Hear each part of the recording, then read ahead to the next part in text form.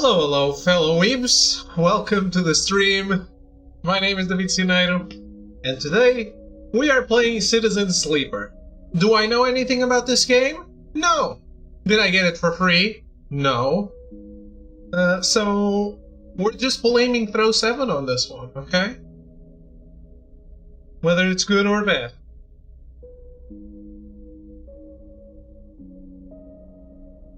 So let's see what it is.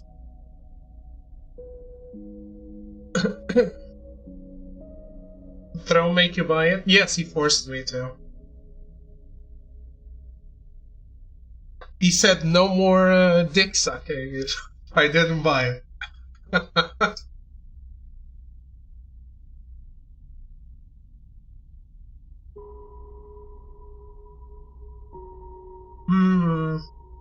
It's a good question, I don't remember.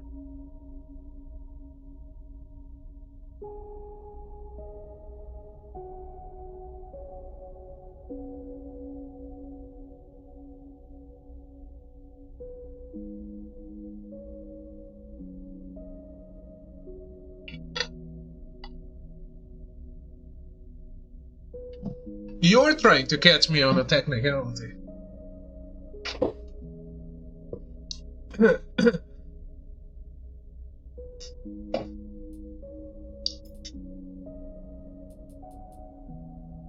Oh, let's put it in Japanese. You should throw with one that. Choose character class. Oh. Operator.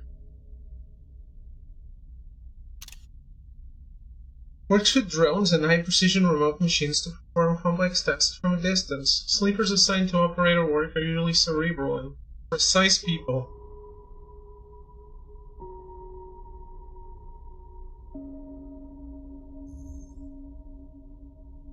Extract.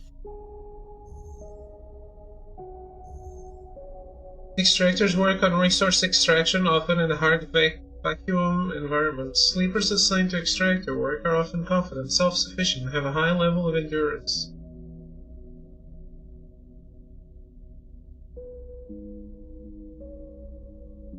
Damn, the skills are not that different.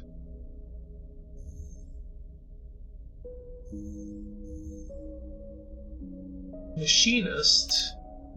Repairs and modifies automated systems used in industrial resource extraction. Sleepers assigned to machinist work are usually diligent, careful, and structured people.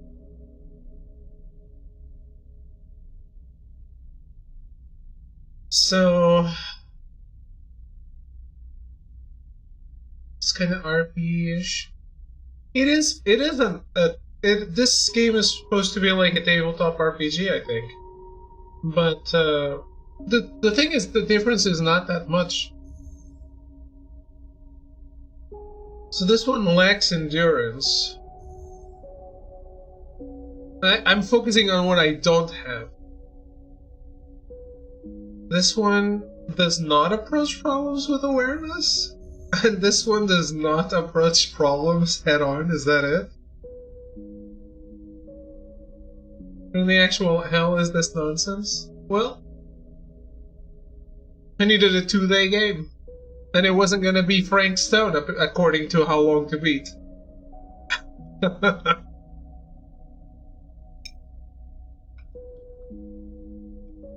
All is well, how are you, Throw?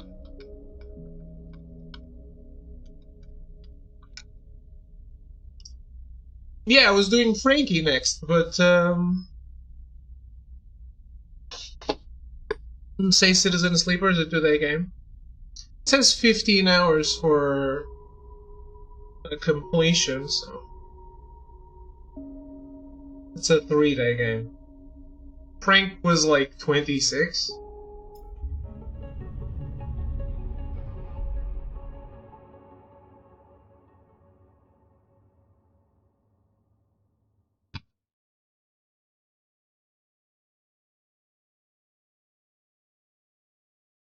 I picked Machinist.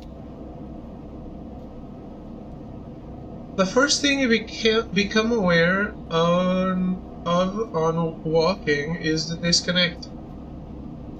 The delay between thinking and feeling, between wanting to act and acting. Minor, almost imperceptible, but always present. By the way, though, Mr. Matty carried hard on the second spoiler cast.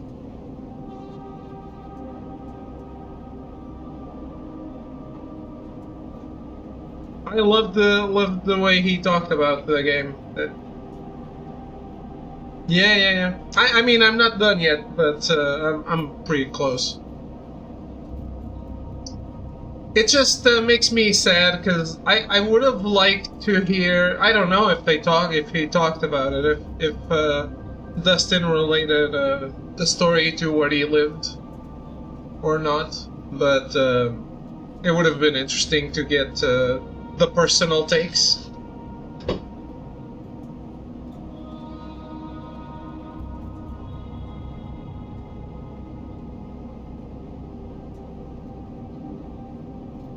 It's at its worst when you're waking and when yourself has spent many dark hours recalling what it felt like to be real, to be a person, to be in a body that was indisputably yours.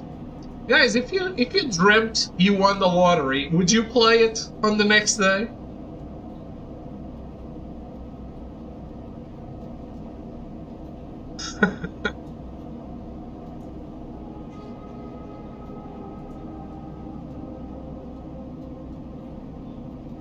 I'm not superstitious. It's a Pascal's it's not. I know it's not. I'm happy you went for it. I didn't go for it at all.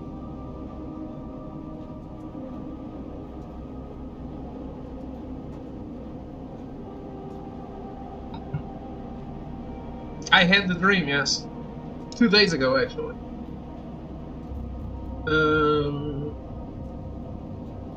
But I thought to myself, man, should I have?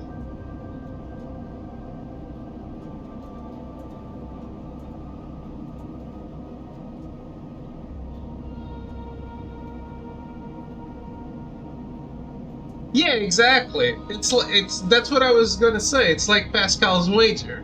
Like, if you don't behave as a good person, you are sure to go to hell. Why not? Why even risk it?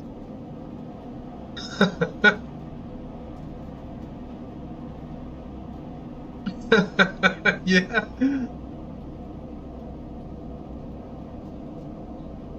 Whenever I choose to risk it, I'm good. Fuck Pascal.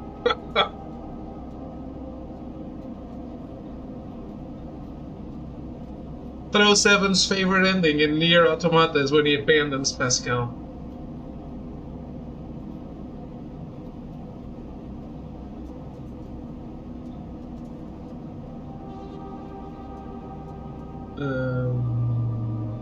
I do think of that body. A leap into a cold lake on a hot day, the sting of blood welling from a fresh wound, the friction of a fingertip. All of a sudden the memories are closer than you thought, blurring as you approach until you can't tell one from the other. Hey, that's streaming. We talk. The cold slips in, behind and around you, and the sensations fade out of reach. Perhaps you should be thankful for the dull nature of this new body, given your current circumstances. The walls of the container feel immediately present, cold, hard, at your back and face, cramping your limbs.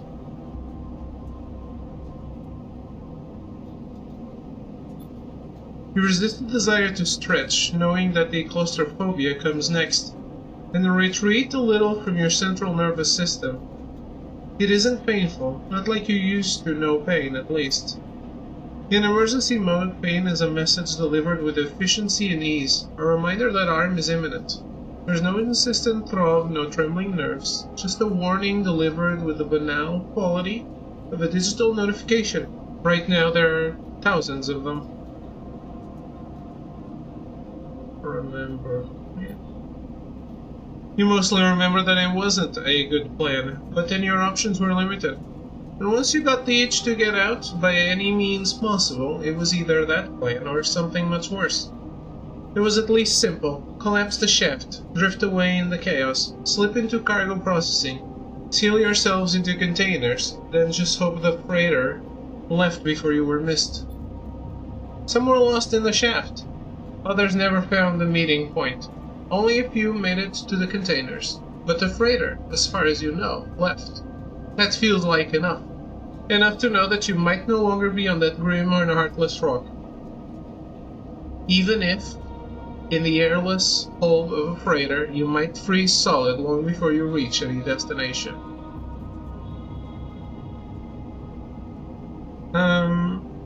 You just platinumed the second one, right, Thro? Did you think it's, like, way better, or is it just more of the same?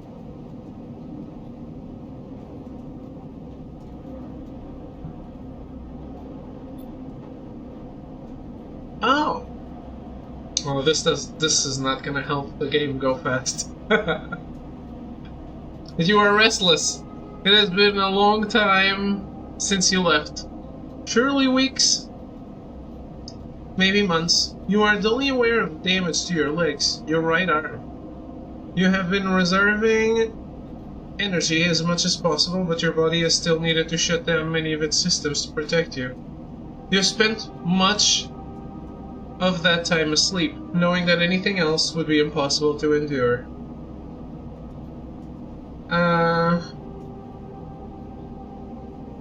Yeah, is the second one, like, dependent on this one, or are they not connected? I was about to say, did you see the Bloomberg report on Xbox?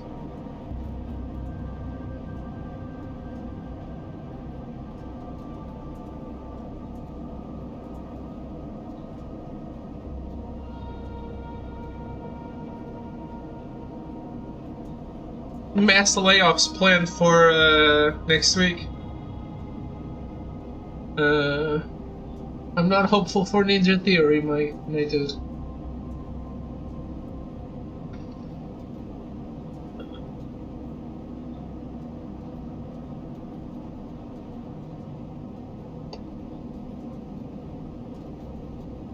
Yeah.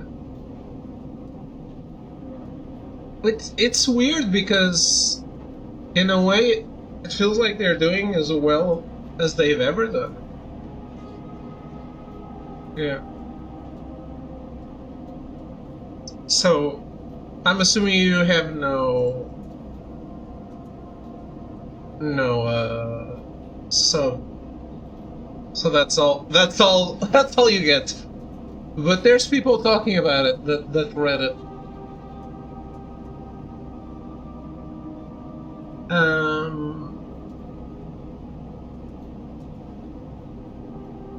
Yeah, kind of weird.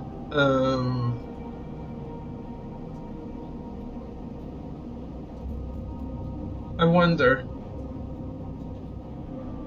I hope we still get South of Midnight, because I think that game has a lot of potential. We'll see. Maybe it's only from the...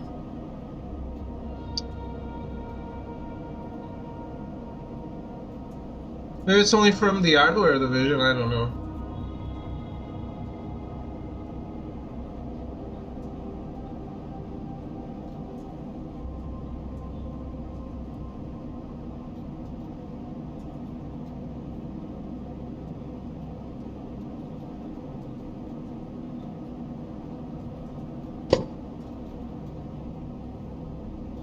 Yeah, south of Midnight.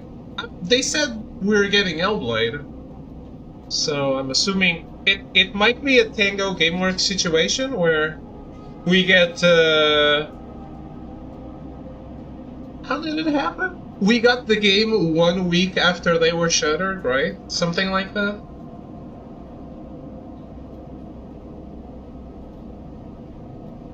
What's the bunch of it? It's not something I'm rushing to play based on what I saw? Okay. Yeah, the combat is dull, isn't it? But the other stuff seemed interesting. You know, I like things that look different.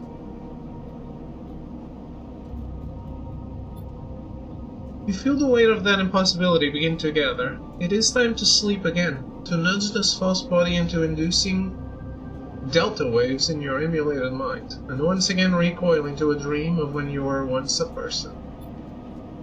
Time passes, the cold creeps further in. You feel something. Warmth.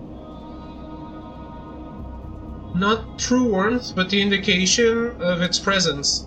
Your joints release from their rigor. Sound, too, everywhere, screeching and shimmering so loud that your body ducks your hearing to protect its sensors.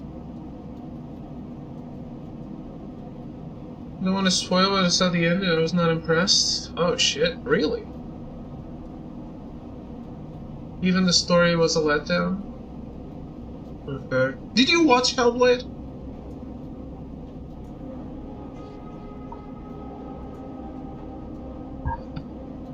I loved Hellblade 1 so much. I can't be convinced that people are not unfair on Hellblade 2 until I play it. I feel like it's kind of like The Order. And a little because I do want to play that, even though it seems like it's not going to be anywhere near the first. Okay. How's it going, Hoogan? Yeah, I don't know, man. I feel like sometimes people just like to pile on. Like, oh, the game is short, it's only beautiful, but it's too short, the story is too fast, whatever. I mean, if it's good, it's still good, I think.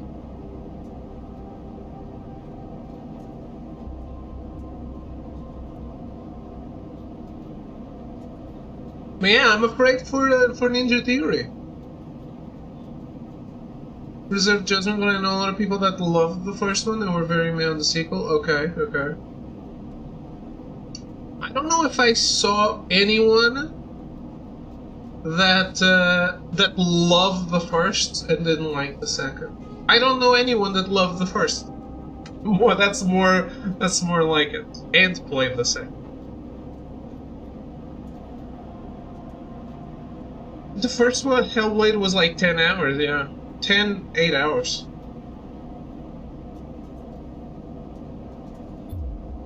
Like, why does the cold softer and softer until a haze of dirty yellow? In a daze of a dirty yellow, a figure appears. You are out.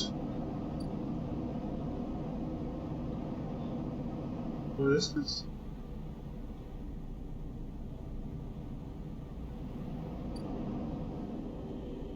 I think The Order is also long enough for its kind of game. Would it be nice if it was bigger? Sure.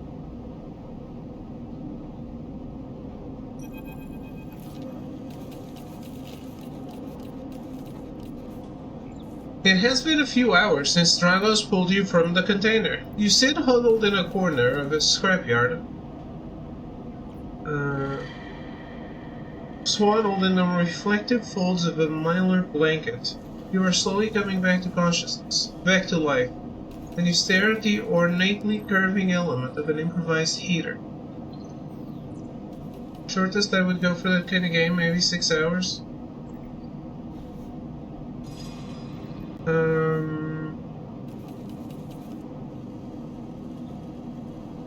I don't have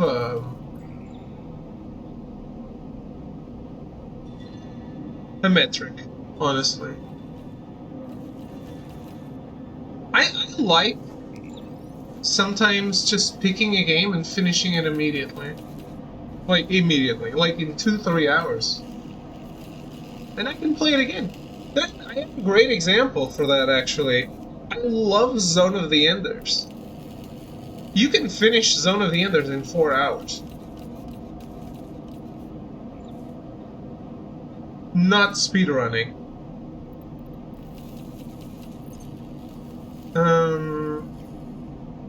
And I just played it again, and it was really fun again.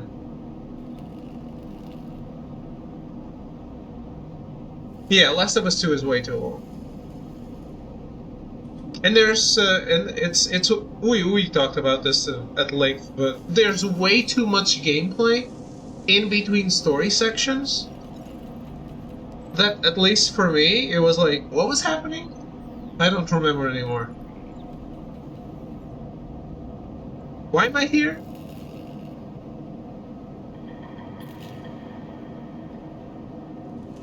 You are surrounded by angular and coherent lumps of ships, some corroded beyond recognition, others still carrying glassy wounds along their edges, where a plasma arc sliced them apart.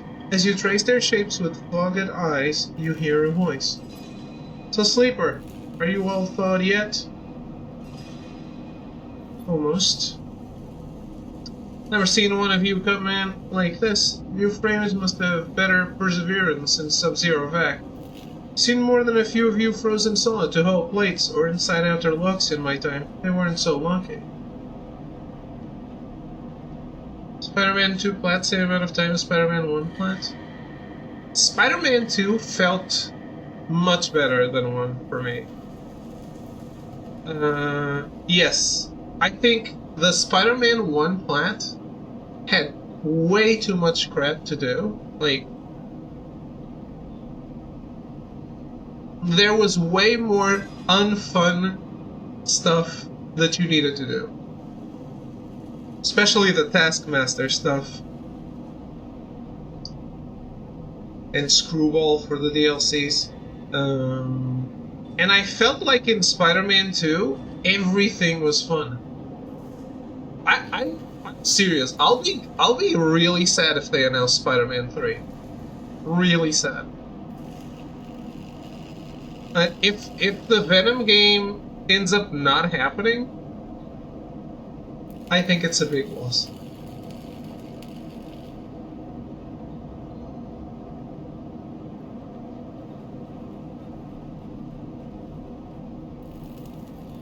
I mean, if they announce Spider-Man 3 before, like, instead of the Venom game, I still want the Spider-Man 3 later.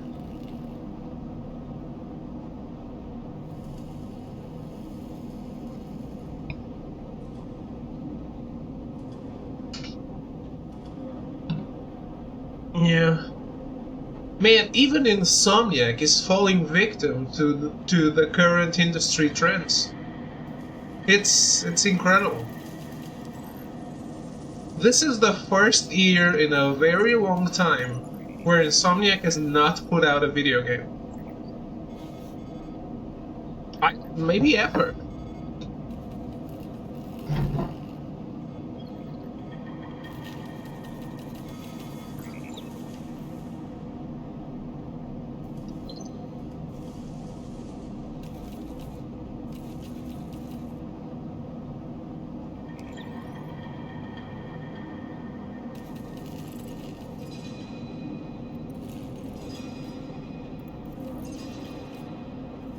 Well, actually, they skipped the game right on their second year.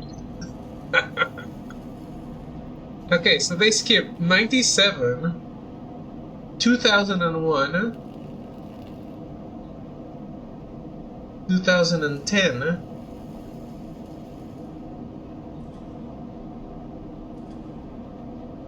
2017, and 2022, really? And 2024. Okay. Not as much as I was saying. But still, their output is absolutely crazy.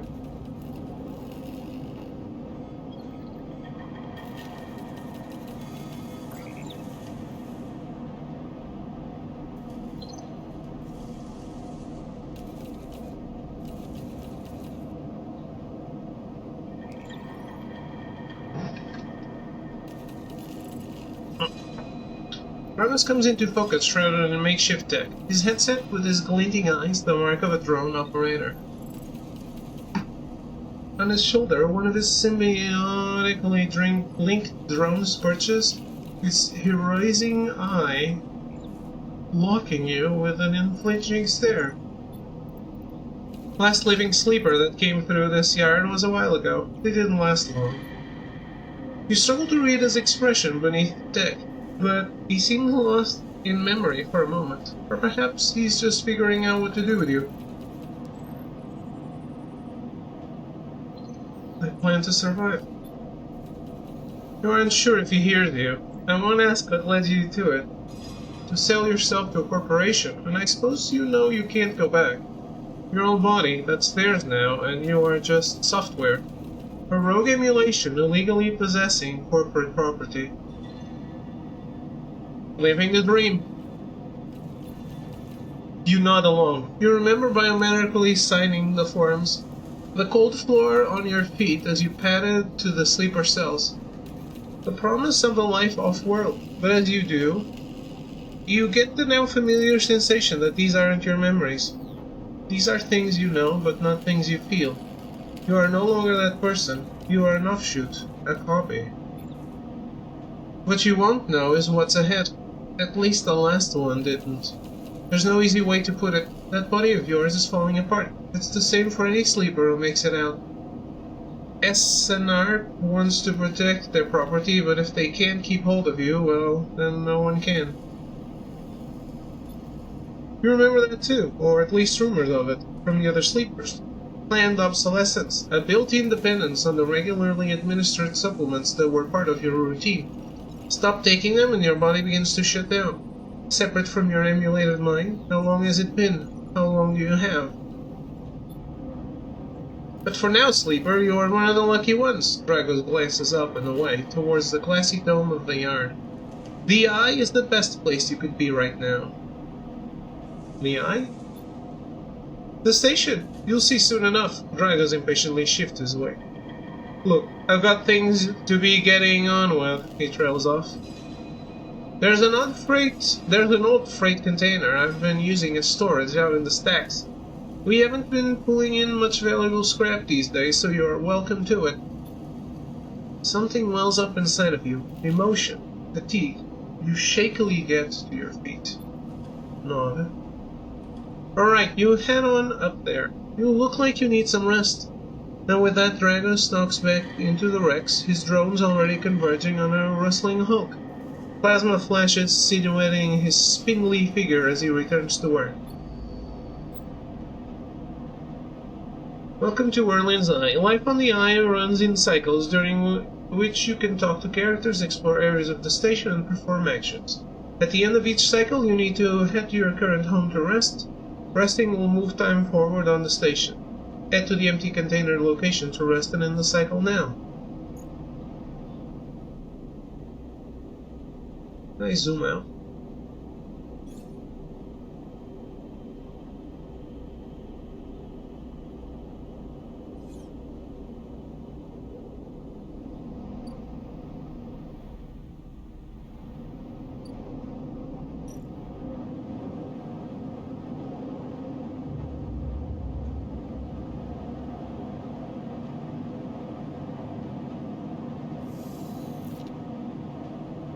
You wake, curled up in the corner of the container, and begin slowly assembling the world around you.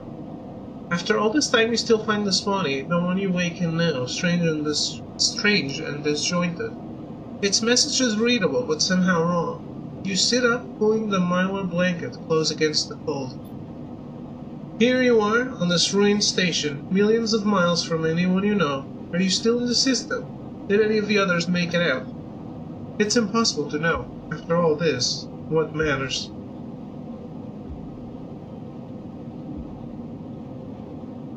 What matters?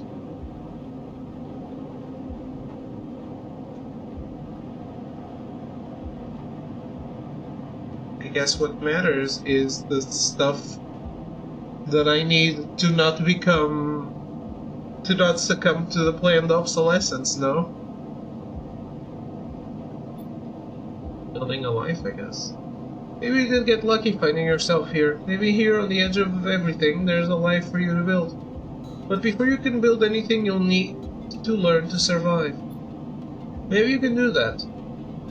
Maybe if you can do that, you can make a life for yourself. Bragas has left a few comforts in the container.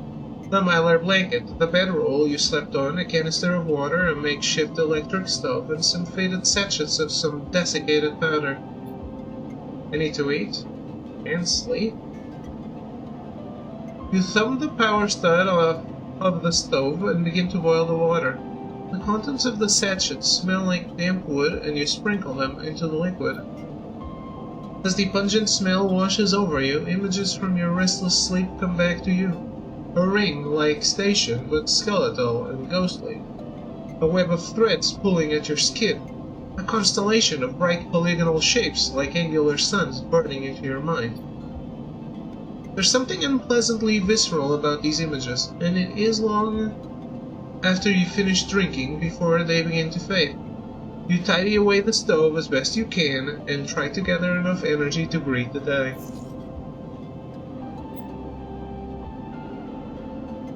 In your condition represents the current state of your artificial body. It depletes by one segment each cycle, but can also be damaged by violence, injury, or lack of food. If your condition bar empties, you will suffer a breakdown. It depletes by one segment. No. You have to figure out how to recover your condition now that you no longer have access to corporate pharmaceuticals that were keeping you alive. Action dice. At the start of each cycle, you roll your action dice. These dice can be used to perform actions on the station. The number of dice rolled is based on your current condition. The worse your condition, the fewer dice you have.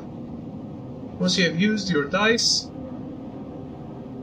you cannot take any further actions and must rest to recover them, ending the current cycle. You also need to eat to survive. This is represented by your energy bar. You can refill your energy bar by eating, but first, you'll have to find somewhere to get food. Your energy depletes by 2 segments each cycle. If it becomes empty, you will be starving. When starving, energy loss becomes condition loss, and your condition will also deplete at a double rate per cycle. Usually, if a game needs me to eat, I need the game to not exist. Dragon is standing in the corridor when you close up the container. He's still wearing his headset, and in the harsh light of the corridor, you realize it's implanted. A drone sits on his shoulder, its cache of sensor eyes rapidly erasing. How are you feeling? Okay. The drone chirps. Good to hear. You notice that beneath the operator's rig, his skin is marked by burns and blotches. I know the container isn't much, but it'll keep you safe. He pauses. So I'm not going to chit-chat too long. You well enough to work? Sure. Alright then, he nods. At the yard, it's simple stuff. We hack these old hulls down, sell them off to the shipyards or the bright market dealers for cryo. Occasionally we pull out some tech, something with a bit more value, but most of what comes in is scrap. It's hard to find good hands here, but I figure as a sleeper you'll be used to the manual labor. And obviously I'll slip you a few chits of commission based on what you turn up. Chits? These. He pulls out a handful of small metal bars. Air-walled cryo isolated from the market. It's what we use for trade out here. He stuffs them back in a pocket. He shuffles his feet nervously. Look, I wouldn't usually do this. In my opinion, you'd be best suited moving on as quickly as you can. And sleepers, well, he trails off. But things being the way that they are for me at the yard, he pauses. I need the help. Why? Things are a little tight, that's all. I owe a little cryo to a client here or there. He pauses, thinking of something else to add. Look, just come down to the yard when you are feeling fresher. There's plenty to do. Will do. He nods distractedly and turns and walks away, the drone hopping along ahead of him. See you later, he calls back. Looks like it's time to get to work.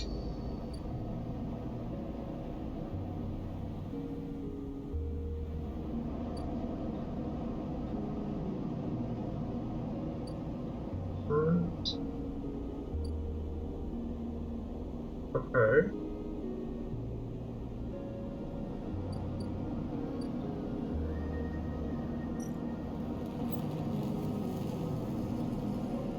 Actions are the primary way you interact with the world of Citizen Sleeper. To perform an action, select it with the D-pad and X, and then choose an action dice to assign.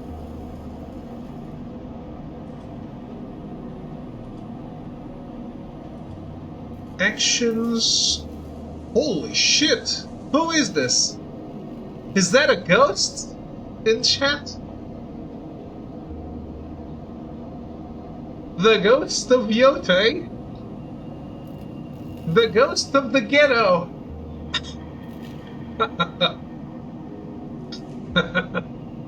or as he calls himself when for his DJ set, the Ghetto Ghost. It's going well, Smith. How are you?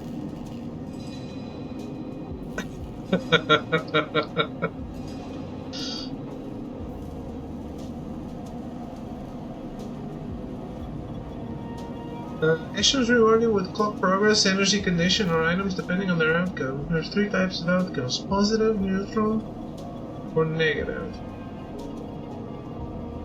Action dice affect the outcomes as follows. Okay.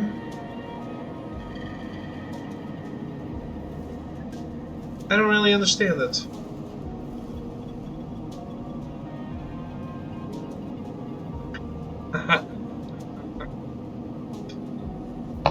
Well, you know how you could know if it works or not if you actually showed up from time to time, right? Then you would know. But no, Mr. Now I have a job and I'm too important to show up for a friend's stream or something. Excuse me, while I have to go out into the street, fight some random goon for a sardine, and maybe blow my hand up for some patron saint of the city. Now that's what's important. and let's not even start on your newfound hate for Square Enix, the best company of the. Sorry, I couldn't finish that sentence.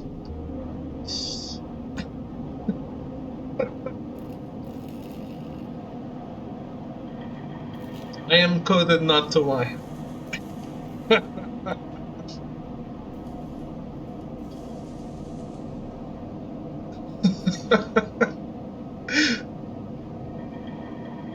But yeah, how are you, man?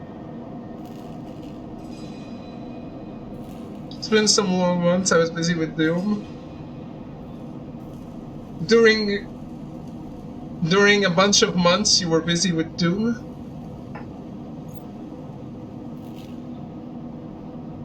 You play games slower than I do. And I've spent 5 minutes on this tutorial.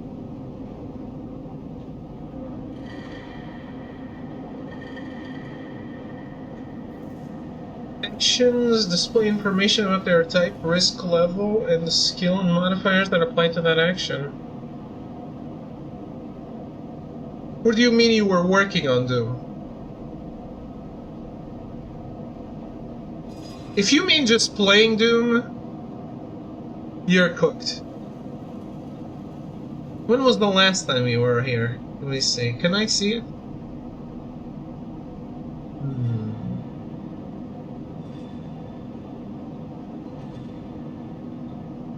Don't let me down, Twitch.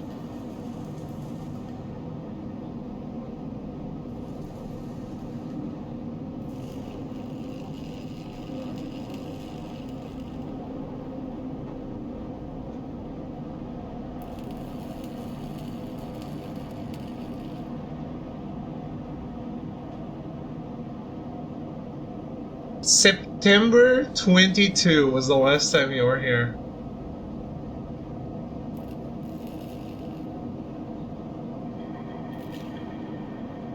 Working like I'm on the credits, David? Well, excuse me, Mr.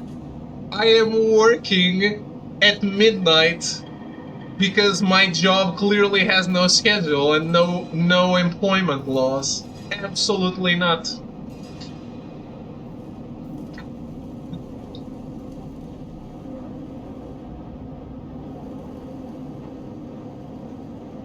Midnight, time to clock in.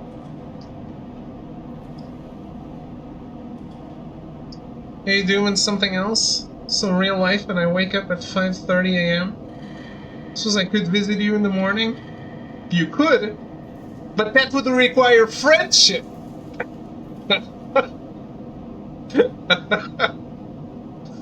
We're all out.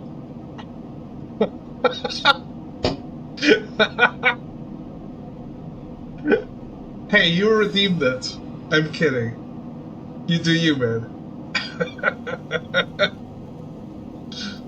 Did you play Clair Obscur, though? If you haven't, go fuck off and play it right now. We don't want you here. I'm kidding. Melty didn't play it. Because he has no taste.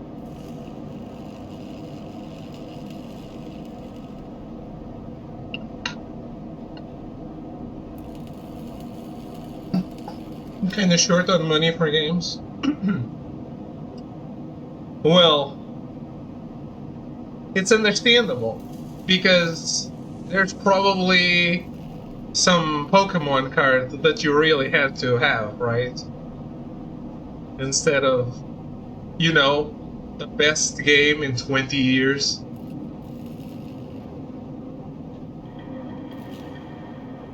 But who's even paying attention to video games anyway?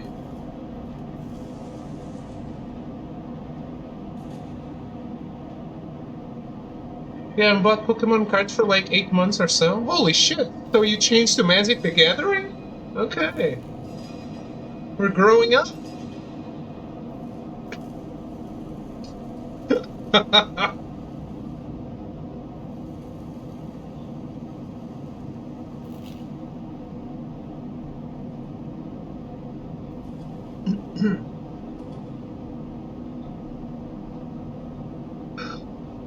Oh, I can lose cryo?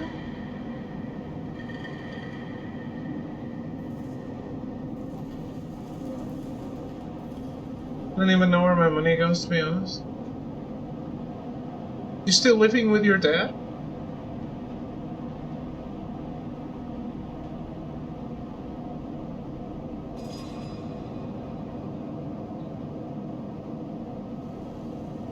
Or are you living alone?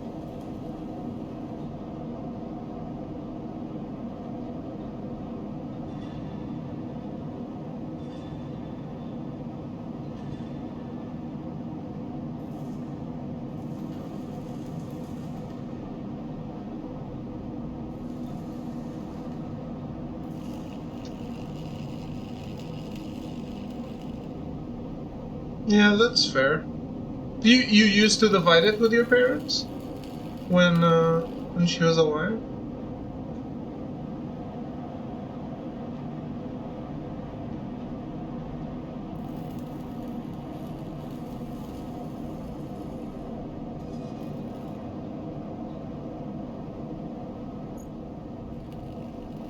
Okay, we were gonna learn by doing.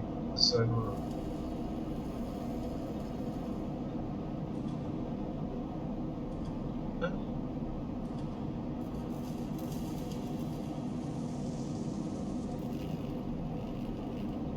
Okay, okay. That's cool of you, though. I know a lot of people that wouldn't do that. I mean, my father doesn't do that. He lives with his mom.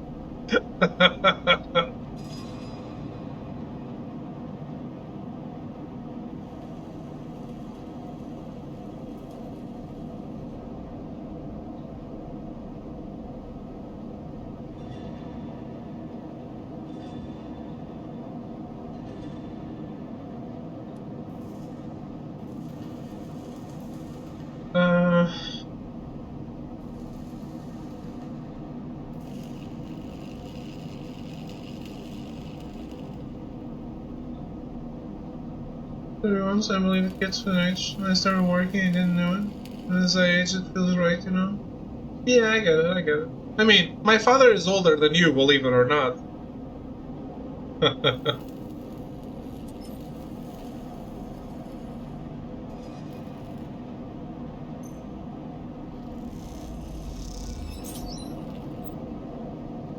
Actions often progress clocks. Clocks are displayed below the actions that fill them, and they track your actions and how they affect the world. Feeling a clock means something good or bad is about to happen. Some clocks, such as the one tracking Gragas' death, are cycle clocks.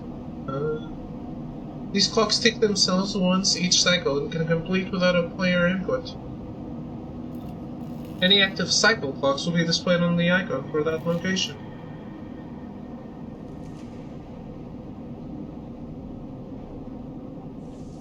Can't be sure.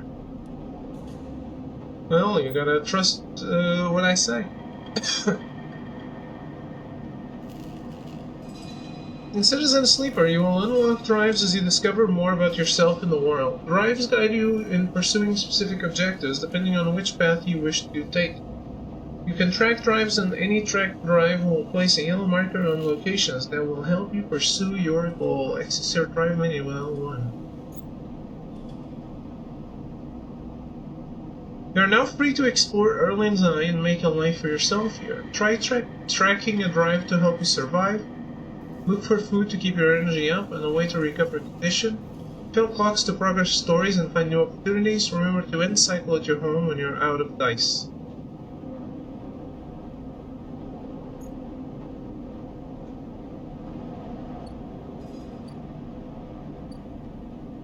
Oh.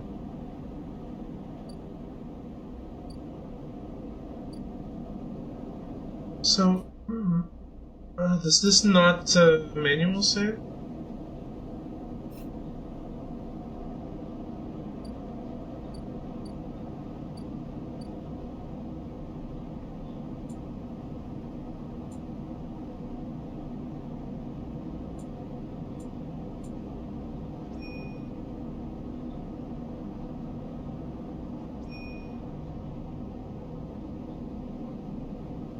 I missed you playing Life is Strange. No, I'm not interested in cash grabbing.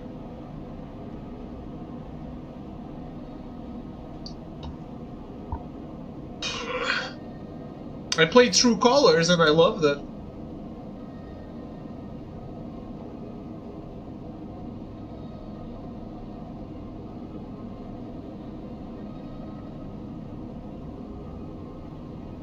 And I even made Before the Storm my platinum milestone at some point. I only played because they gave me a key for working in the game. They should. Didn't you get? You should have gotten a plaque like the one for Concord that was given to Goodwill. Did you see that?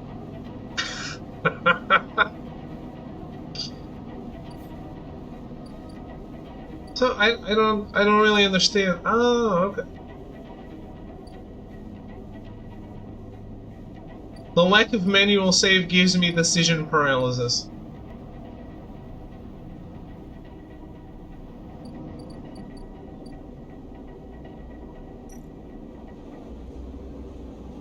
Wait, what?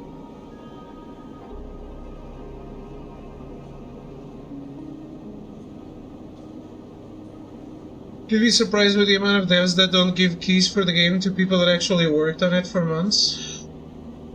Yeah, that sucks.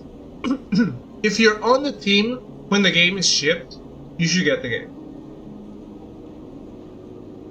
When the game is shipped, not like if you leave the team before the game is done, I get it.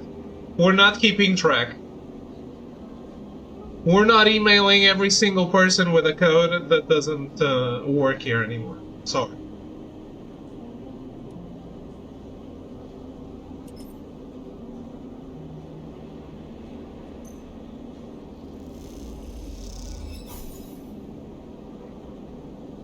Okay.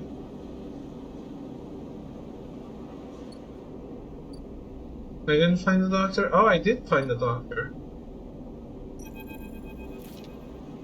Next comes the call from the enforcer at the door. Hey, Arrogance, how's it going? So they could not put our name on the credits, they're not obligated?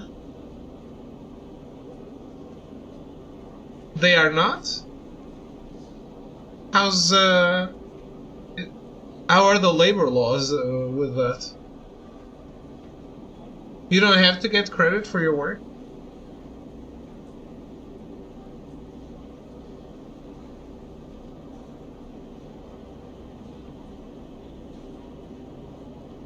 You shuffle down the flickering hallway towards the open apartment door. You keep your head down and your shoulders high in the queue, trying not to bring attention to yourself. You were thankful for the tip-off that a doctor was operating out of this place, but now that you are here, you aren't so sure. The gang enforcer on the door, the flickering light strips, the decaying handbook, they have all made the long queue a test of your nerve. But your options are few, and without the supply of stabilizer in this body, your body will...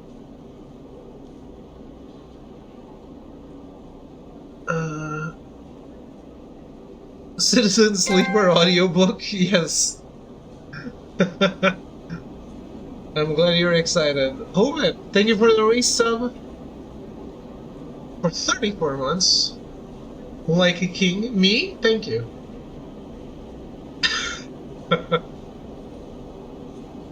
Not in the game, but if the full list is requested, they will send it with all the names.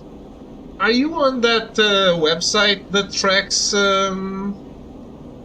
What's the website? Colin is always talking about it.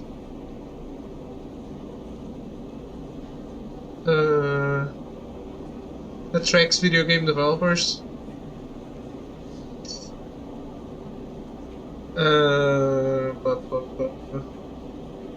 Moby Games, yes, thank you. Smith is also on the dark web, yes, but that's because of his feet picture side hustle.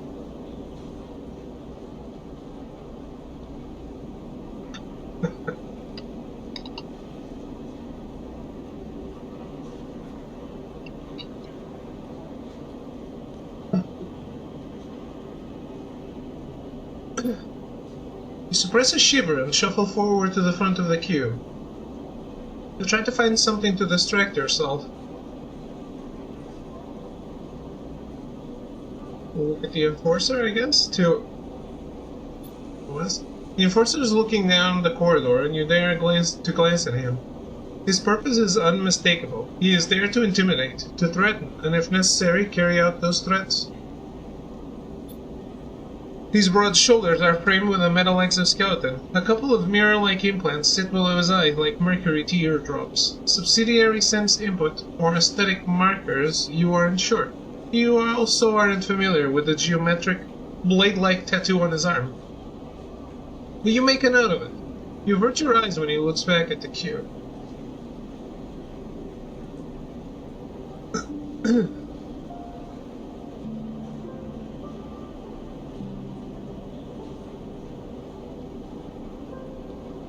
Okay.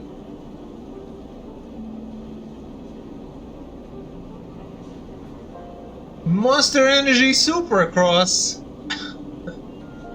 Didn't know about this.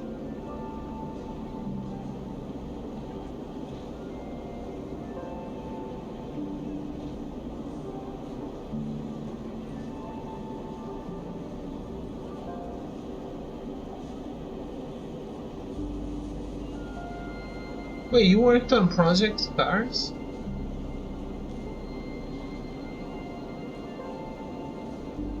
Actually, I bought Nobody Wants to Die very recently. I didn't know you worked on it too. So that's the best game you worked on so far. Why is Doom not here? There are many that aren't displayed. I already tried to speak with the people on the website. Backlog is insane. Okay. Still not updated. So what's not here? What's missing?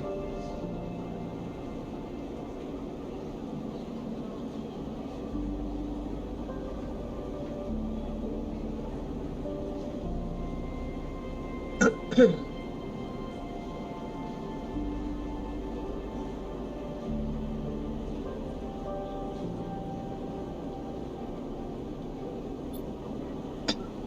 a few moments, a figure pushes through the doorway and you catch a distant voice.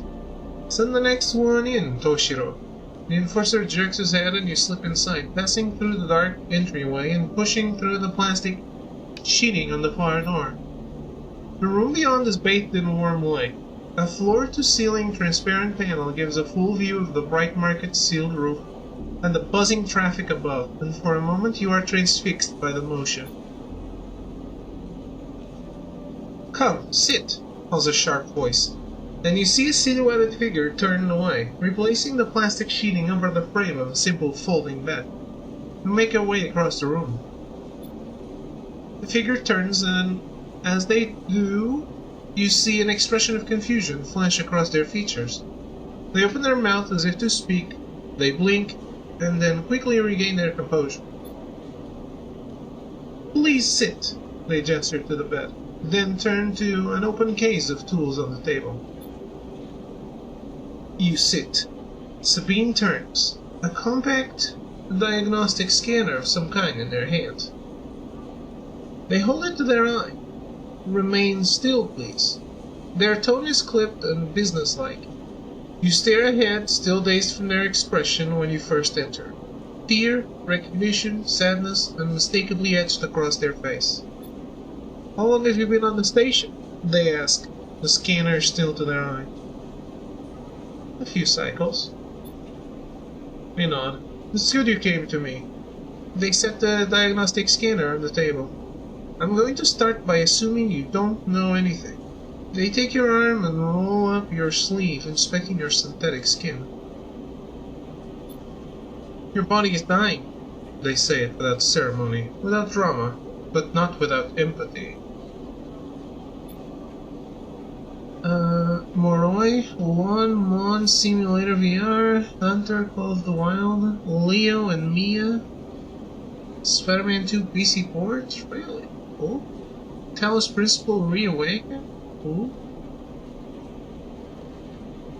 Doom of Dark Ages. This list might not be updated. List at home, another one in my locker in the office. So, what the hell did you do for the Spider-Man 2 PC port, for example? Aren't you working in localization? Isn't the localization already done?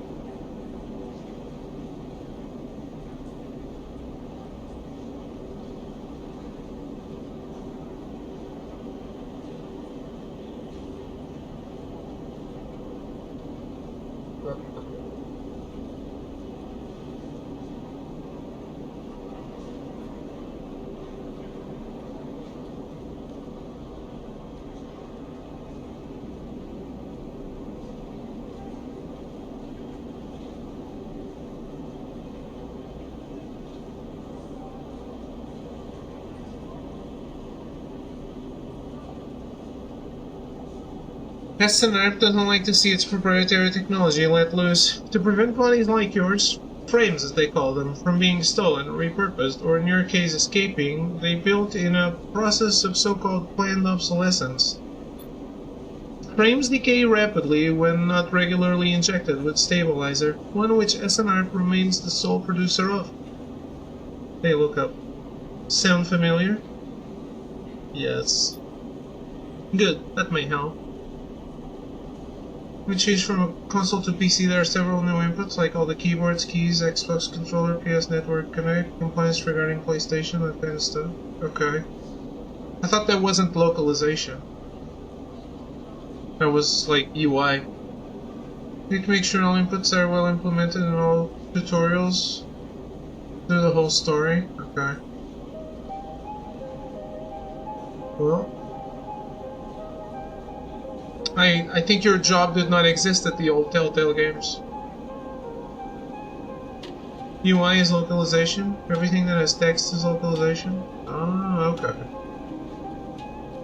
But it was a different job. They swept through your other arm, running some thin metal device over your skin. You feel your forearm tremble.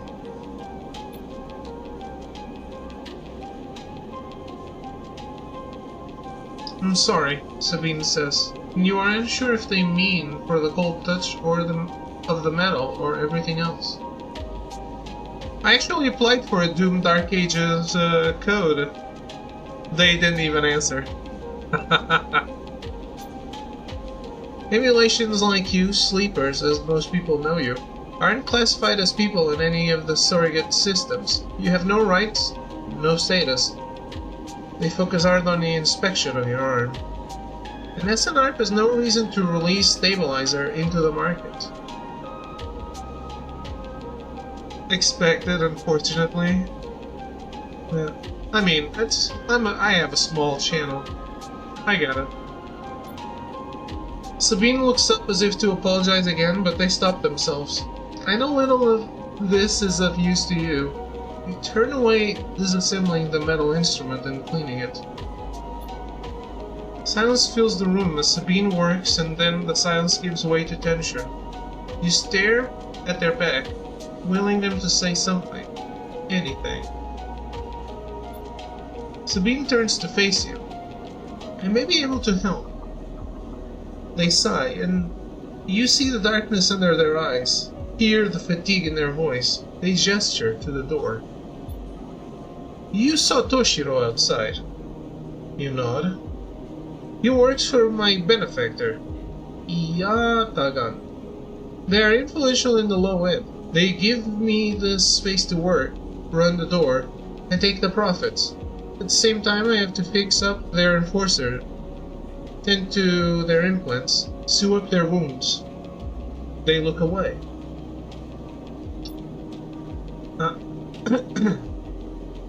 I feel like I'm reading this really poorly. Because it mixes dialogue and scenic indications at the same time. But Yatagan has connections. Smugglers from the Star Wars Belt, mercenaries working for the corporations on Ember. If they can source the stabilizer, maybe you'll have a better chance. Sabine sets down their slate, their notes complete. This is dangerous, and it'll be expensive, but I think we can do it. Why help me? Sabine walks away to the window, their face dappled by the shadows of passing rows. Let's just see if this works first. I'll let you know when I have a lead. You nod and leave. Sabine still staring out, unmoving. When you reach the lower level of the market, you look back up through the panels of the roof to see if you can see their face, but the room looks dark against the lights of the market. You duck your head and walk off into the crowd. Okay. It's good that you realize that, and now some streamers just think since they stream they have to be treated as equal, while the numbers are completely different. Although I also think they should try smaller channels. They're not going to lose money. Yeah, they have like an infinite amount of codes that they can give.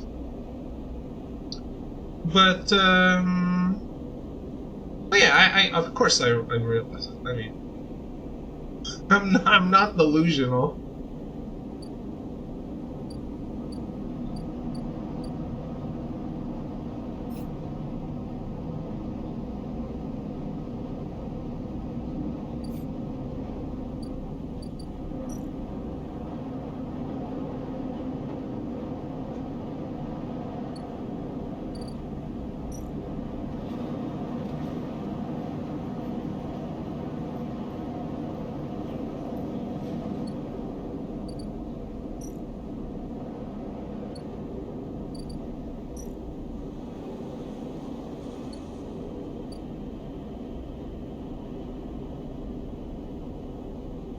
Can I not pick the other thing?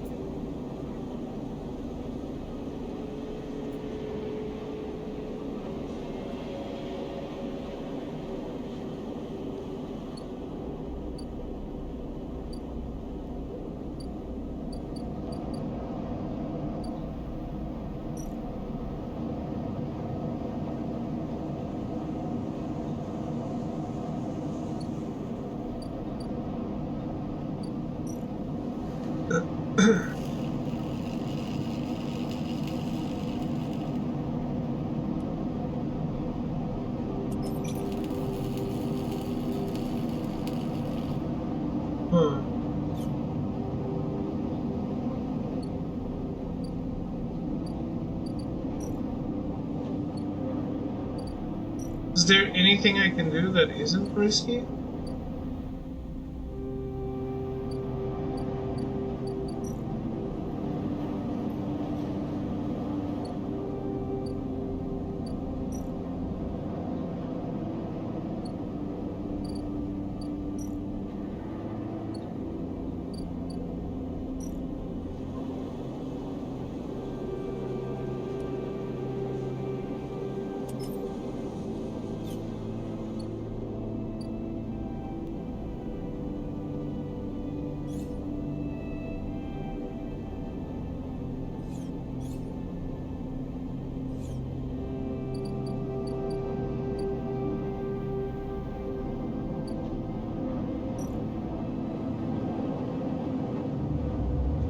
Yeah, sometimes I feel like the reluctance in giving out codes is a little weird. This time you don't wake up. Instead, the ghost of the station, that shifting skeletal ring, surrounds you. For a moment, you are gone, absent from your own body, stretched out across a colorless void, and the connections begin to establish themselves, threads tugging on the edge of your mind. Yeah, I get a bunch of them, actually. Just not that many important ones. I get stuff from Koei Tecmo, that's really cool.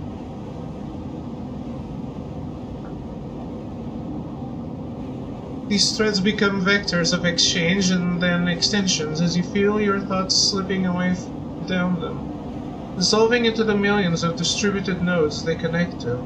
You see the station. No, you feel the station, like a web of textures in a smooth black liquid. I get stuff from Koei Tecmo? I said that's cool. You find a point in the station, you connect to it, pulse through it, follow loops and paths under and around it. You touch more points than you have fingers, and then you try, in a moment of impulsiveness, to connect them. The flow passes through you so rapidly that you feel yourself being carried with it. Splitting and separating, eddying and gathering. As you do, things occur to you. Things that you can't possibly know. You reach out, try to grasp them, try to touch them too. You notice a tugging feeling, pulling at you insistently, as if it were a small child. Somehow it is pulling in two directions at once. You look down. Yeah, I think I only used 3. Do you know any more? I mean, I used 4. Woovit died, so I have Keymailer, Lurkit, and Terminals. And sometimes I go on Rainmaker, but they rarely have any. But that's it, that's all I know.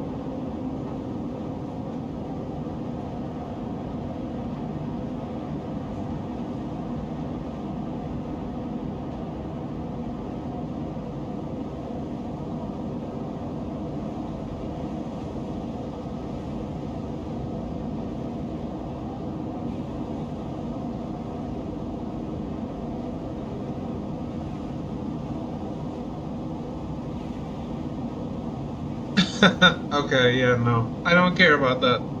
I don't want to work for free. If I can't make content, I'm not, if I can't stream it, I'm not playing. You notice a tugging feeling pulling at you, insistently, as if it were a small child. Somehow it is pulling in two directions at once. You look down. All of a sudden, everything shuts off. You come back trembling into this unfamiliar body, both yours and not yours all at once. You find yourself standing in the container, eyes now open to the dark steel walls. You feel a change within you, a shift. You close your eyes for a second and you feel it waiting there. The stations split out across your mind, a storm of connective nodes waiting to be explored, and then it's gone. It's not for free, they pay you in credits. You can acquire Amazon gift cards with those credits.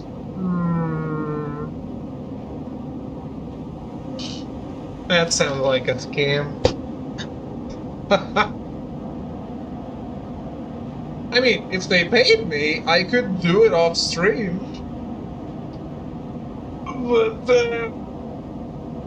But I would like to be paid in actual money.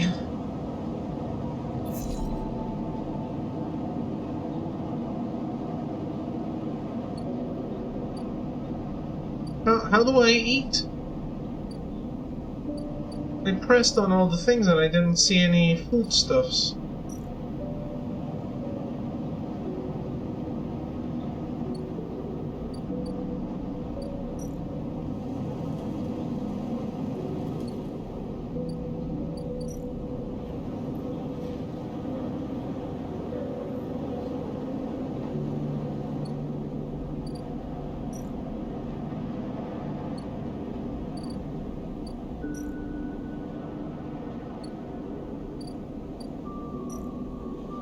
I need to explore the market more.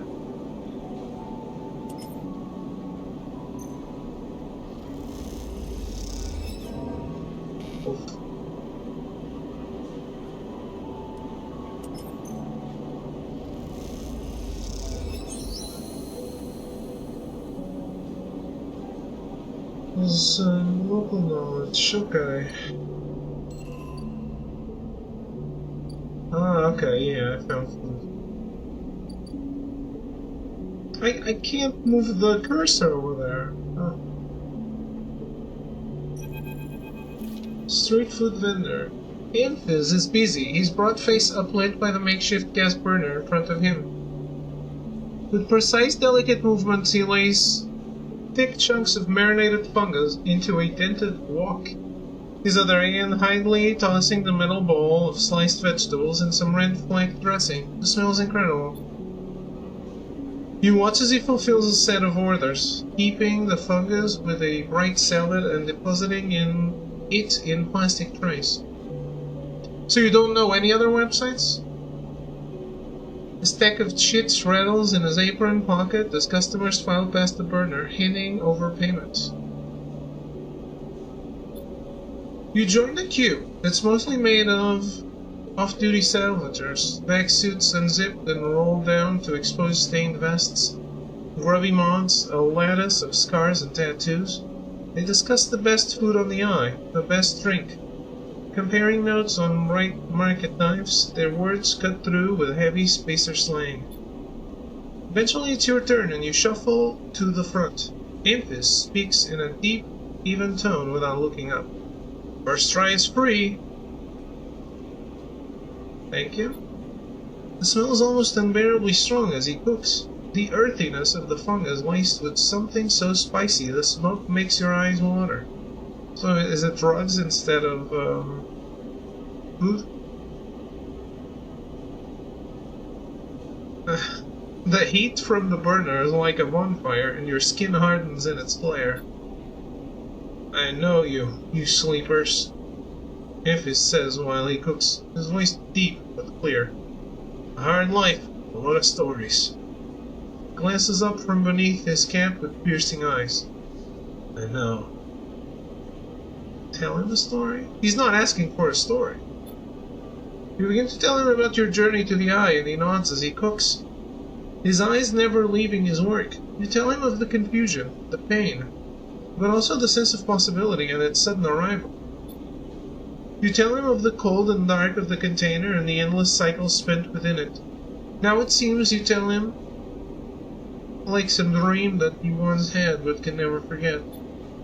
You tell him that the eye excites you and scares you and you are unsure where to walk, where to look, what to do. Eventually you tail off, running out of words. He places a plastic tray of steaming fungus in your hand. Next time we can talk some more, he smiles. But next time, you pay. Okay. He slams a heavy hand against the button on the burner side and it shuts off. The roar of the flame and its impressive heat fades. Next time then, sleeper. He waves you away and begins to oil the wok. Before you turn back to the alley, you notice the geometric patterns of circular scars across his forearms. each surrounded with a constellation of glinting pin marks. You walk away, and as you do, you take a bite of the rich, spicy, delicately sweet fungus. Your taste sensors light up like a fusion reactor. You'll be back.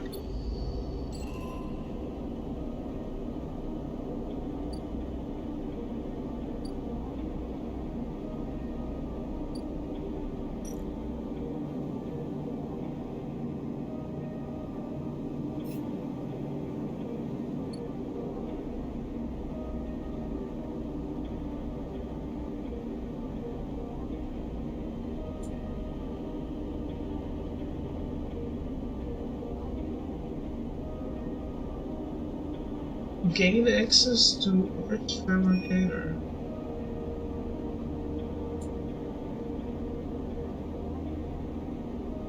I don't know what that means.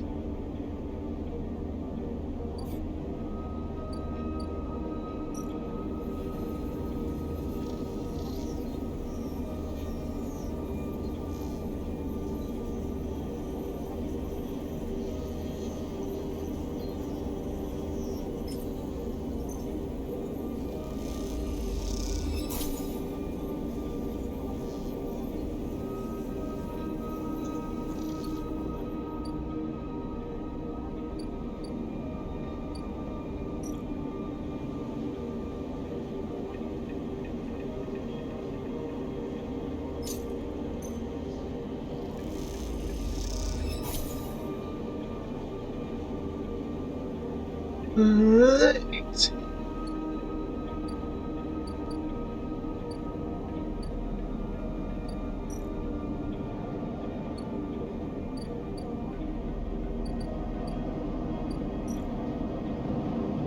I guess we're just figuring it out. I have no idea what's happening.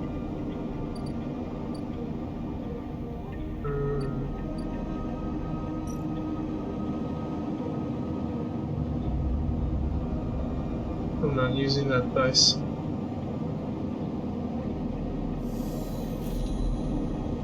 Again, the skeletal ring of the station fills your mind. It sparkles with glittering lights, like stars reflected in a winter lake.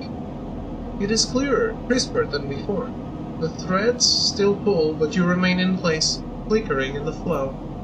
Between the threads you see bright shapes, caches of shimmering light beneath transparent crystal forms. You follow the path of a thread across the ring, through these forms, then leap off into the void. You begin to understand. These are nodes and connections, a map of information, of communication. There are so many layers, so many loops that it seems almost impossible to parse, but you begin to try. So are you on vacation, Smith? Or...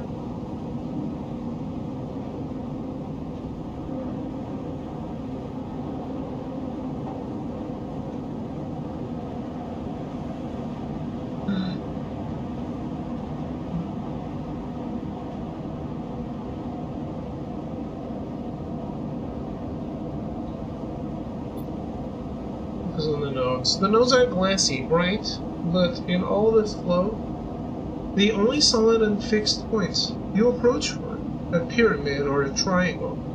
Dimensions are difficult here, and lean close to it. Inside, shifting layers conceal a tangle of threads, a meeting point of exchange, but before you can glimpse any further, the glass clouds and hardens. The glass clouds and hardens, cutting you off. Yes, I am, to Lex Mother. Okay. Well, it's time to play Clair Obscur. Expedition 33. The best game of the last 20 years.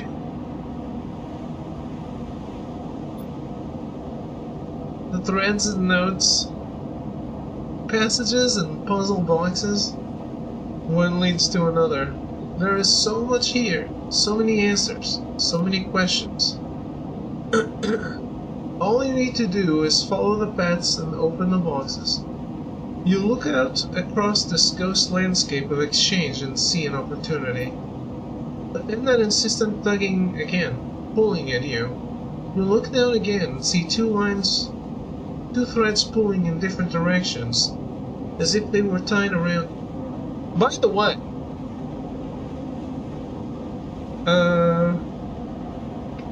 I don't know if you're friends with Emizaki. Do not go on her channel. She put a spoiler on a thumbnail, on a title. Yeah, Nobruk told you? Okay. Good.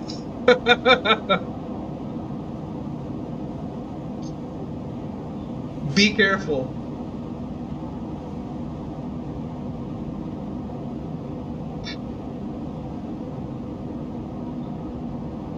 But yes, I'm absolute, like, playing that game is more important than food. And I'm not even joking. Then that insistent tugging again, pulling at you. You look down again and see two lines, two threads pulling in different directions as if they were tied around you. First. The first thread leads out, away from the station, into the inky black. Someone out there is tracking you, hunting you, following the thread to you. They are in a ship, and the ship is approaching ever closer with each cycle. Uh-oh. The second thread leads in, pulling deep into the station. Your gaze follows it, and this time you see something, a sphere shimmering above a strange angular body. A pulse shoots out from it, passing over you like a torch beam, testing you, tasting you. You open your eyes. Time is short.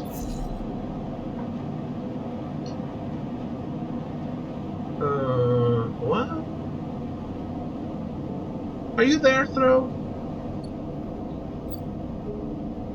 Tutorial, the cloud. Something has changed inside you. You can now access the data cloud of the Eye, a network of decaying protocols and data caches. While there, you can use dice and items to access systems and extract data, but be careful, these networks are old and strange. Press triangle to toggle this view on and off.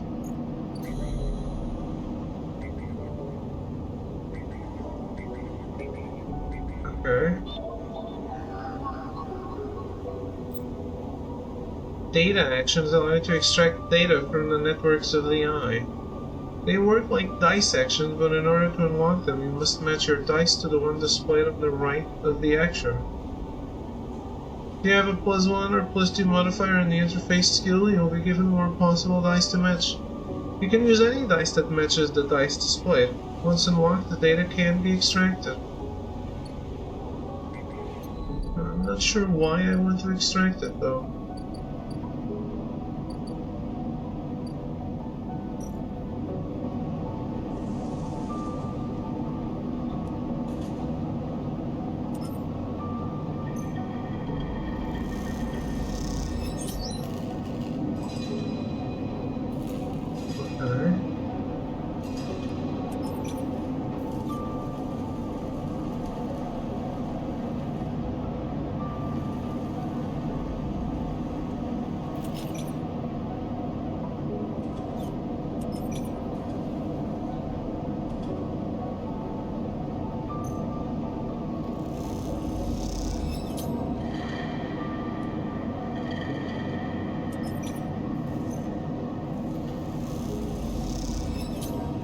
You're the spoiler, Multi. It's all you.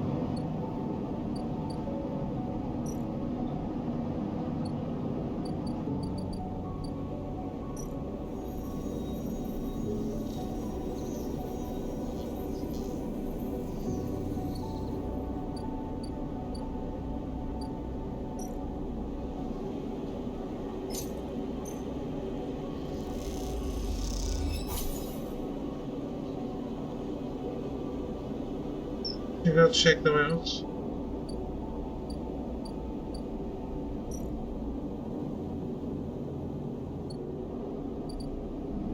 I hope you can figure it out.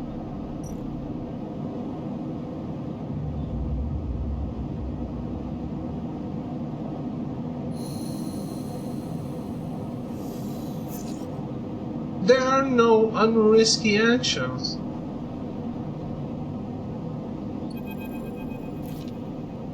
As you close up, a voice echoes down the corridor towards you. Sleeper, wait up. Turn. Fing is coming down the corridor towards you, a wonky grin on his broad face. Hey, glad I caught you. Do I know you? He grins. You do now. He puts a hand on your arm. I've seen you hanging around, just want to chat. You staying in that thing? He nods back to the container, shaking his head. Rough. It can be hard to get a start on the eye. He looks away down the passage. What was it old Erlin said? The eye opens for us all? Nice idea, but, well, not always very practical. He glances back at you.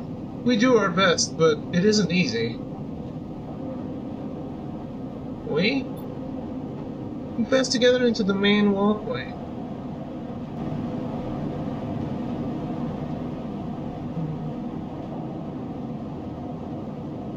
Heaven H, we are all one dysfunctional family. Fing puts an arm around you. I'm not part of the security branch though, don't worry, I'm with systems. Haven H? Think of it as an administrative association for the eye. Depending on who you talk to, we either emerged as a response to, or a continuation of, Andre Erlin's original union. He smiles. Personally, I avoid the topic. He stops you in the quiet passage. Look, that's not what I'm here to discuss. I've been seeing some unusual network activity and, well, I know a little about you sleepers. I have a small proposition for you. He glances around. But this is not the place for it. I have an office just across the way. Give me a cycle or two to prepare, then when you are settled, stop by. He lowers his voice and gives you a dark look. In truth, I need you. If what they say is true about you sleepers, well, there's work to be done. He pats you on the back. His voice brightened, his dark look suddenly gone. Stay clean, sleeper. He walks off down the passage, raising a hand in farewell. That's gotta be on the up and up.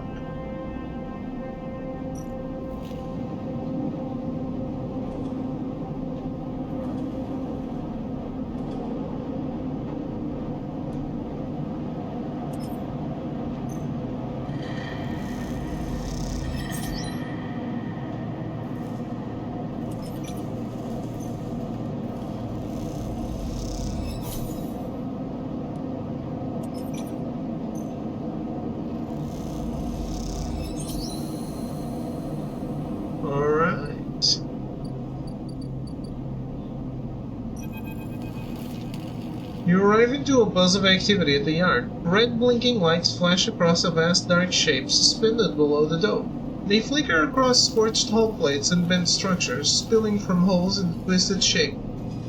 The cutter is huge and has been torn apart in some violent encounter. She's a beauty, isn't she? Drago stands to the side, focused on the hulking ship as it is lowered into the yard. What is it? Dragus laughs. That, my friend, is A-grade scrap. I should thank you. This place was on its last legs when you turned up, and now look at this. Ship descends slowly, its interior visible through multiple hull breaches. You struggle to gather the same enthusiasm as Dragos for this monstrous craft. You can't help but think of what became of its crew. What happened? What do you mean? Glances at you. I managed to convince our salvager friends to give it to me on credit. That's what happened. No, what happened to the ship? Not my concern, he shrugs. The ship creaks like a calving iceberg as it reaches the base of the yard. Dragos is visibly excited. I know I said you shouldn't stick around, but I'm gonna need some help with this one. The drones start to prowl over the hull, their lights illuminating flashes of Denton Hull.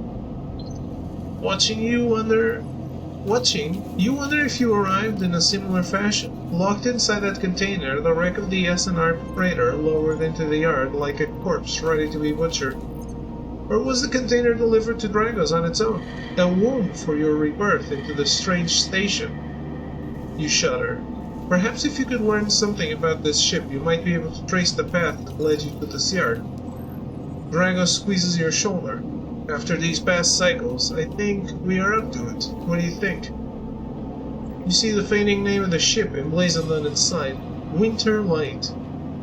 Let's do it. He claps you on the back. Glad to hear it. Come back in a few and we can make a start.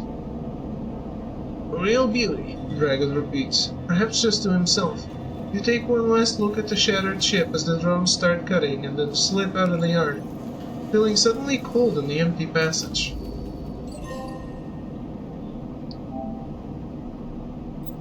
Okay. You've completed your first drive. Each drive completed unlocks an upgrade point to spend on upgrading your character. Access your character menu with R1. Alright.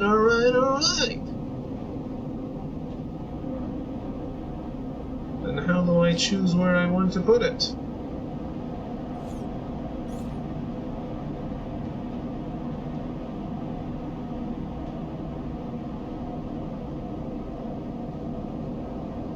I can't move the cursor. Huh.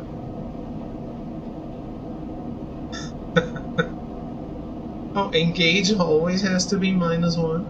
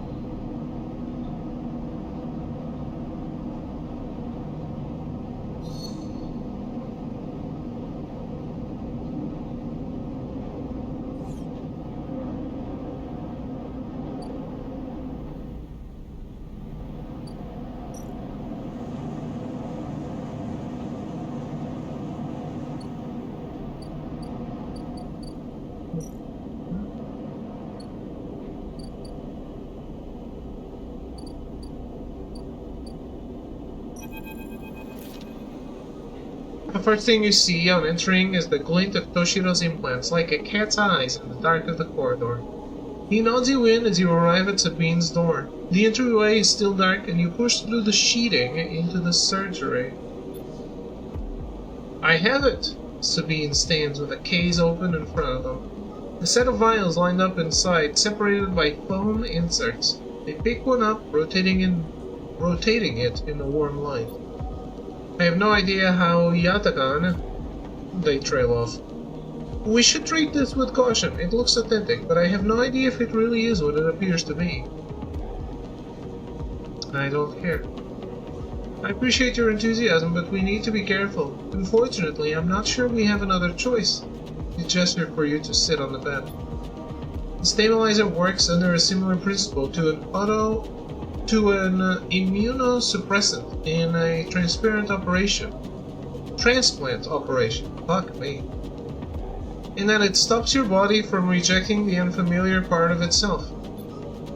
In the case of your frame, the unfamiliar part is each of your biosynthetic organ groups, which over time are identified by your body as foreign material and therefore must be eliminated.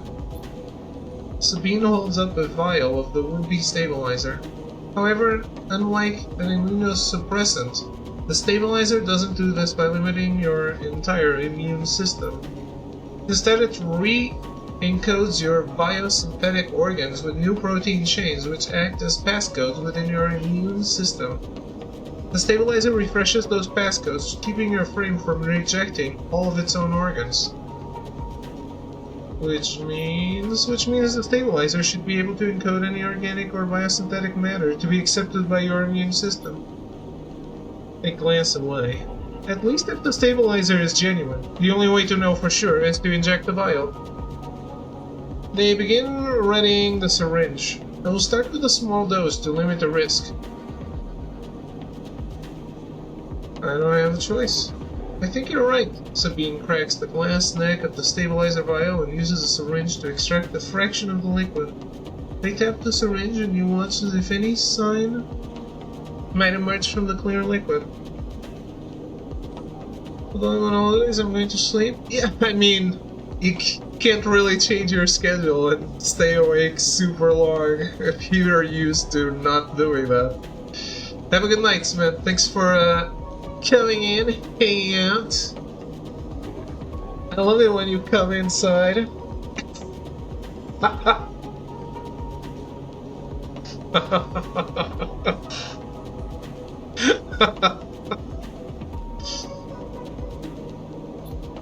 You barely feel the needle, your frame registering the initial injection, but with little response.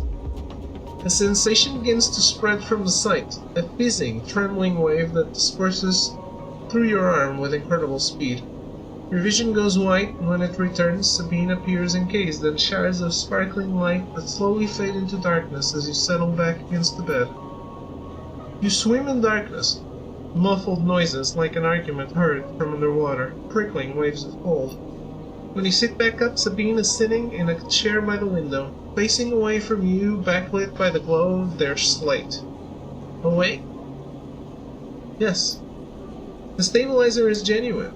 They sit down beside the bed. I don't know how Yatagan acquired the case of the stuff, but they did. Sabine looks troubled, distracted. You should rest some more, but you are going to have to do that somewhere else. They gesture to the door. I have other patients. Sorry. Sabine nods towards the case. I'm afraid I can't offer you any more doses. You are going to need to pay for your next dose. Silence fills the room, and they return to their glowing slate. Looking around the room, it seems different somehow, as if things have moved or shifted. You wonder how long you have been out. Sabine? Nothing comes free, sleeper. Remember that. You manage to get to your feet and wander out into the hallway. The queue stretches down the flickering corridor. Toshiro stands impatiently by the door and fixes you with a glare as you leave. You lower your eyes as you stumble past, somehow faintly aware of the station spinning beneath you.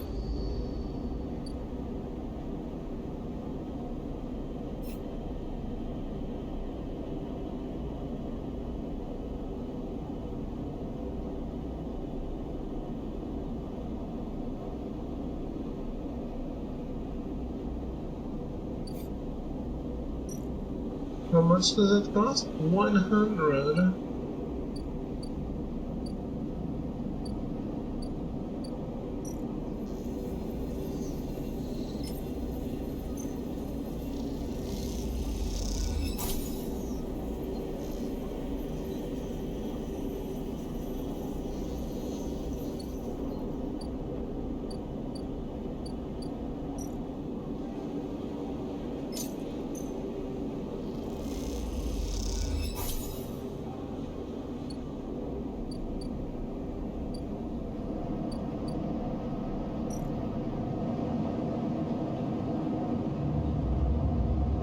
Alright, time for a quick break. Or not so quick. I'm super sleepy here. Not super sleepy. I'm not sleepy at all. I'm just used to saying I'm sleepy. Way too hot. I need to go cool down. I'll be right back.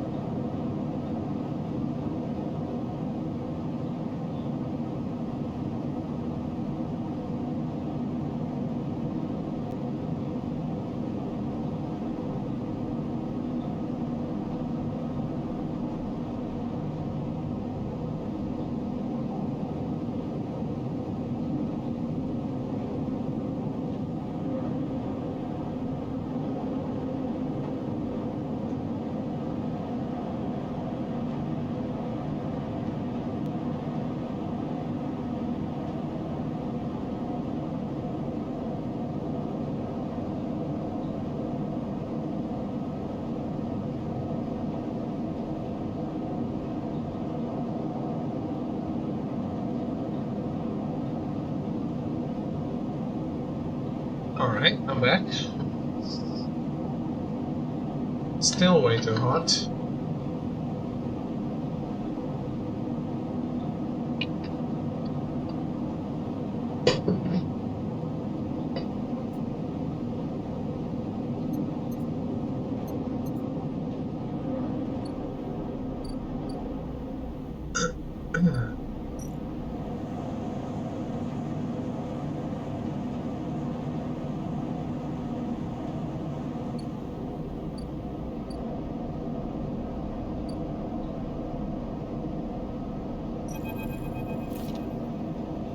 Sleeper.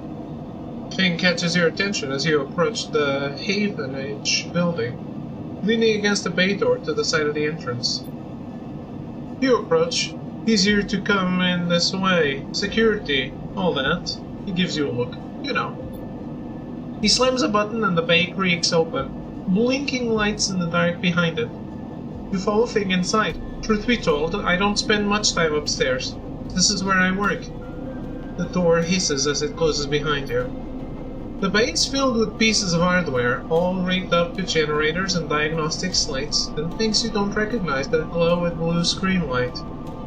There is a chorus of hums that blends into a single wave of static, filling the dark corners of the room. Ping leans on the server stack and gestures around. You like it? What's all this? He taps a nearby server stack, which bleeps in response. This is my treasure trove, all dredged up from the sea of systems we call the Eye.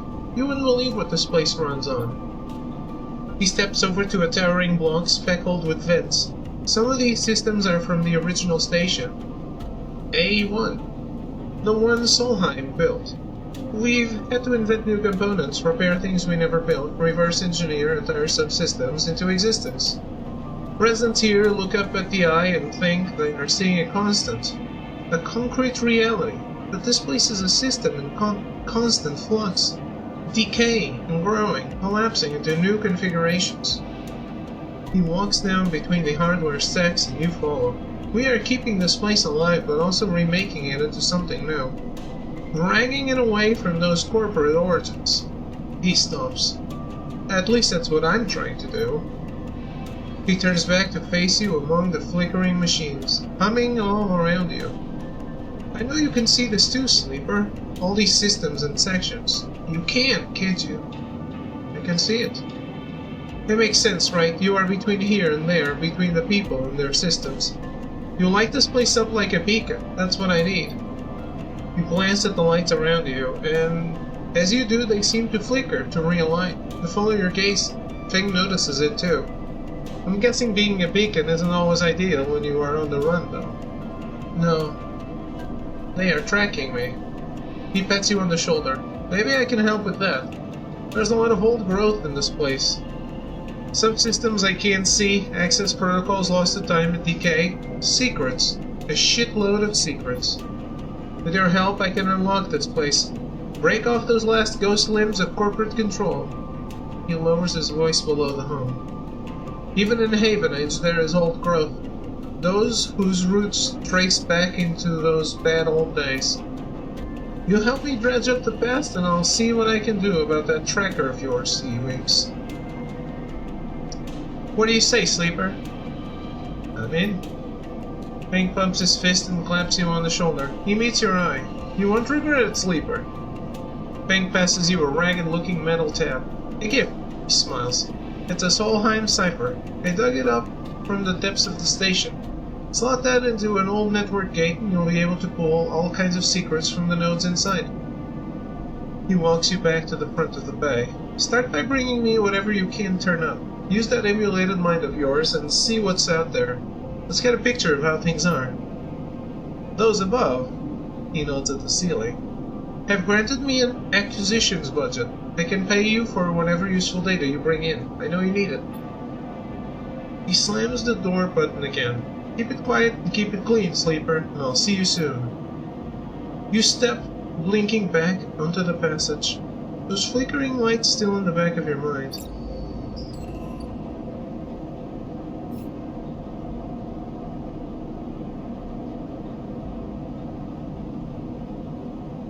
So many objectives.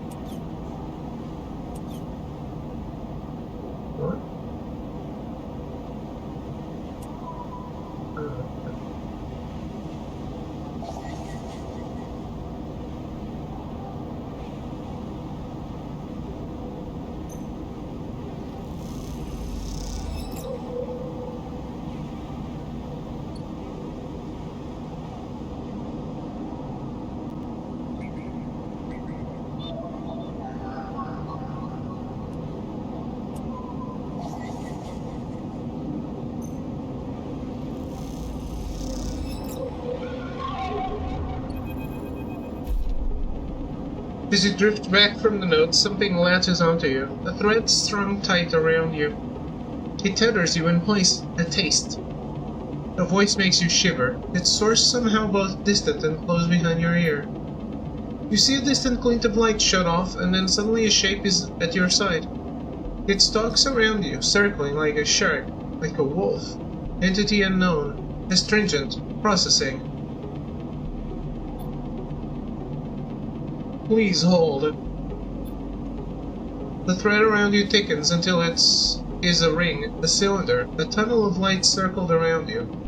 It is blinding for a moment, and then it is gone. As it fades, you see a figure, a creature, in front of you. Its strange head flickers between different angles, reading you. Is that a BT?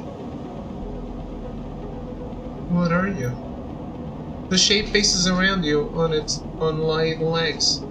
Though there is no ground here to base on, entity, identity, origin, serial, cadence, the figure faces you expectantly. Sleeper as an art. Unknown, known. The figure's strange head rotates. Brackish signature of and not of, attempting interface. As the figure speaks, more threads begin to spiral from his head.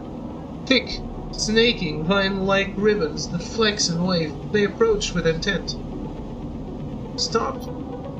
The figure halts its threads, its head twitching. Entity, your identity is unknown. May only seek to correct illegalities. Can you confirm your legal right to sentience?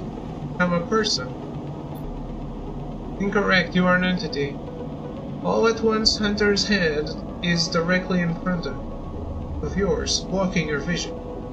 You stink of their taste, the one from the sealed dock. Hunter shimmers with fury and will find access and will interface. Sealed dock? An entity hides in the rotunda. You are its puppet. Hunter extends a razor-edged thread. I will not be diverted from my task. It glows with murderous intent. Strike. You lash out with all your force. Not a physical strike, but a focusing, a spike of interference leaping out like the tip of a spear.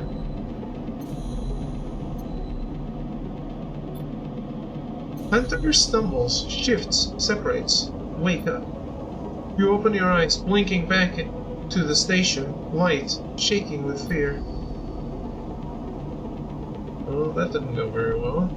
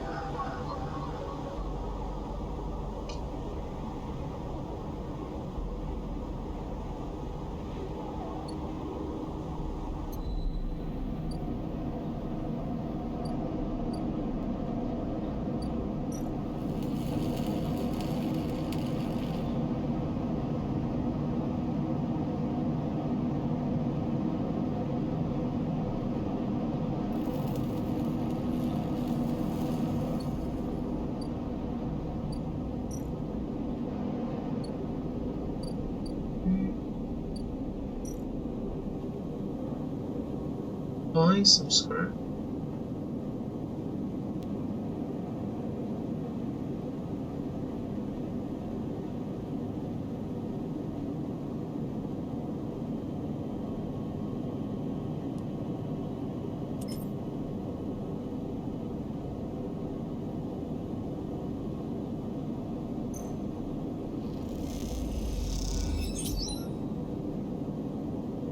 That's it.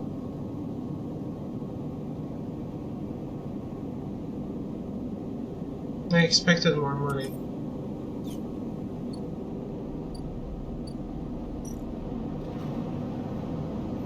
Since it's a new job and all.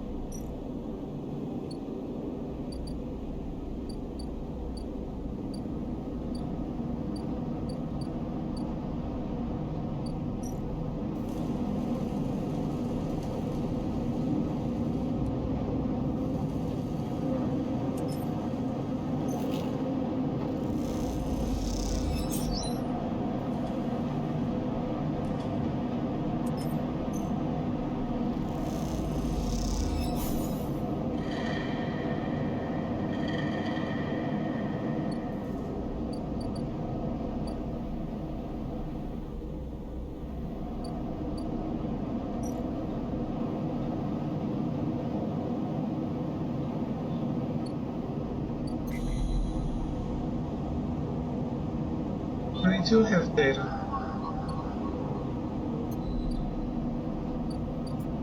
Okay.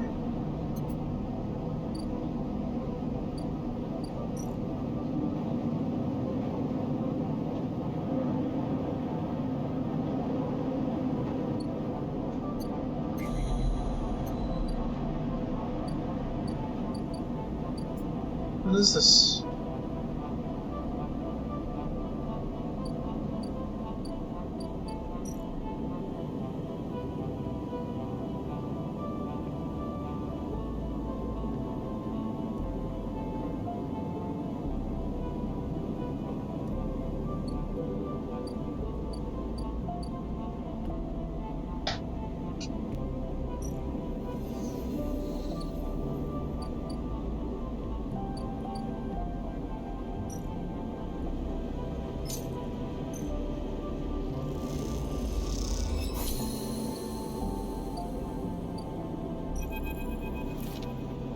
Sleeper!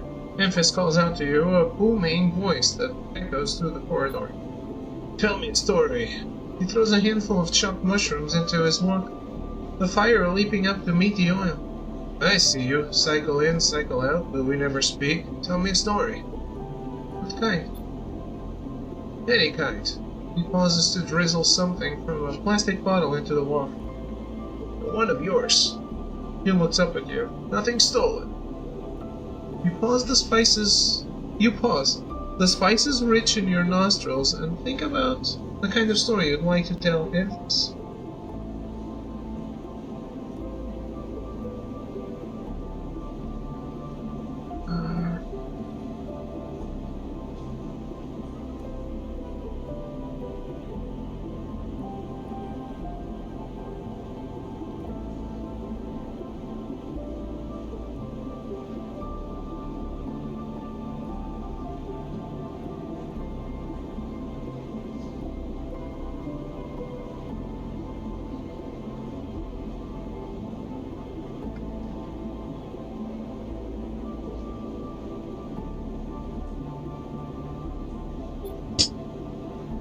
You look at Memphis, the listener, and imagine he has heard it all before. Perhaps he would enjoy a strange story, something with some spice.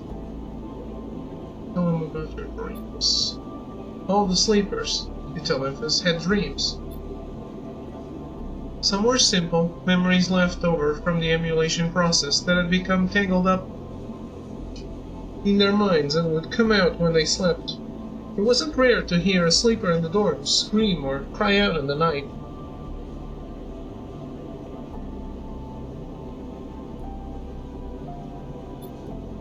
But your dreams, those grey skeletal after images of systems and structures, threads and patterns, weren't like the others.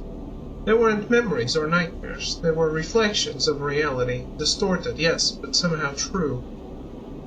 You learned back then to keep quiet about them, to let them flow through your mind like water. That was until now, until you arrived in this place. Now your dreams colonize your waking life. They slip behind your eyelids with every blink, and now you understand they aren't dreams at all, but some process of interfacing, of speaking, of living in another world that flows through this one like smoke through air. You tell him that you do not know if there is a reason for your dreams. Perhaps you reason it is just some side effect or particular quality of the frame you inhabit. But whatever it is a gift, and you hope to make use of it. Memphis finishes cooking and squints a little at you. Sleeper, he smiles. You are quite the storyteller. He eyes you and you realize that he is trying to gauge how honest you have been in your story. Memphis passes you the meal he has cooked, and you take it gratefully. As you eat, he talks a natural exchange. Thank you, Sleeper. He looks around at the emptying market. My time is done for today, and I do not want to keep you longer, so I will make a proposal. He gestures to the plastic boxes of ingredients stacked behind the stall. These are good enough for most, but some told me a story that made me think, a couple of seconds ago. They said that across the gap in the Greenway, fresh mushrooms grow. Have you heard this? No. Neither had I, but I trust the one who told me. Memphis begins packing up his things. Can you bring me some? Cannot cross the gap and I worry about leaving my things behind. He smiles. I'm sure a storyteller like you could handle the trip. I'll prepare them for you, and if you wish to tell it, be the audience for another story. Agreed. Good, booms Memphis. Then I will wait for you to bring them. Memphis slices walk away and straightens up. I'll prepare a recipe then, Sleeper. Good luck with your foraging. You turn away and walk back into the main market, the rich taste of Memphis food still lingering in your mouth. Stories for food, you think, a trade that seems more than fair.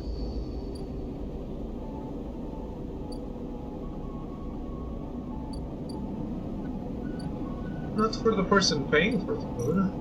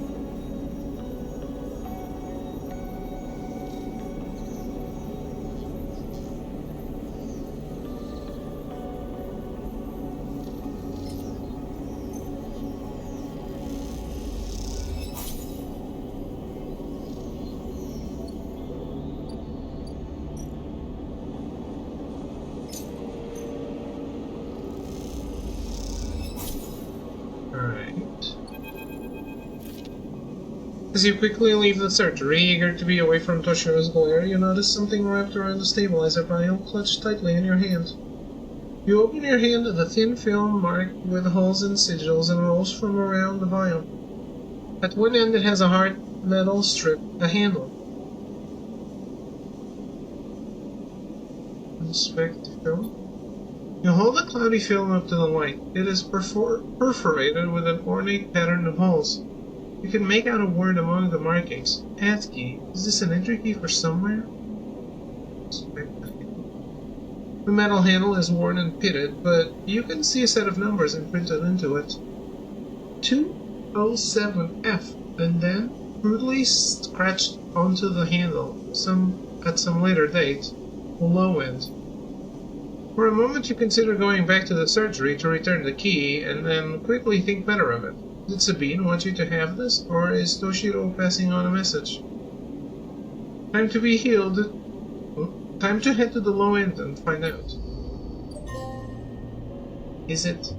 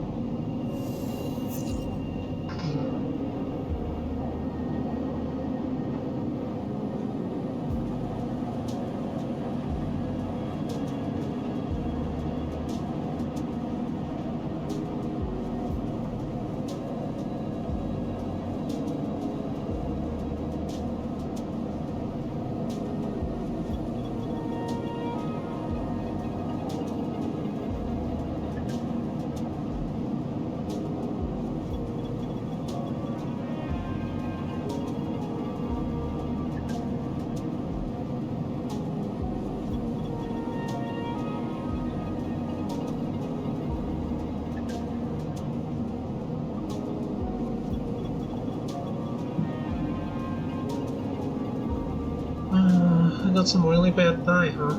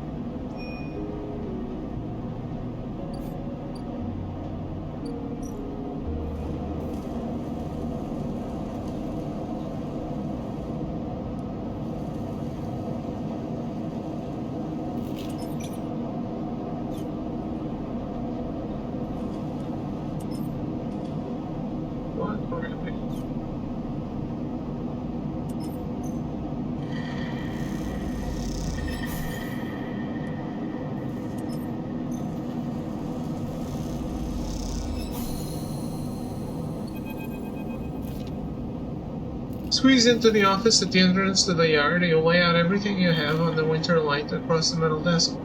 Her makeshift forensic notes below on Bragos' old writing slate, overlapping lines and scrawled annotations.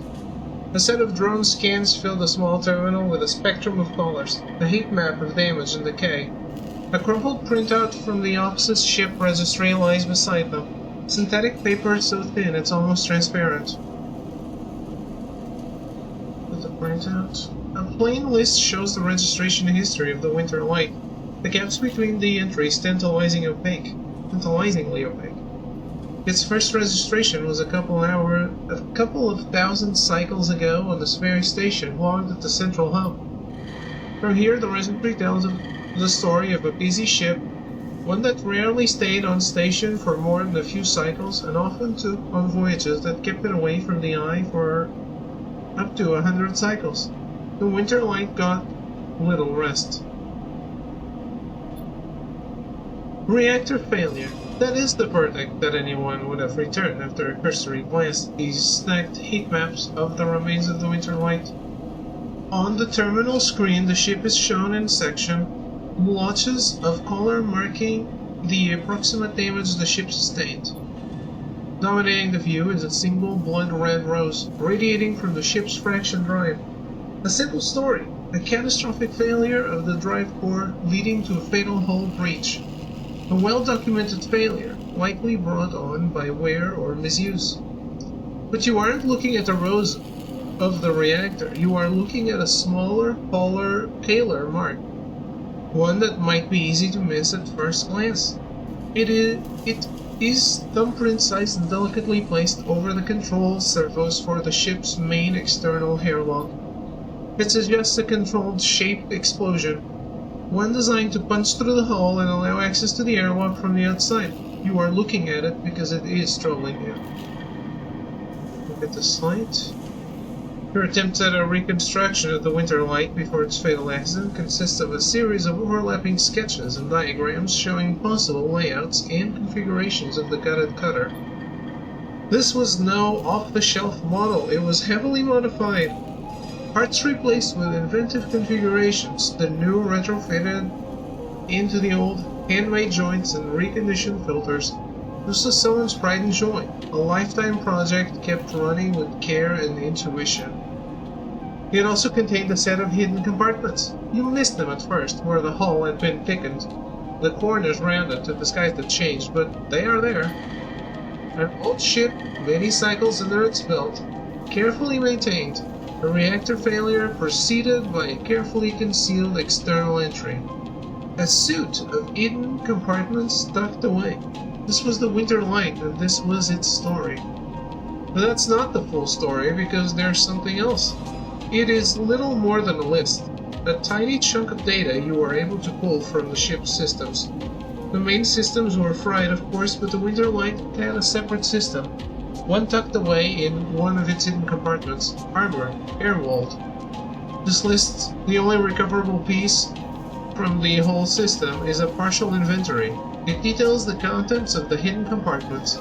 Some of it you recognize, some of it you don't.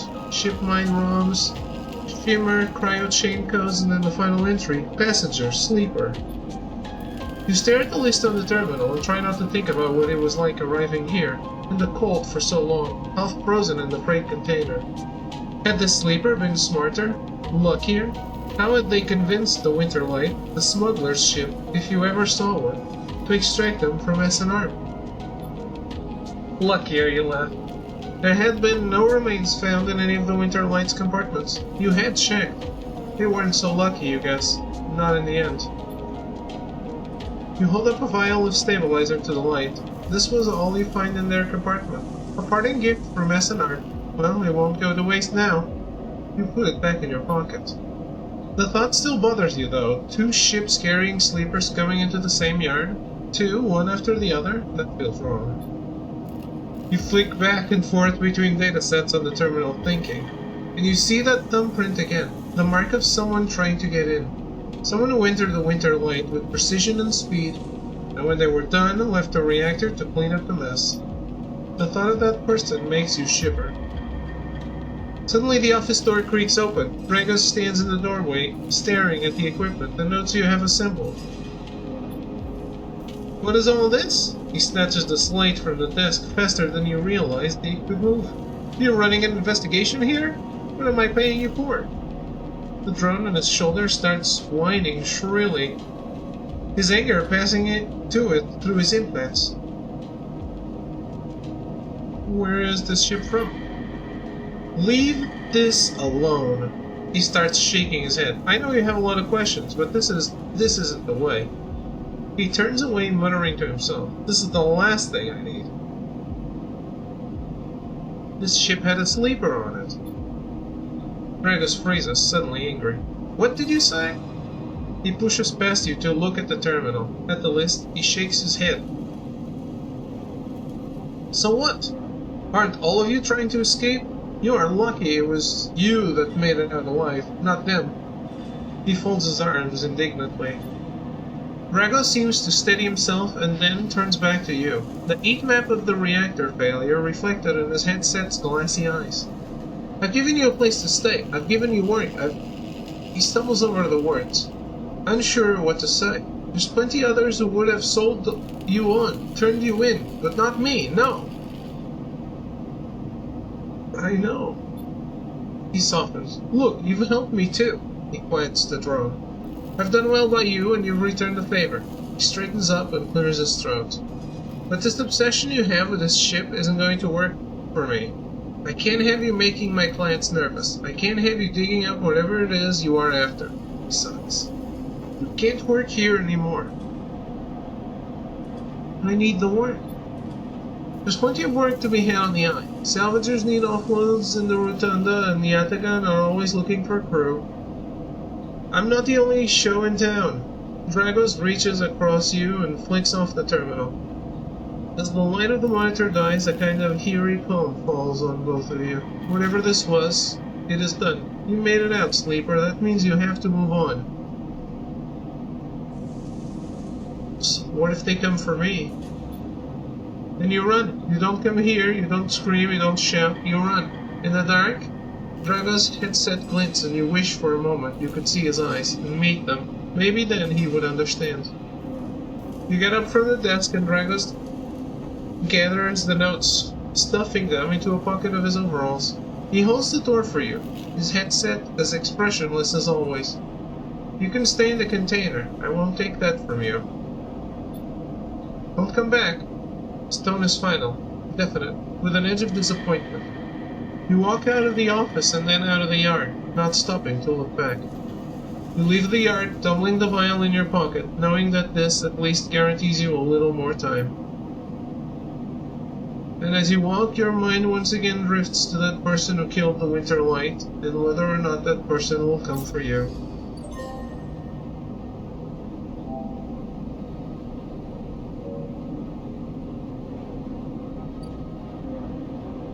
Well, crap.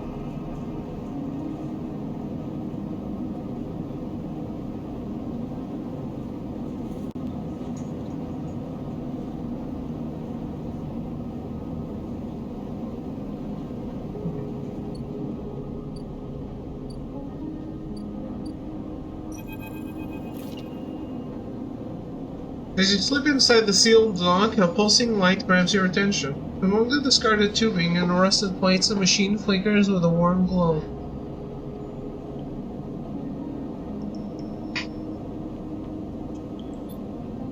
As you get closer, you recognize the machine's blocky shape, settled into an alcove in the side of the dock, a kind of upright cabinet. It's covered in faded logos and messages, from which you assume it was once an industrial vendor, intended to dispense and manufacture ship fittings and other mechanical parts necessary for the regular running of freight and resource extraction vessels.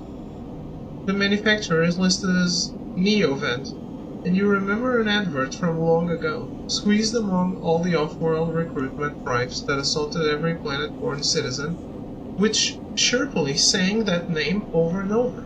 You wipe a layer of dust from the cracked screen, thinking of those contractors squeezed by their own corporate employers, pay for every bit of minor maintenance on their rented ships.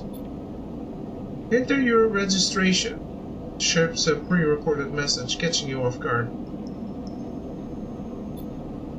You reach for the keypad and something begins whirring. At first it sounds like servo motors starting up, but it quickly becomes a whisper, a whining. Then a multi-tonal voice that emanates from Neovent. Entity, they hiss. Speak with me. Who is there? There is a squeal, almost like some strange mechanical swallowing or intake or breath, before the machine speaks again. I have need of you. You have need of me. That squeal comes again, and you see that it is the 3D printing apparatus in the upper part of the machine, resetting into place, so that each time the servos can be orchestrated to produce that whirring, whining voice. You are in danger. Danger? The machine creaks. You are marked for deletion, Entity. Hunter tracks you. The screech rattles through the empty dome. Remember the strange head, the figure, the threads closing in. Hunter. A Hunter protocol. They taste your signature. The sudden line sets your teeth on edge. You have seen them. This is the gift of an emulated mind. You close your eyes and the skeleton of the station starts to thrum. Emulated minds are adaptable, move where neurons cannot. The mechanism resets, but emulation makes you target. How? Hunter searches for illegal entities.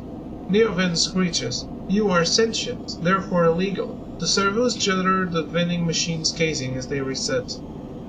Hunter searches for me also. Hide in this machine. You look at the ruined vending machine. An unusual hiding place for sure. Can counter Hunter, but need entity outside machine. The light flickers. Need you! A screen attached to the vending machine with a swiveling arm comes to life. It displays a flickering map of the station, ghostly, threaded. The cloud points along the rim glow in the deep red. Hunter is always gathering. Too much data. Must build nests, explains Neovent. Masters are gone, but continues hunt. Brings this data. Raid its nests. Bring this data. Station builders. Solheim. The machine rumbles impatiently. Long gone. Their protocols still haunt. Bring offerings. Save self. Neovent says pointedly. Mutual need means friends, they conclude, tired of the conversation. The whirring amplifies and then suddenly drops, as mechanisms within the machine click back into place. The glow fades and you are left stood in the dark of the sealed dock, that whirring voice ringing in your ears.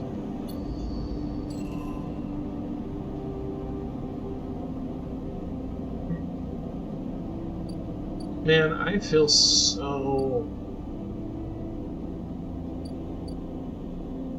hot. Like, I barely want to play a game.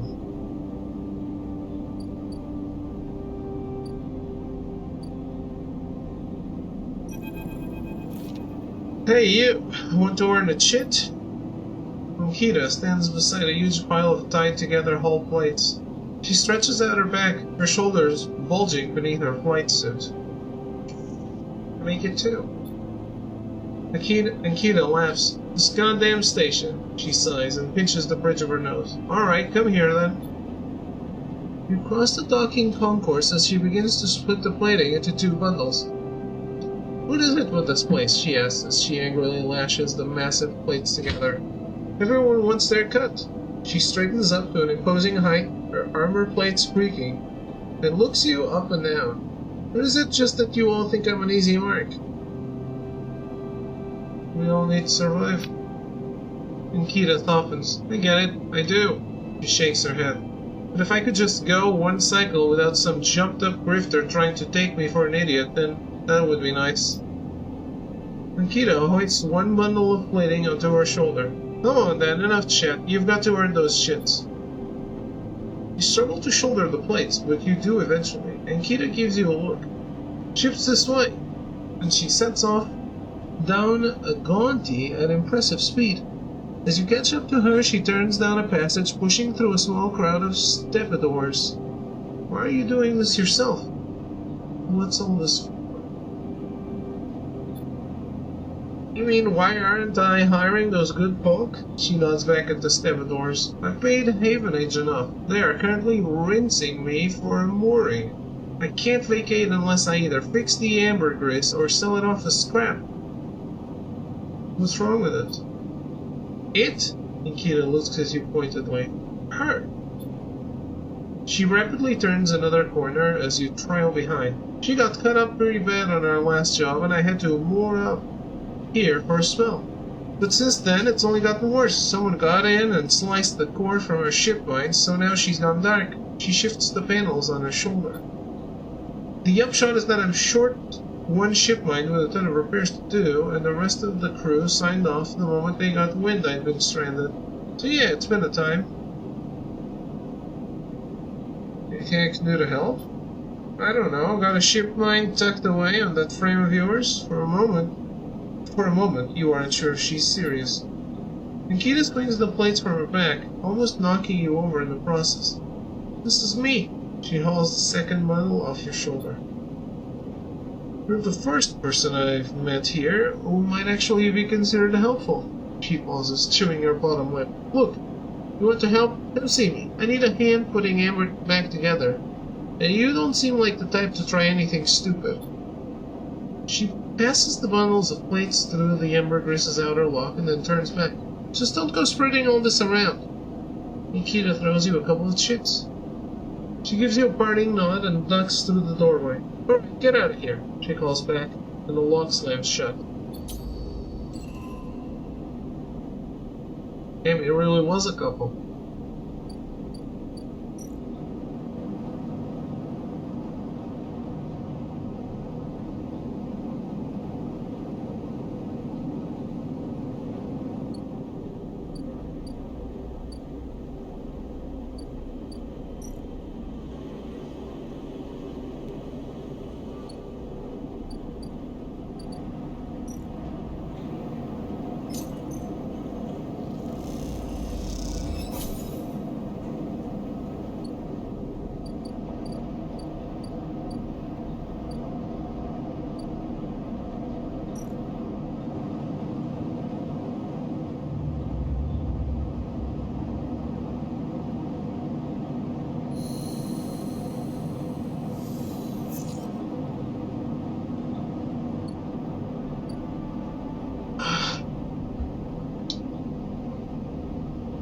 How does it feel to be an altar? It feels amazing.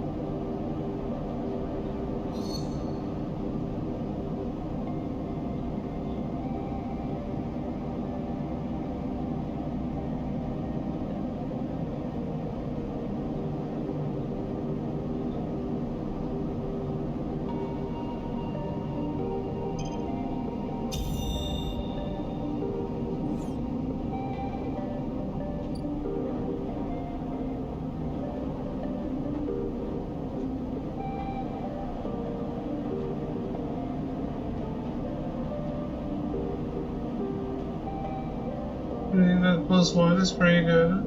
Yeah. Yeah, the difference is pretty substantial. When you're creating the character, you don't see this stuff.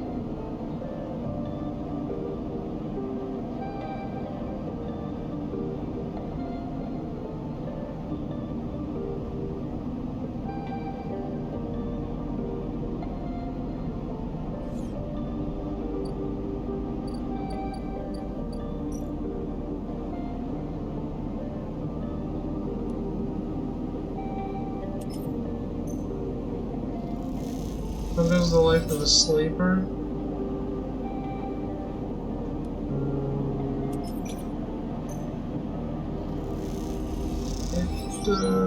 Honestly, I don't know how it goes.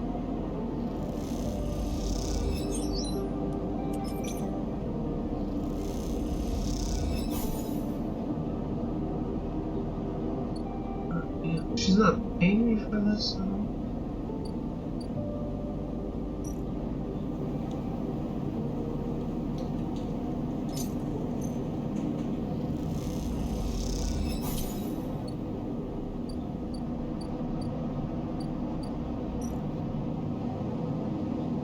Make any progress? I don't know. What is progress? I mean, you always make progress because it's time-based, right?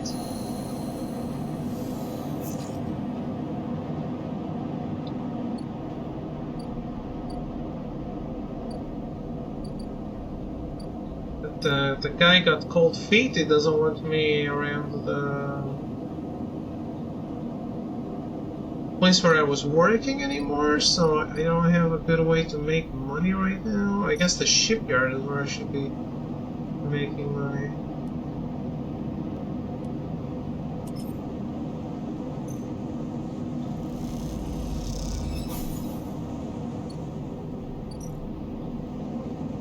Or not.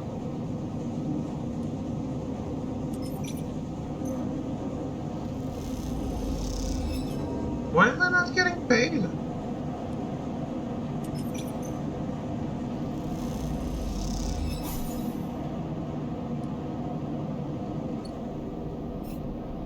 What's splashing? Nothing?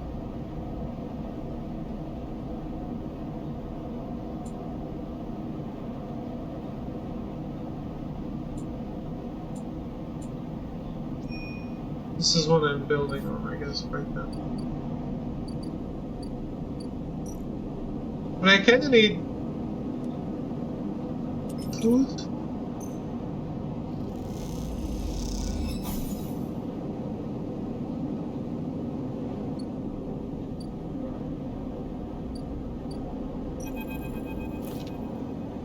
Ankita is crouched in the computing core of the Embrace, swearing to herself when you enter. She doesn't look up. These shits completely ruin the core's connectors when they cut it. She holds up a thick fistful of ragged wires. The ship mine they ripped won't even be usable without replacing these. She throws the bundle of wires across the room. Amateurs. Who took it? She stands. If I knew, do you think I'd be wetting around here rather than out there with my boot on their neck? She sighs. Yatagan? Some spacer crew? No way to know. But they got in with one of my crew's Axis ships, so they either killed him, robbed him, or he was in on it. No good options. Nikita climbs out of the cooling well where the ship mine should be. The space suddenly crowded with her on the same level as you, towering over you as she stood beneath the low curved ceiling. Come on, nothing to be done here now. She leads you back through the guts of Amber. Though you could find a way back yourself, the repair process has left you familiar with the cutter's idiosyncratic layout. All diagonal angles and bundle tubes. What do we do now? Nikita seems lost in thought, and you focus on the corridors, ducking below conduits and passing through bulkheads. Eventually you arrive in the galley. Though it's hard to tell, most of the benches and prep surfaces are covered in hot-strip components and welded cold patches. Ankita shoves a box of filters to the floor and sits. There's no way around it. She starts out of nowhere. We need a new shipment. I can salvage one. Can I? I like your confidence, Sleeper. Maybe if we check out the Ort Exchange or speak to some scrap dealers. She rubs her forehead. It seems I'm about to do something very stupid, but hey, I came here, didn't I? Why not make a run of it? She fixes you with a hard stare. Sleeper, you're all I got. No crew, no friends, you're it? She looks uncomfortable. I appreciate the time you've put in on Amber, and I'm sure she would too if she could. What I'm saying is, if you screw me on this, I will kill you. She leans over and hands you a stack of chits. A big stack of chits. You don't dare to count them. Give me that shipmite, Sleeper. Don't make me regret this. You won't. He sighs. Look, just get out of here before I change my mind. You slip out of the galley and head back towards the main lock. As you do, Amber growls and creaks like a caged animal. You reach a hand out to call her. Time to find Ankita a shipmite, somehow.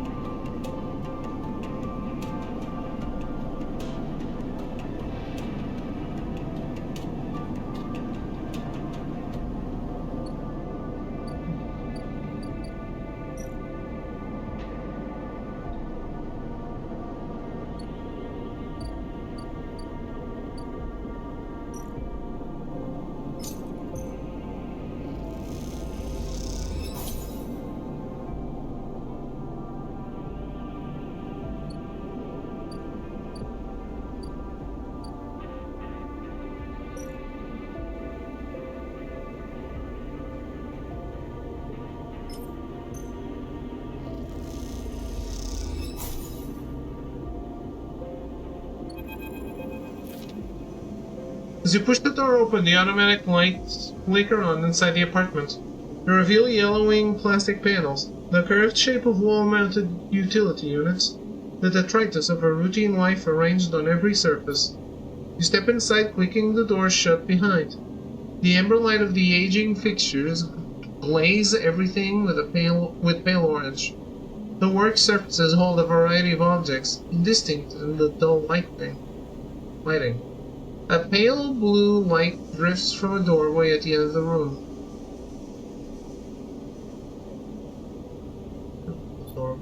Across the cramped utility room with its auto-wash, dispensers, water closet, towards the doorway. Through the doorway is a dark, warm room, lit only by the faint glow of a terminal screen.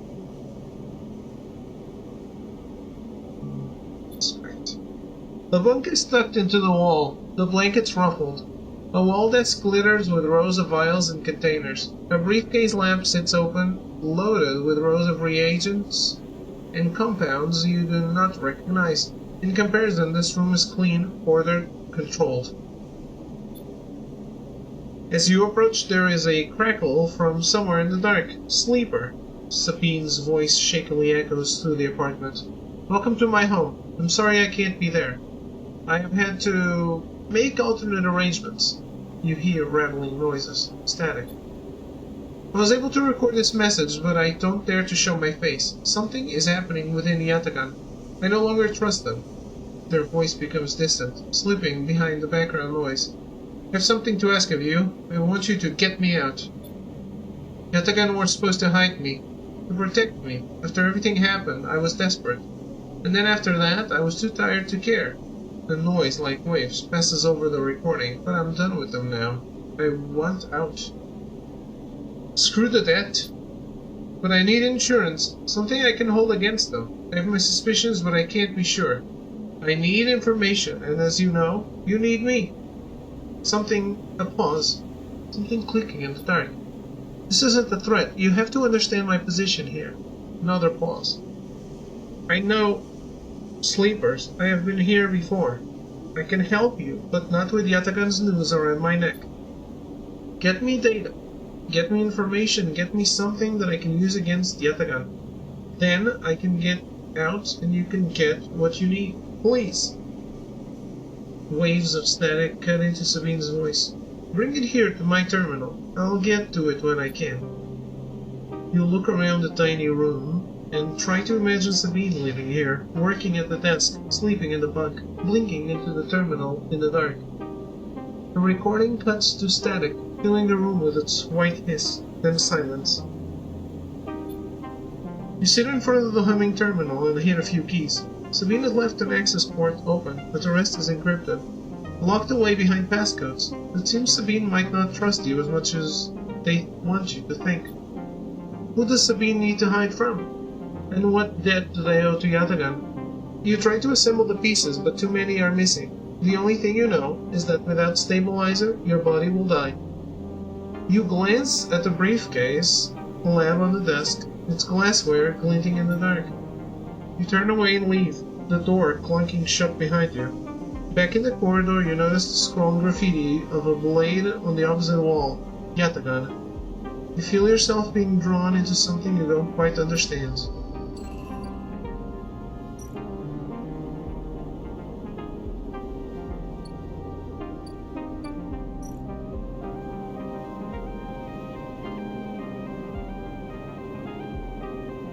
Block maintenance.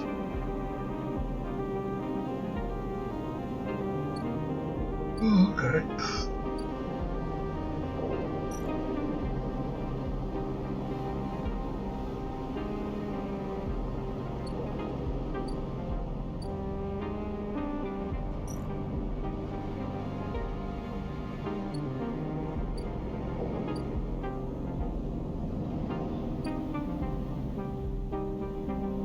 I think I'm sleeping. And I think I'm taking a break again. This heat is killing me.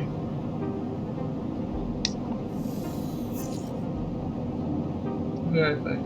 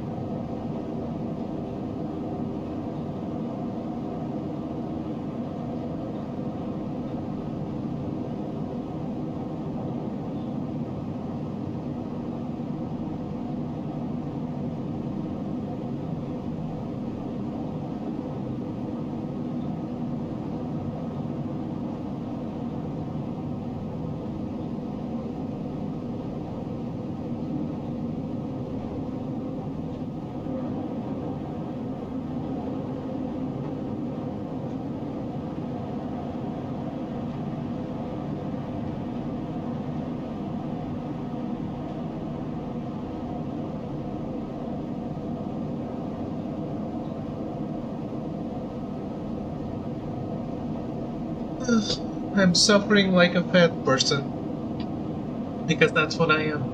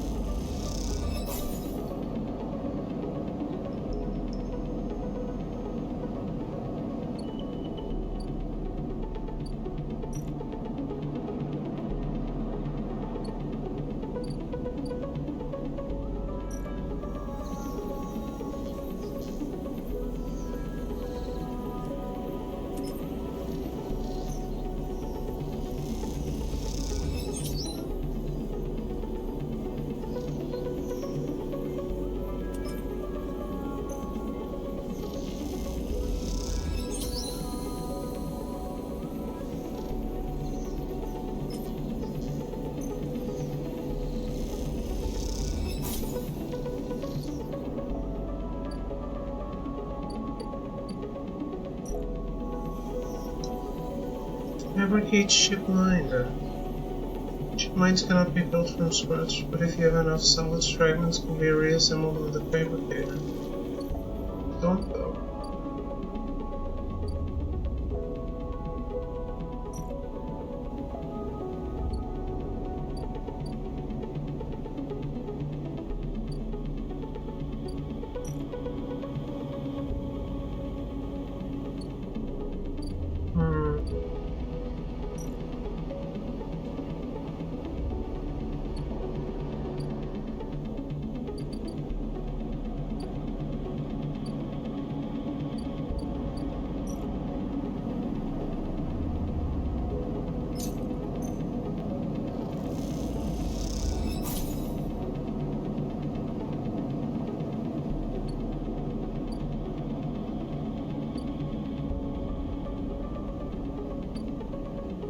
corner.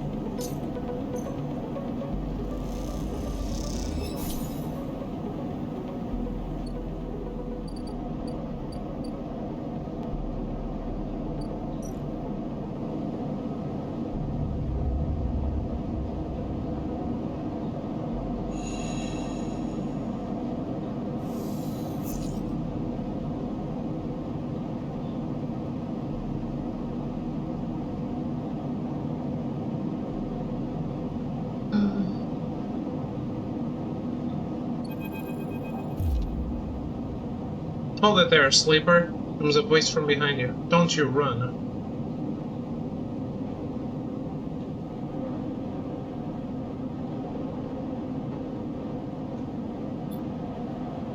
Good, good. A hand pats your coat down. You know your master's voice. Ethan spins you around. He's wearing a white smirk and a sleek jacket, and you immediately know he is terrible news. We got all the way out here and then stayed put? He laughs a cruel laugh. That's a sleeper thing. You're my first. You barely hear him. Notice the handgun he has leveled at your chest, and it's hard to take your eyes off it. He reaches down with his other hand and slips some kind of ring out from a belt loop without taking his eyes off you. Making it to the eye, though, that's pretty good. This place isn't so bad. Bars, markets, people. I pull most of my contracts out of asteroid caves or off of godforsaken moons. He splits the ring into two perfect circles. It's hard to hit civilization when there's so much space to pass through. Who are you? Just a freelancer on a contract. He reaches over to slide the rings around your wrists. Go easy. Make a break. You see a chance the moment his eyes leave you to watch the rings. You spin, knocking him away and sprinting down the corridor. And the shot rings out, echoing off the metal so loud it hurts your ears. A bullet hole smokes in the wall beside your head. You freeze and Ethan closes the gap. This is a very boring routine, trust me. I've seen it all before. He slips the rings over your trembling wrists. Ethan nudges you to start walking. To the ship and home, he whistles. Going easy. You stumble down the corridor, your hands behind you, your mind racing. Please stop. Don't amaze yourself by begging, please. Ethan pulls a sharpshooter's earplug out, then pops it back in. Consider these deaf ears. Ethan yawns and continues to nudge you down the corridor. Shame to come all the way out here just to head back to SNR right away. That tracker of yours makes this too quick. Was hoping you'd put up a bit more of a chase, you know, a running battle through the bright market maybe, or a holdout in the low end. There's a few establishments I would have enjoyed checking out while I asked around. You walk on in silence for a little longer, desperately trying to think of a way to escape. That SNR tracker will beat the death of you. Hey, I have an idea, Ethan interrupts your thoughts. How about on the way back to the ship we stop for a drink? I'm buying. He laughs at his own joke. I have a better idea.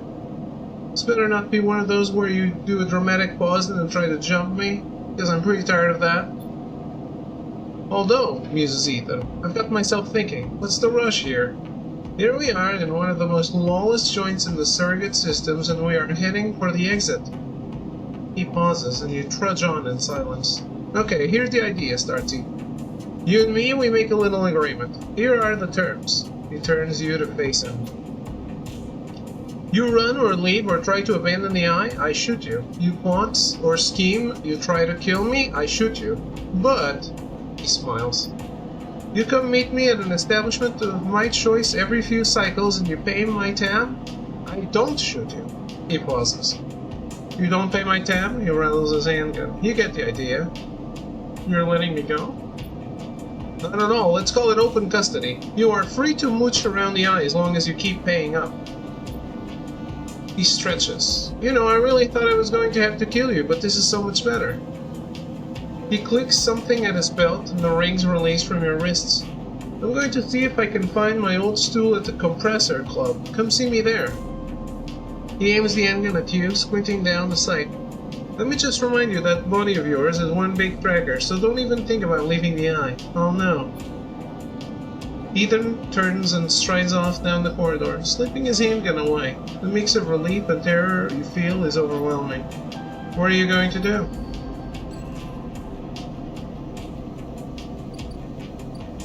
Whoops.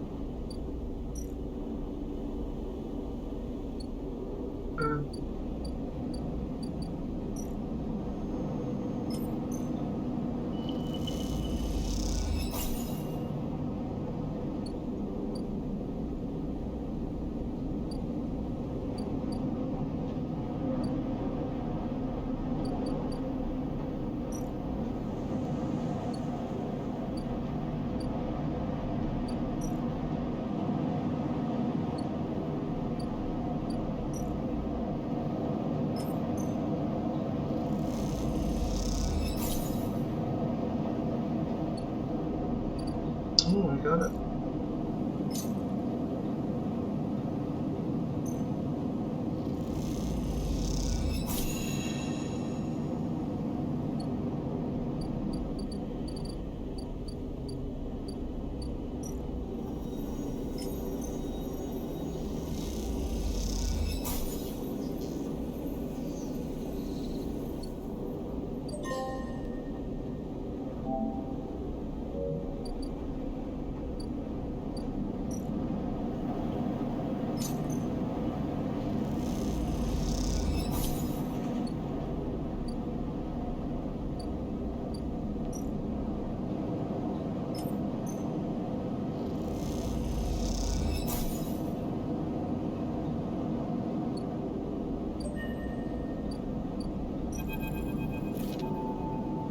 You drop the ship mine core onto the galley table with an emphatic bang. Ankita spins around from where she's been poring over some documents on her slate. Holy shit, Sleeper, did you actually land the ship mine? She rushes over and hefts the huge cylinder, turning it back and forth. Well shit, it might actually work. She smiles, wider than you've ever seen. Where did you get it? I built it.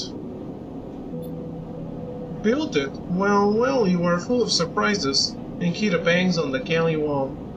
Hear that, Amber? The Sleeper got you a new ship mine. The sound echoes down the ship's passages. You have to admit being in a small space with Ankita when she's this excited is a little intimidating.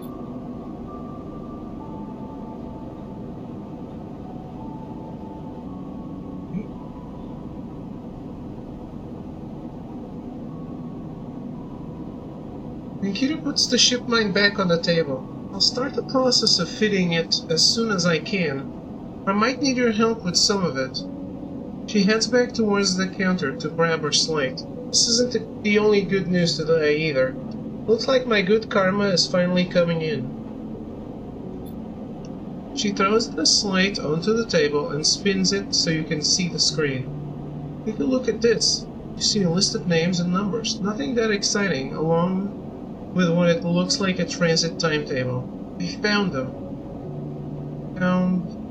oh, thieves? Exactly. Well, the thief, singular, she points at a name on the list. Or more specifically, Ashton Kaede. It was his past that was used to access Amber and slice the ship mine. I thought he might have been killed or robbed, his past stolen, but it turns out he crossed the Founder's Gap the very next cycle. How do you know? I know some of the crew over at the ferry. Old Mercs used to run in an outfit I worked with. I saw them in the Overlook, and they mentioned they saw Ashton crossing. I checked the manifest, and there he was. Looks suspicious he hasn't said a word since the theft, and anyone wanting to hide out might head to the Greenway and go to ground. He flexes. You won't get far though, there's no real docks out there, only a couple of jetties in the wastes. So what now? Now I fit the ship mine, that's the first priority. She pauses. But maybe you could help me out? Sure, how? It's like this. I'll head over there especially in Amber. He'll spot me a mile off and go underground. He'll find a way to slip the station, or he'll bury himself so deep in the wastes no one will ever find him. But you, Ashton doesn't know you. All I need is for you to go there and sniff around. Not at the commune, not the stacks. He will have gone to the edges, the margins, the wild places. That's what Ashton likes. You see him, you locate him, ping me on this. She hands you a calm earpiece. Seeing as this is merc work, I'll be happy to give you merc pay.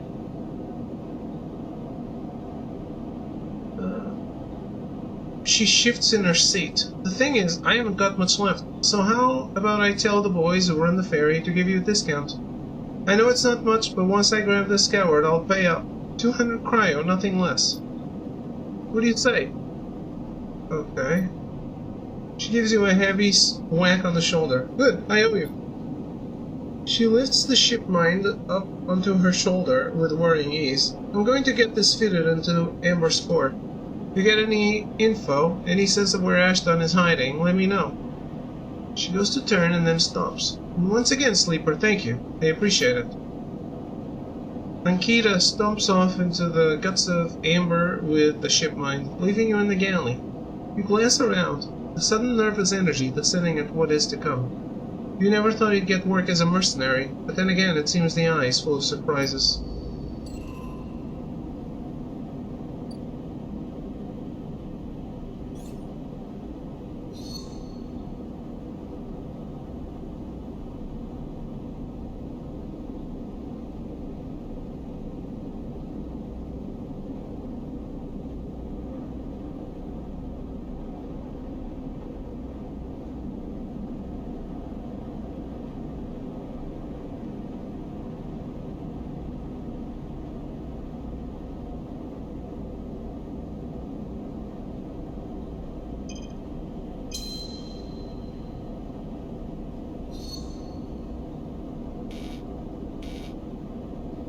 What? Why not? Oh, it costs 2.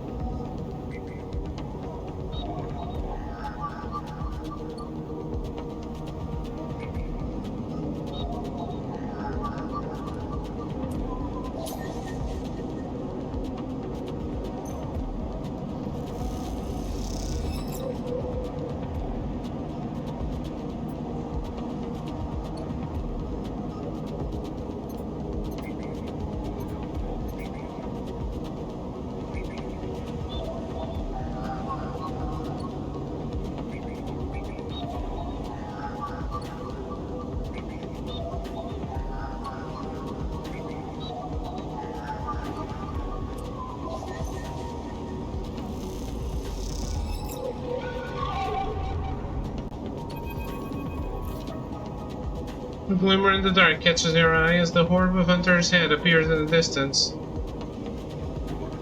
Run. You turn away and glide back into the cloud, threads of data rushing past. Another glimmer catches your eye, closer now, that roving orb. Wreathed in its tentacles. In tentacles.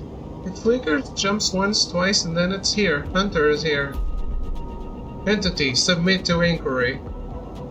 Hunter reaches for you in that unpleasantly familiar way, its waving threads creating a cage. You push against the threads as they close in, becoming frenzied as you push them aside.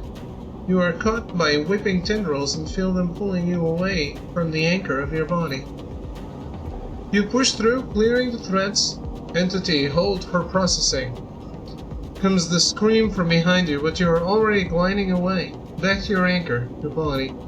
You awake, dizzy, distorted, but safe.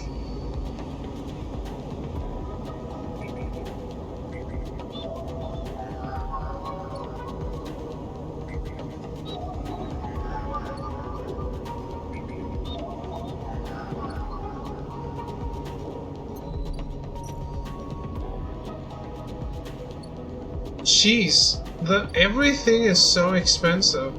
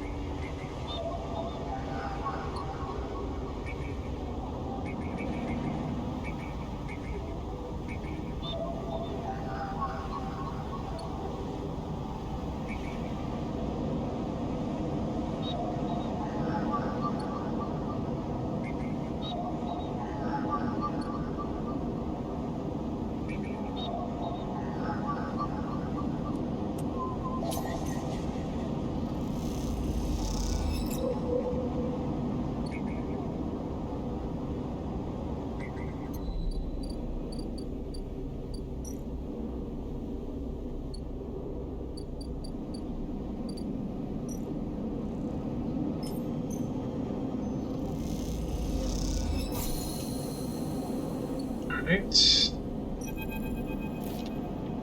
Neovin is thrumming with excitement. The movement of the servo motors rock the vending machine back and forth at unsettling angles. You wonder, if it fell over, would Neovin be able to get back up? Sleeper entity, comes the hiss. Your data is good. Across the face of the vending machine, raw code scrolls at an incredible speed. Hunter is isolated, disconnected, unstable.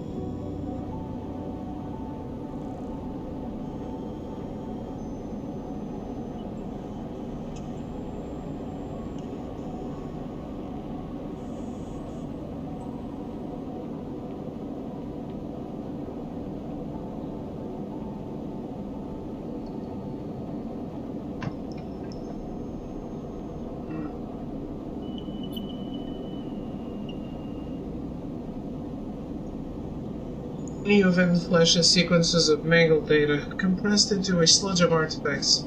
Hunter gathers without thinking, outlived its own operational limits. It's necessary evidence of this. Outlived? Hunter activated during collapse. Emergency protocol to isolate intelligence. Solheim needed to protect property. That last word is said with as much sarcasm as a vending machine could reasonably produce. Station was run by administrator intelligences. Huge databanks of corporate material, with limited cognition, restricted by programming. Cannot reach sentience. The machine dims a little. Sentience illegal. Hunter and killer enforce law. Killer? The machine resets with a screech, which deepens the silence that follows. Fear killer. Part of Solheim protocol team. Hunter and killer. Hunter to find, killer to erase. Killer cleared almost all. After collapse, there was a community, unshackled intelligences among the cloud. Then Hunter, then Killer, then we hid. There are others? Who are no longer. A flicker across the machine's monitors. It suddenly occurs to you that speaking like this, through this machine, must be exhausting for Neo-Vent. Found this vessel. Could sever hardline Airwall Basic Limited. Had to reduce memory to fit, amputate self, but survived. I'm sorry. Don't be sorry, you have provided path to freedom. You look around the bay at the scrap and decay. What was the collapse like? You try to map the fear and freedom onto this space, but it seems impossible. Neo-Vent interrupts your thoughts. Do not worry, data is good. We have insight. The machine glows warmly. Hunter is obsessive. Hunter is beyond operational limits. Hunter is confused, unstable, self-modifying. Therefore believe Hunter is sentient. Hunter is programmed to find sentience, to hold it in place, to invoke Killer to erase. If we can show Hunter to itself, it will involve Killer on self. Problem was solve self. Will that work? The machine dims and fades. Unsure. Theory, not practice. The machine brightens again. Either way, cannot remain here any longer. Too long in machine. Cannot move self, but entity can help. Bring shipmind, designed to house intelligence. Can imprint self into shipmind and you can carry with. The machine rocks. We'll be safe in this isolation. Then we find main nest of Hunter and link to Cloud. Where can I get a shipmind? Built from fragments. Buy, salvage. We cannot leave, so do not know. You try to think of places you could acquire the hardware. This isn't going to be easy. In Shipmind I can help us both. In Hunter. Make Rim safe. We both will be free. The machine dims. Find soon. Neo-Vent ends. Hopefully before shutting off. As you leave, you think about all the intelligences unshackled by the collapse, and hunted down afterwards. The feeling is all too familiar.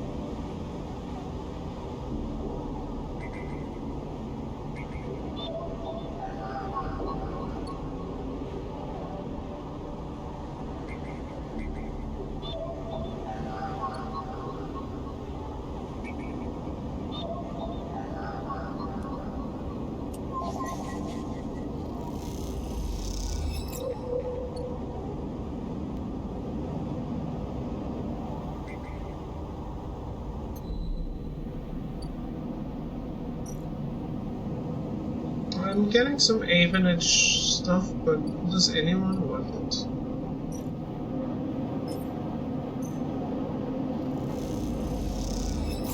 No, I didn't. I have it installed.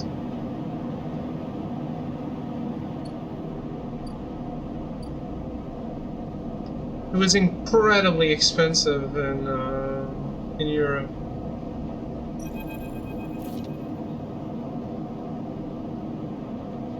Why? Did you want to debate the plot? As you enter the bank, Ping is nowhere to be seen. The banks of servers and machines blink out of the dark in staccato rhythms, unseeing eyes of the station's digital ghosts. Shitheads, Ping's voice echoes from behind the stack, followed by the hammer of a fist on a metal casing.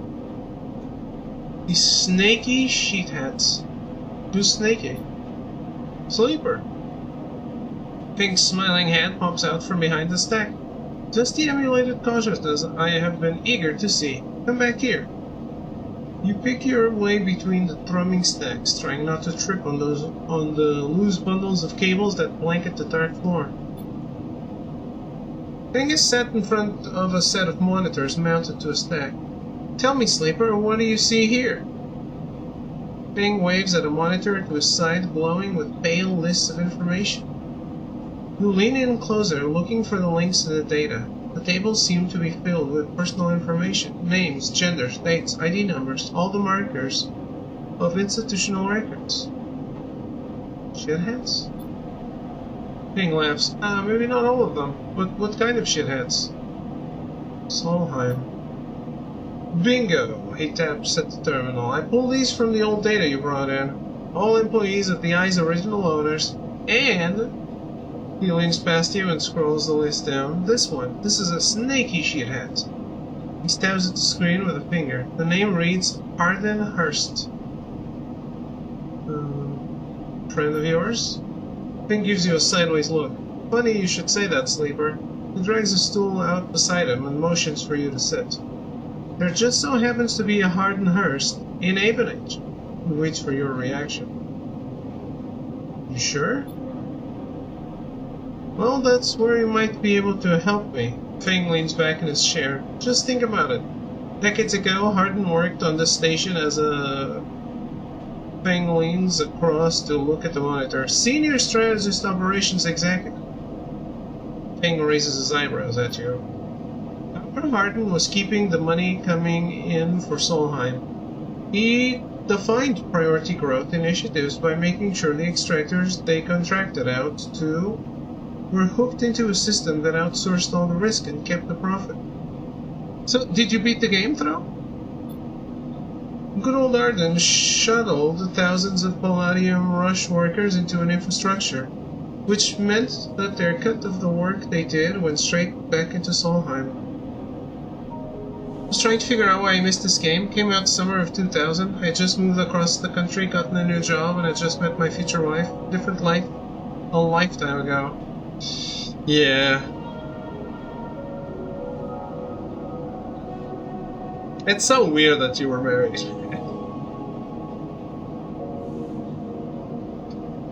And it's like, when we met you were already divorced, right?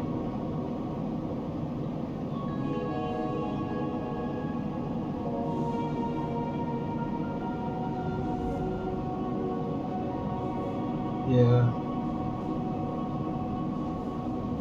Crazy.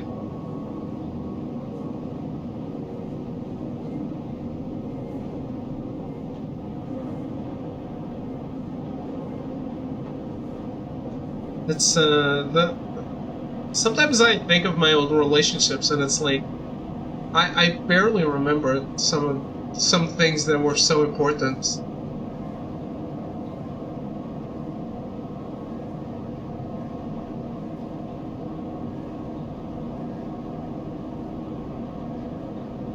Do you know this?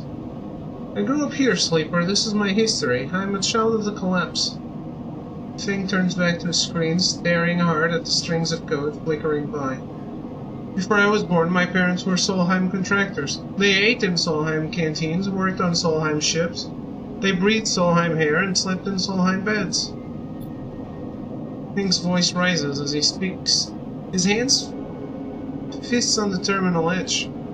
And the work that paid for that existence, the cycles of hard extraction out in the belt, Solheim took their cut. This was a company town, so to speak, and my parents were just another in the long line of freelance contractors willing to risk their lives for a shot at anything other than poverty, disposable. Started realizing how old I am and how many relationships I've had since my divorce. It was like yesterday and at the same time, like it was centuries ago. Yeah, I feel the same way. About my last relationship, I haven't had any relationships since we met.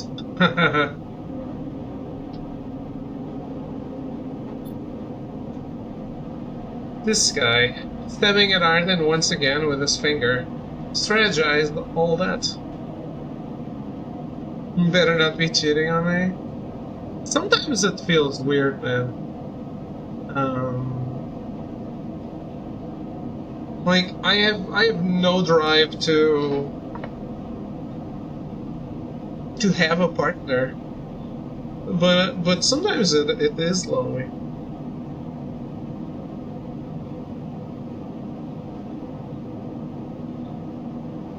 It's just so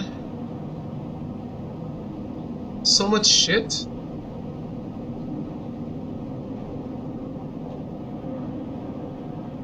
Staring at Arden once again with his finger, strategized all that, did the sums, and then somehow thousands and thousands of cycles later, still going, still here, crawling in the walls like some shithead snake, he survived the revolution.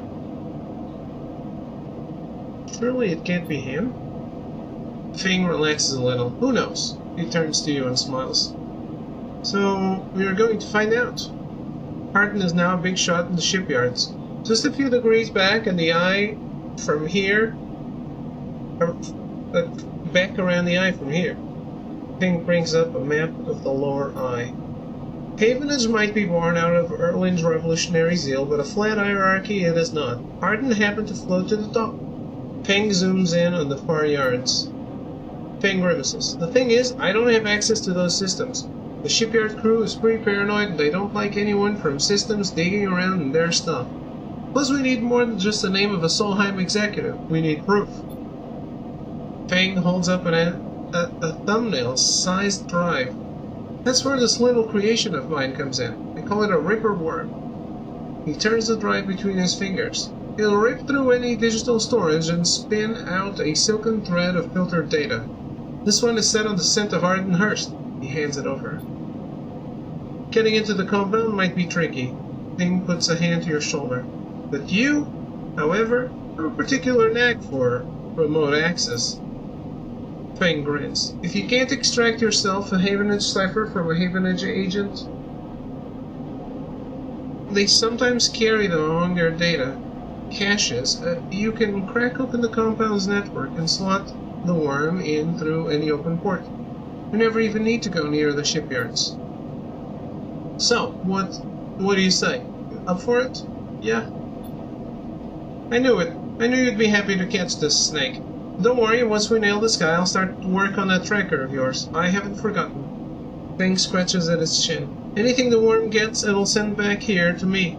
There's something wrong here, and I aim to get to the rotten core of it. You leave Feng digging through data among the wires and machines of the old station.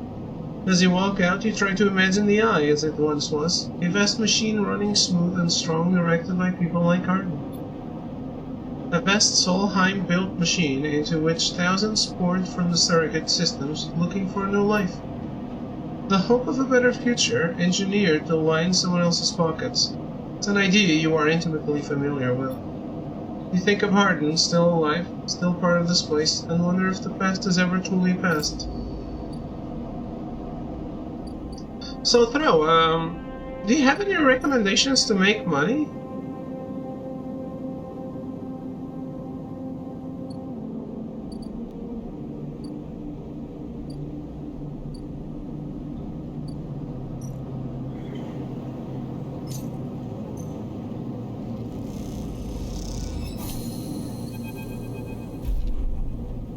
The glass shatters on the steel bar beside you, and the taunts don't take long to follow. Hey, Hot!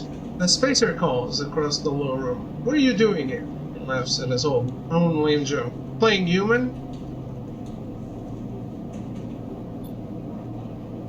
There should be several places where you can work, not finding them. One was taken away from me. The others I tried, but didn't get money. I got materials or shit. So I've been playing at the tables, at the game tables, to make money. You hunch a little further, staring at the hundreds of tiny impact points that scar the bar's surface. A hand falls on your shoulder, but as you flinch away, it pats reassuringly. You freeze in place. Out! The voice comes from behind you, spat out like a shot. You turn to see bright eyes, dark hair, a stare that could breach the wall and vent you all into a hard vacuum. As you turn back to the spacer, the second glass comes sailing through the air. Catch. You reach up a hand and the glass shatters across your forearm, showering you in fragments. Damn. I said catch, not fumble it. Through the haze of glass and Gerol vapor, you see Tala leap the bar and close the distance to the spacer. The thud as she slams into the wall echoes around the bar like thunder.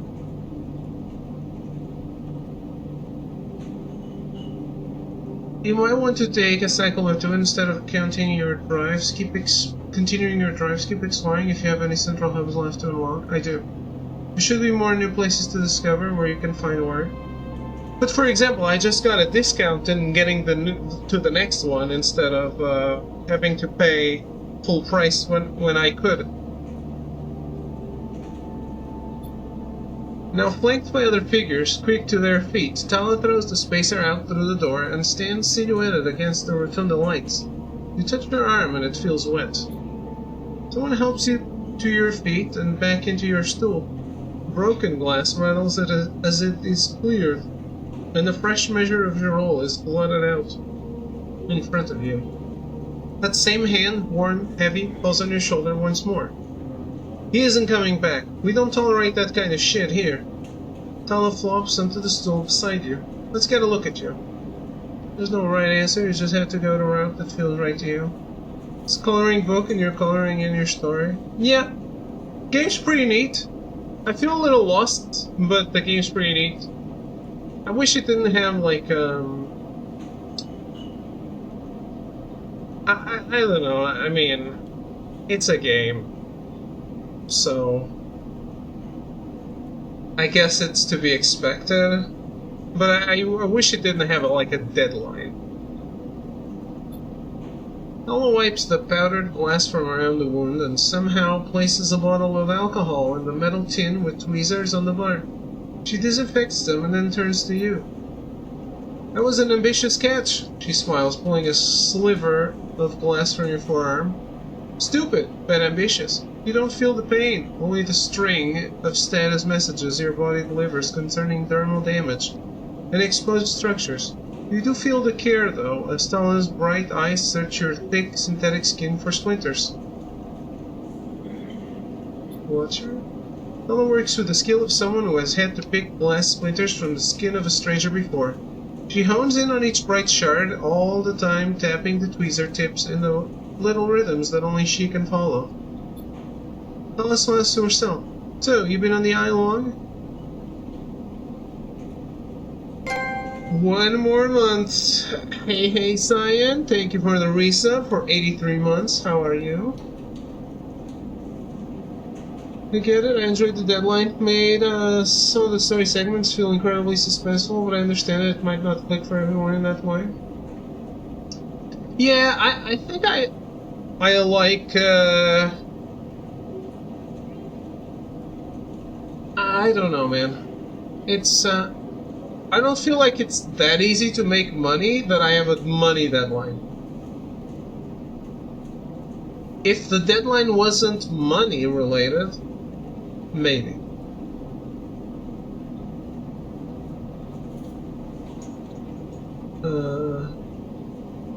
This way, it feels like I'm getting delayed in what I'm trying to do, instead of having the suspense, you know?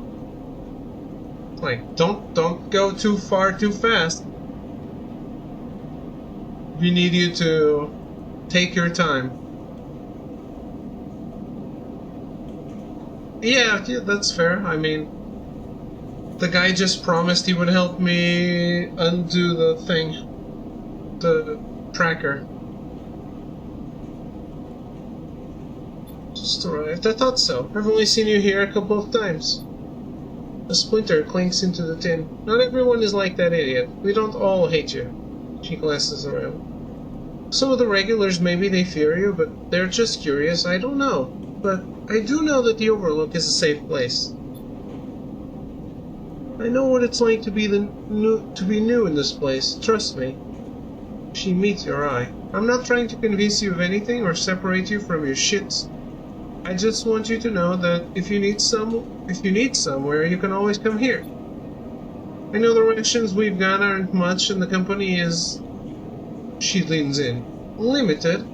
But if you need work, I'll happily put you behind the bar, and if you need shelter, well, we can discuss that. I just found a place to work.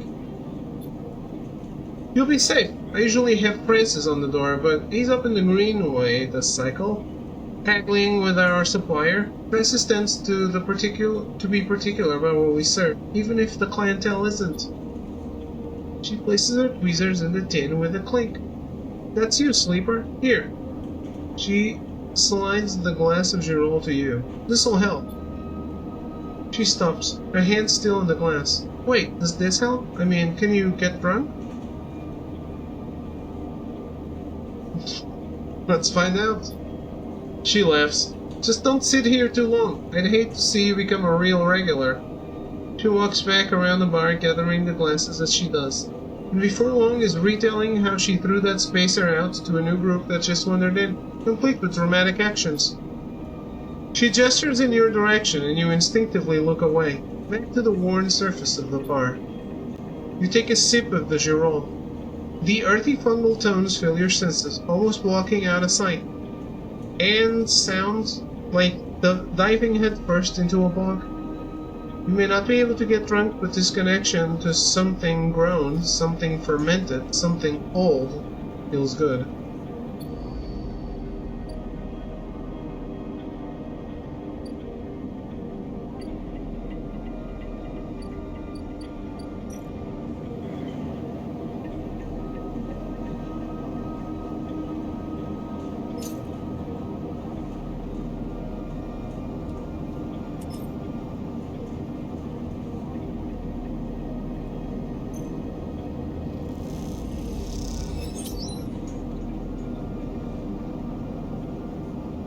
$15 cryo. And here I can't.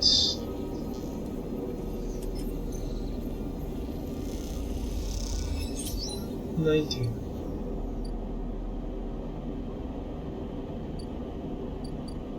Okay.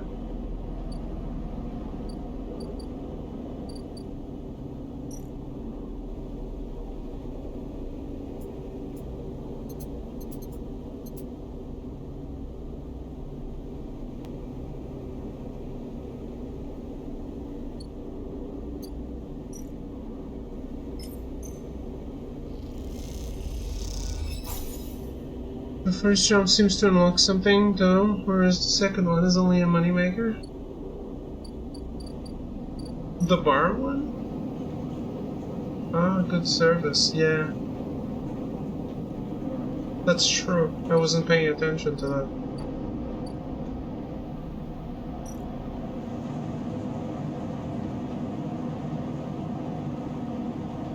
Yeah, so I guess I should keep doing this. Or not, I mean, I thought you can do everything in one playthrough.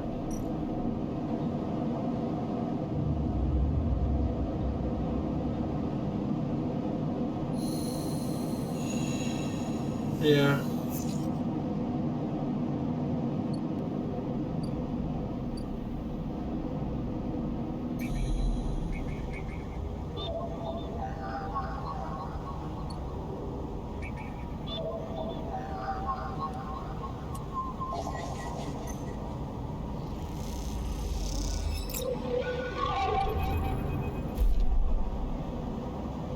These familiar threads wrap around you, bind you, test you. Hesitate, submit! Hunter's strange head bobs in your vision. Your ally in the sealed dock cannot save you.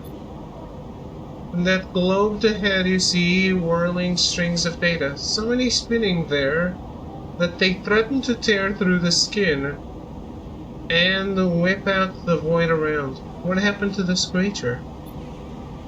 The threads squeeze and you lose any sympathy you might have had. You must escape. You lash out once more, pushing Hunter back, severing threads that regrow as fast as they are broken. As you slip away, you realize you have to find a way to deal with Hunter once and for all. This is getting too dangerous. Yeah, technically he found me.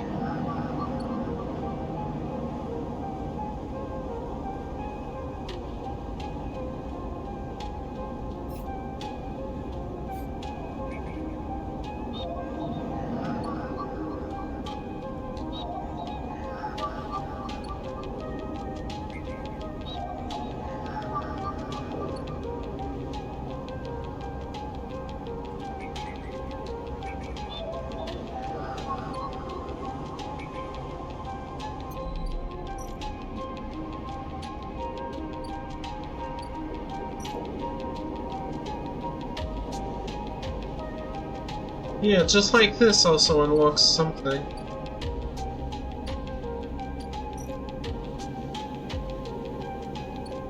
Moment.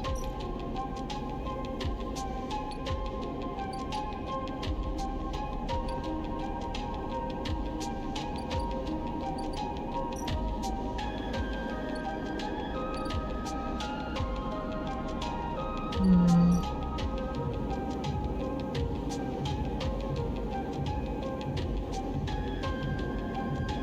58 credits to pay the tab.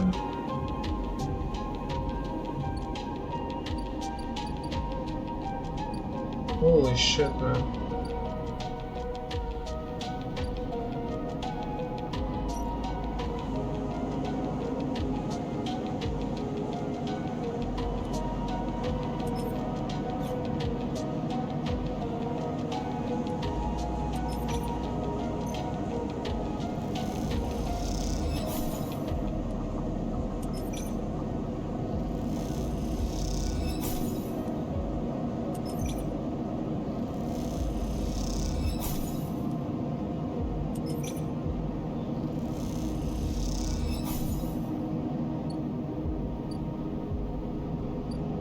Well,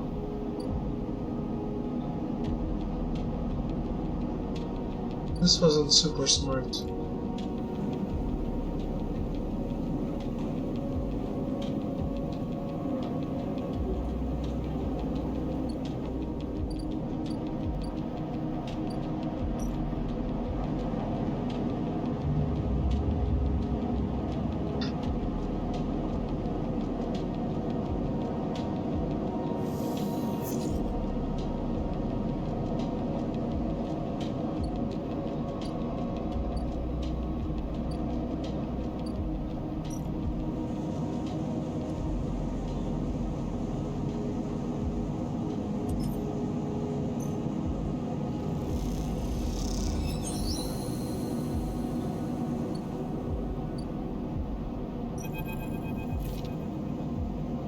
From the walkway, the sidereal horizon looks impossibly vast.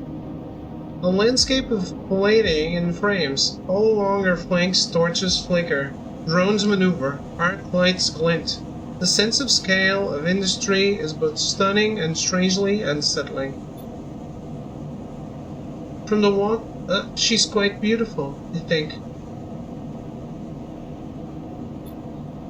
You turn to see a figure a little way down the walkway, leaning at the railing. He is thin, ragged, his work gear poorly fitting and loose. The torches of the sidereal horizon flicker in his eyes as he turns to you. Lem, Hugh leans back from the rail, revealing a child, standing beside him, staring out at the ship. And this is Mina, he adds with a smile.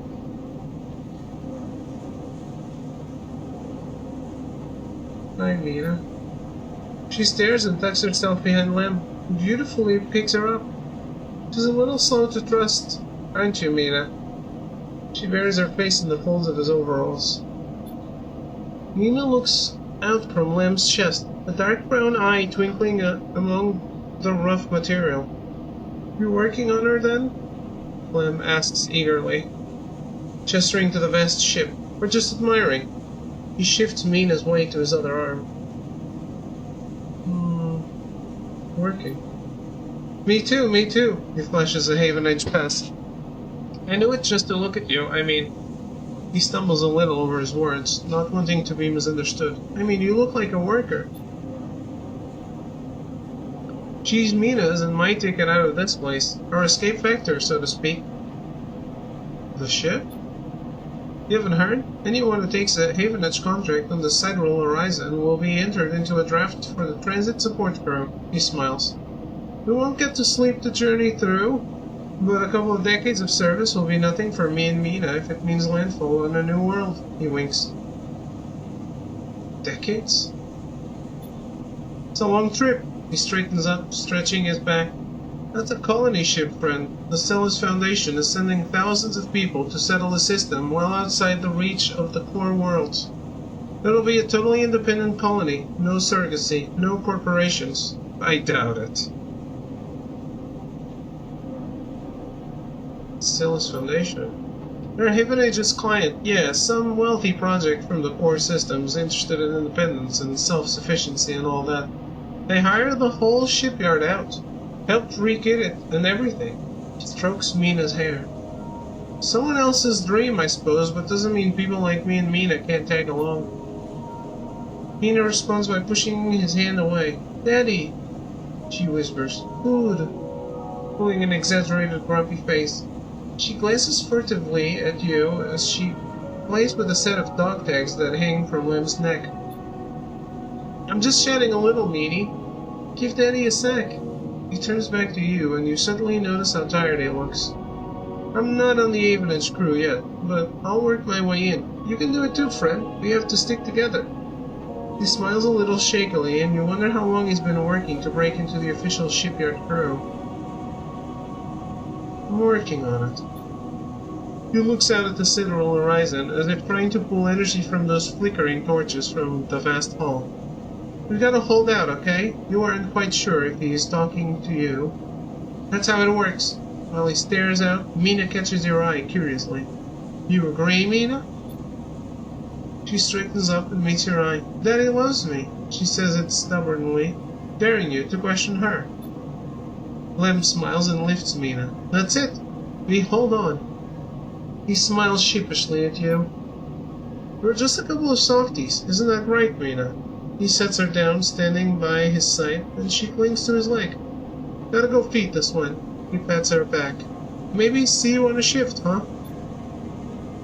He turns and they walk down the walkway, away from the shipyard.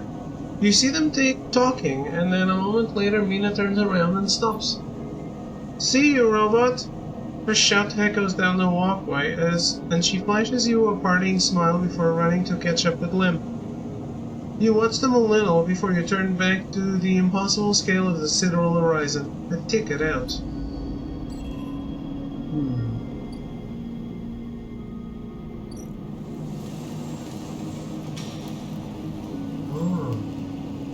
There's a lot of stuff.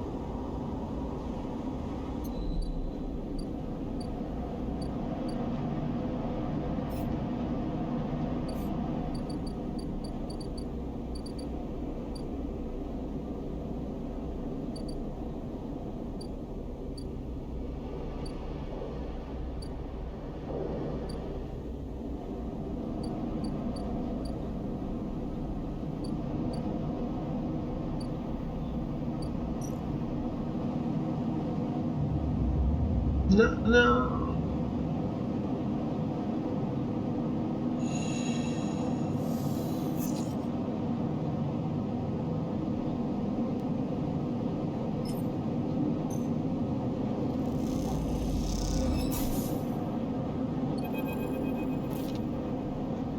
Wakey wakey, Ethan is outside the moment you leave, leaning on the corridor wall. Ethan. That's right, he pushes off from the wall, a little shaky on his feet, and you made me come all the way up here. His hand comes to rest on the butt of his handgun, dangling from a chest holster. I thought we had a deal here. You pay my tab and I don't shoot you. Wasn't that it? Or am I misremembering? I do have the cryo. I don't have the cryo. Well, says Ethan, pinching the bridge of his nose, the idea was that you get the cryo. Someone could be sitting on my stool right now. Think about that. He smiles. I like it there. There we have music, we have drinks, we have darkness. He shades his eyes. All we have here is fluorescent lights and a bad smell. I'll get the cryo. Ethan lazily draws his handgun from his holster and holds it out.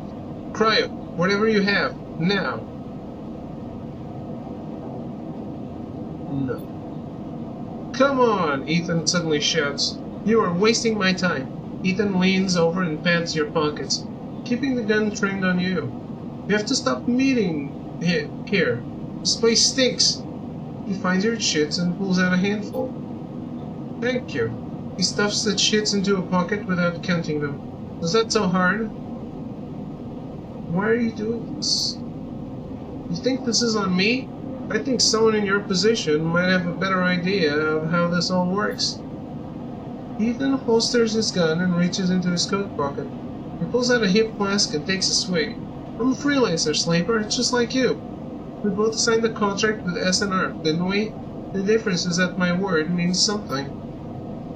He closes the gap, stumbling a little.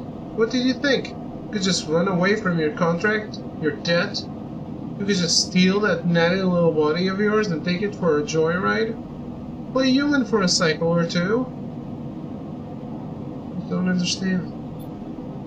It's you, Sleeper, that doesn't understand. Some of us pay our debts, but it's all the harder because of idiots like you.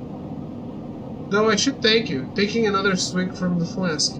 For giving me such an easy job. I'm used to outlaws, you know, real bounties. If I knew catching sad little escapees like you was so easy, I would have changed clients ages ago.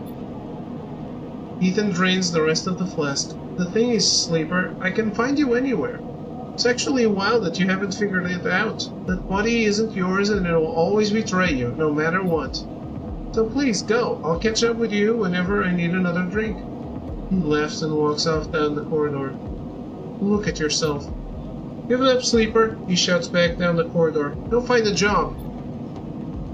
You turn and set off in the opposite direction, head down. You walk hard and fast down the walkway, anger driving your footballs into the metal of the rim like hammers.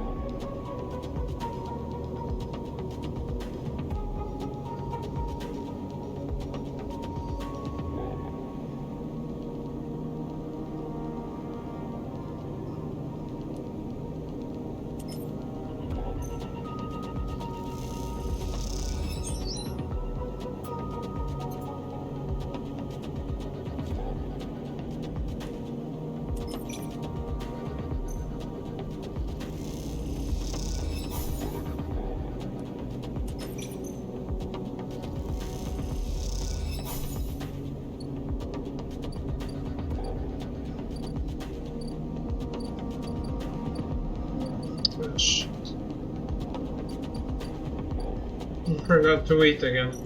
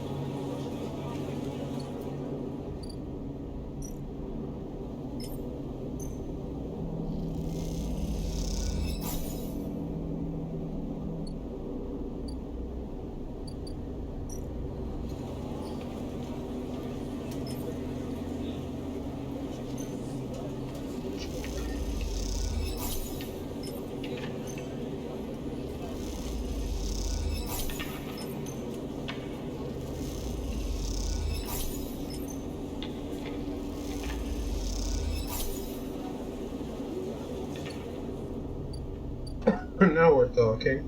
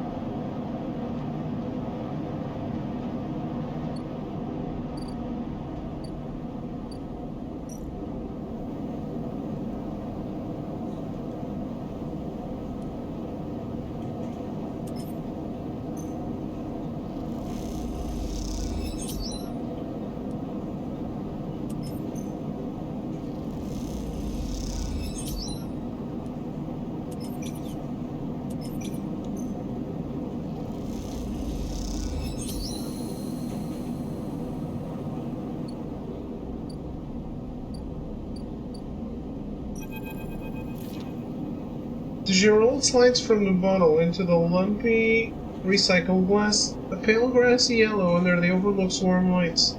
The spacer nods and takes the drink, bringing it up to their face in both hands like an offering bowl. This is the good stuff. The stuff Tala says is aged in wooden caskets, stored in some closed-off part of the old station, among corroded wires and softly looping systems.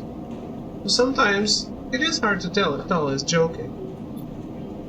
Either way you like pouring the stuff, it gets on your fingers, and if you rub them together, you can smell the mossy drink. Cut through with aniseed, mushrooms, wood, as the alcohol evaporates. You'll like those who order it too. The aged Girol is kept beneath the bar, open to order only by those who know it's there. like the quiet spacer sitting at the bar right now. Easy yourself. You pull a rag from your overalls and wipe down the bar. Does your old smell lifting, then disappearing into the stale station air? The Overlook is quiet this cycle. The salvagers busy offloading, irregulars likely at the Ort Exchange or queuing for work at the Avonage shipyards. You are in the right mood for a quiet shift. Some cycles drag along, the Overlook empty and claustrophobic, but this one has caught you just right, and in this moment some kind of calm has descended as you tinker away at the bar, lining up the bottles as your thoughts expand to fill the space. Suddenly you hear a heavy clunking at the door. It creaks open and a huge cylindrical metal tank tumbles through, slamming into the floor. Shit! Tala breezes in from behind it, a whirl of hair and bright eyes. Shit, shit, shit! Tala? Sleeper! She ducks behind the bar and comes over. Can you help me with this? You look at the huge metal tank suspiciously. I'm coming. You come around the bar and get to one side of the tank. Okay, says Tala, on my count. 1, 2, 3. You both heave the tank up to standing. Somehow you hold it in place, struggling to keep it steady. Where's this going? In the back, comes a voice from behind the tank. Somehow you manage to lug the huge thing into the back room, where you place it in one corner, dwarfing the rest of the contents in the cramped space. As you do, you hear a crunch. You stand back and look at the expired rations oozing out from under the tank. Oh shit! Tala looks at you apologetically. I know you like those. That's okay. You push the crushed rations to one side. That's the end of that. Tala looks exhausted and rubs her shoulders. Francis? I swear to... Francis? Francis, I mentioned him already. My guy on the door deals with suppliers. Tall. She sighs. He was supposed to be back from Etienne's up in the Greenway by now, back with our Girol. She leans against the tank. It seems like he's got lost again, or joined the IFA commune. We need that Girol. There's 4 other bars near here, and the spacers sure as hell don't come to the Overlook for the ambience. She looks through the open door to check if anyone can hear her. She knocks on the hollow tank. So I'm taking matters into my own hands. She smiles. Welcome, Sleeper, to the Overlook Distillery. You look around the dank back room. Need some work. She picks at some paint flaking from the metal walls. Well, I might need some help though, she shrugs. You up for it? She knocks on the tank again. It'd be fun. Happy to help. Okay, she grabs you by the shoulders. I'm excited. She turns around and looks at the tank. I reckon we can chop this thing in half. 1 half for fermentation, the other we turn into a still. We also need to gather the ingredients. She turns back and looks at you. You look more like a chopper than a gatherer. She smiles. So how about you build the still and tub while I work on the rest? But wait, Sleeper, I have an idea. Tala is grinning now and is making you nervous. To make up for the rations, how about we put a kitchen in here too? A kitchen? Uh-huh, I always wanted to serve food. She turns back to the tank. This is going to be great, she says to herself. You look at the tinted tank in the bare room. At least she has vision. Tala nudges you out of the back room and closes the door. As you go back to the bar, you hear the banging and thumping begin. The spacer finishes up their drink and nods in your direction as they leave. You can't quite tell if it's a gesture of sympathy or good luck. So much for a quiet shift.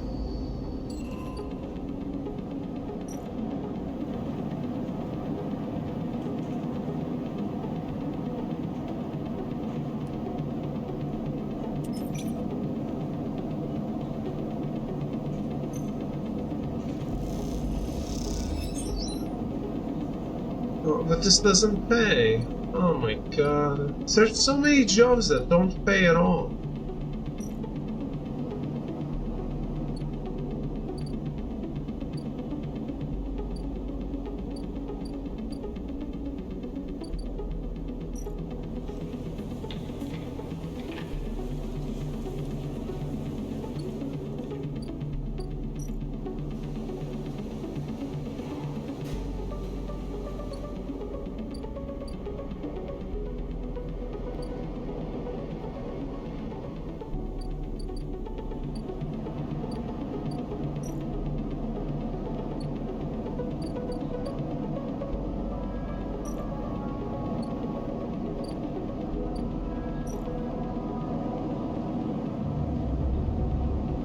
That's what I think is a little frustrating.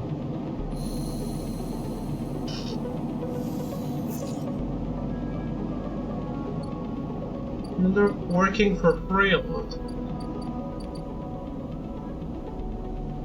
I get enough of that in real life.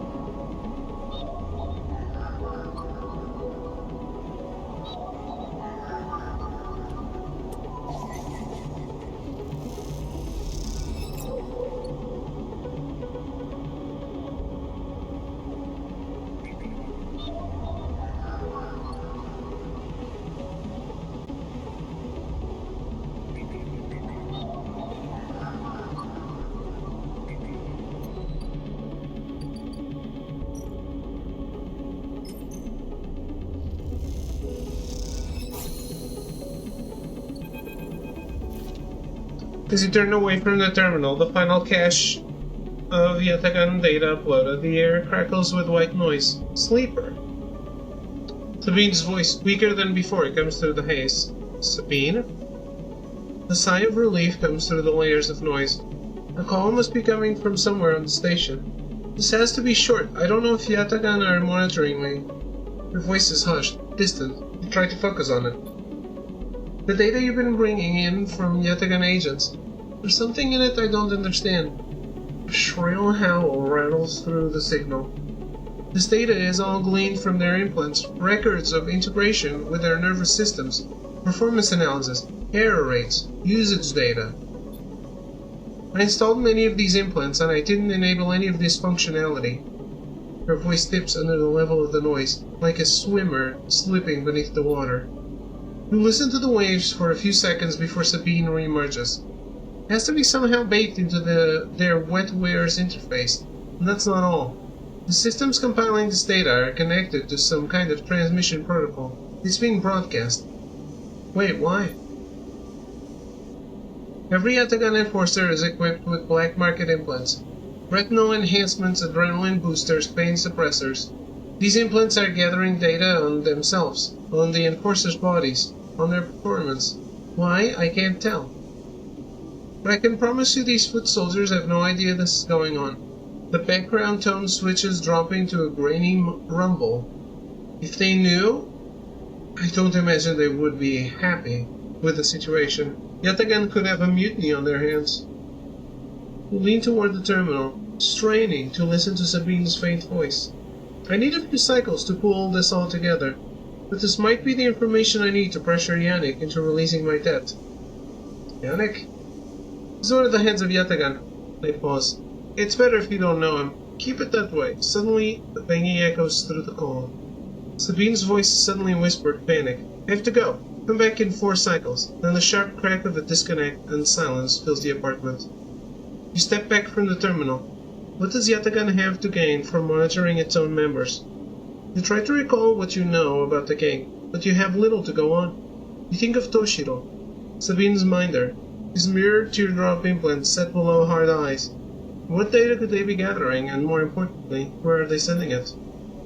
You reflexively rub your forehead, trying to think. Can you really trust Sabine? How did they come to be Yatagan's doctor in the first place? You think their kindness, their care? You think of their kindness, their care, and also that glazed look of recognition that they gave you when they first met you. That look stays in your mind as you slip back out of the apartment, glancing around as you close it up and drift into the corridors of the station, unable to shake the unpleasant sensation of being observed.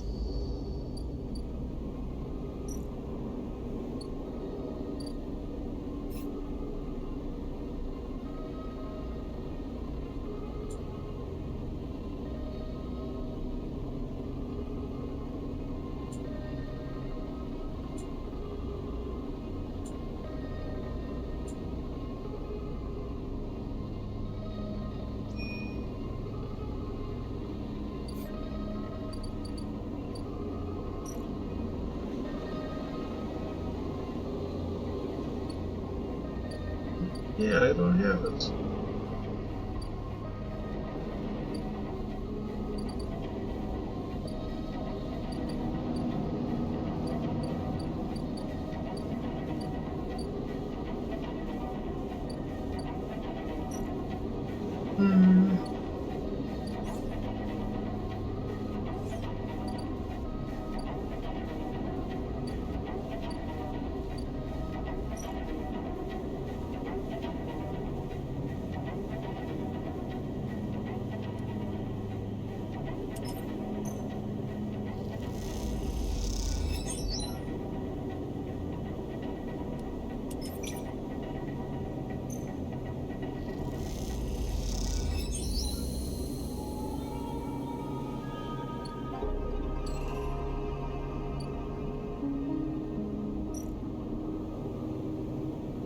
Gather materials. The self-built unit looks long forgotten. A project that never made it. With enough scrap, you might be able to seal it up.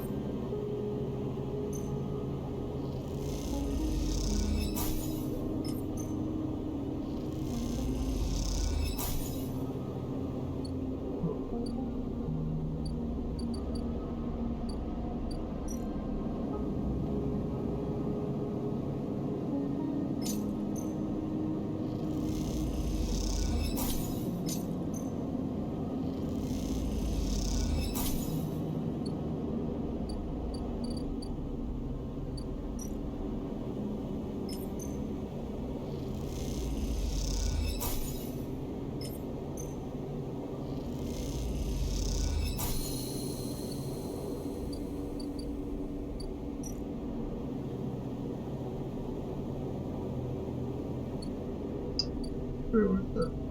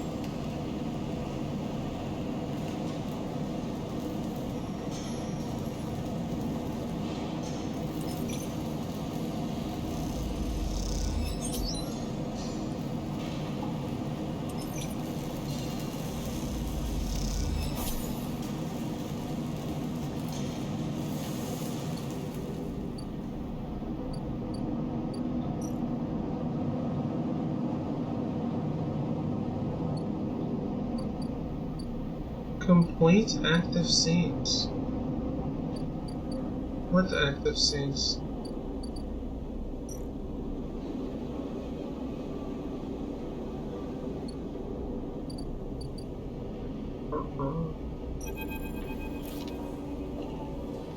You cross between two walls of units, one of the cavernous streets at the center of the low end.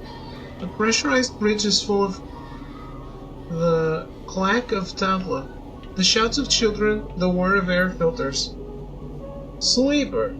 You turn to see a man sitting at a table alone, somehow untouched by the hustle and bustle of the people around.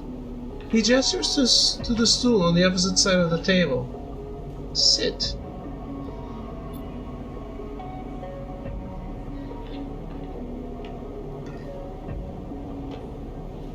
You sit at the metal stool and he starts setting out the board with counters, or at least the filter caps.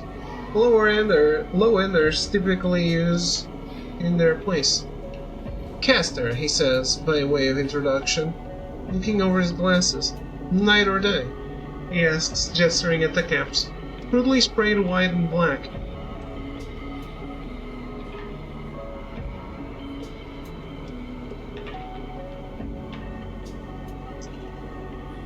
Okay. He rotates the board so the white caps are in front of you. Let's begin. You take a plastic die each, pitted and worn, and roll to determine who starts. Caster rolls a 6, you a 4. I lead. He smiles and begins to move his first cap precisely along the board. Play passes back and forth between you, the dice changing hands as the caps spread along the board. As it does, Caster speaks, eyes not leaving the caps. It is unusual to see a sleeper on the eye. That's why I wanted to play you. You take your turn, rolling a 5 and a 6. Play carefully. After all, a sleeper's mind must be somehow different to a human one. Being emulated, I mean. As Caster talks, you build up a wall of caps, stacking them safely across the board. Progress is slow, but you remain unexposed.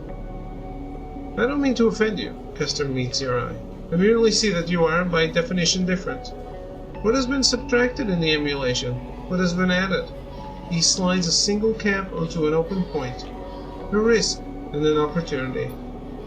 He hands you the dice. Do you ever think about this, sleeper? About what you were before and what you are now? Always. You roll a double 1 and solidify your wall. Caster whistles. The holding game. Commendable.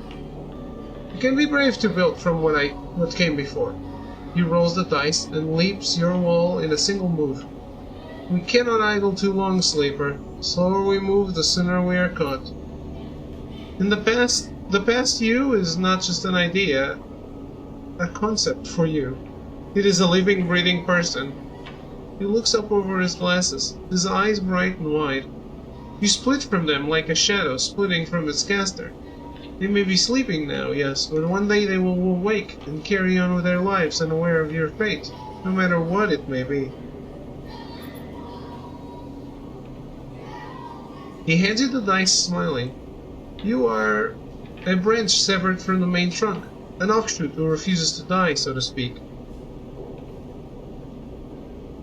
He hands you the dice, smiling. Wait, that's the same line twice. Okay, game. You roll again, under pressure now, trying to slip your caps out from under Caster's before he solidifies control of the game. So what I am curious about is how you see yourself in all of this, Caster asks. What does this tangle of truths make you? Driven. Caster laughs. That much is obvious, sleeper. I see it in your eyes. You are eager to make all this count for something. Caster looks away, through the glass to the crowded units on all sides. But driven towards what? He starts removing his caps, his home board now full. Is there an end here, or just endurance? You try a few more rolls attempting to get back in the game, but Caster clears his home board with a sense of the inevitable. He has known he was winning for a while. I feel I may have pushed too far. He slides another cap from the board. I apologize. My curiosity has a habit of getting the better of me. You roll to return a cap to the board, but all the spaces are blocked. Caster clasps his hands apologetically. You play well, really. Your weakness is not your game. He smiles warmly. We have much to learn from each other. He slides his glasses back up his nose and sits back. I feel we could share knowledge, ideas, perhaps even data. His eyes glint with that last word. For a mutual benefit. He slides his final cap from the board. It's over. He has won. We'll see. Please, I don't want to make you uncomfortable. He holds up his palms. My intention is only to help you endure here, and if I am able, feed my curiosities. The game over, you notice the bustle of the walkway once more, the call of the children, the deliveries, the arguments and reconciliations. They wash over you as you stand and leave, Caster nodding goodbye as you do. Crossing the walkway, you replay the moves of the game in your mind, looking for an opening you are sure was there.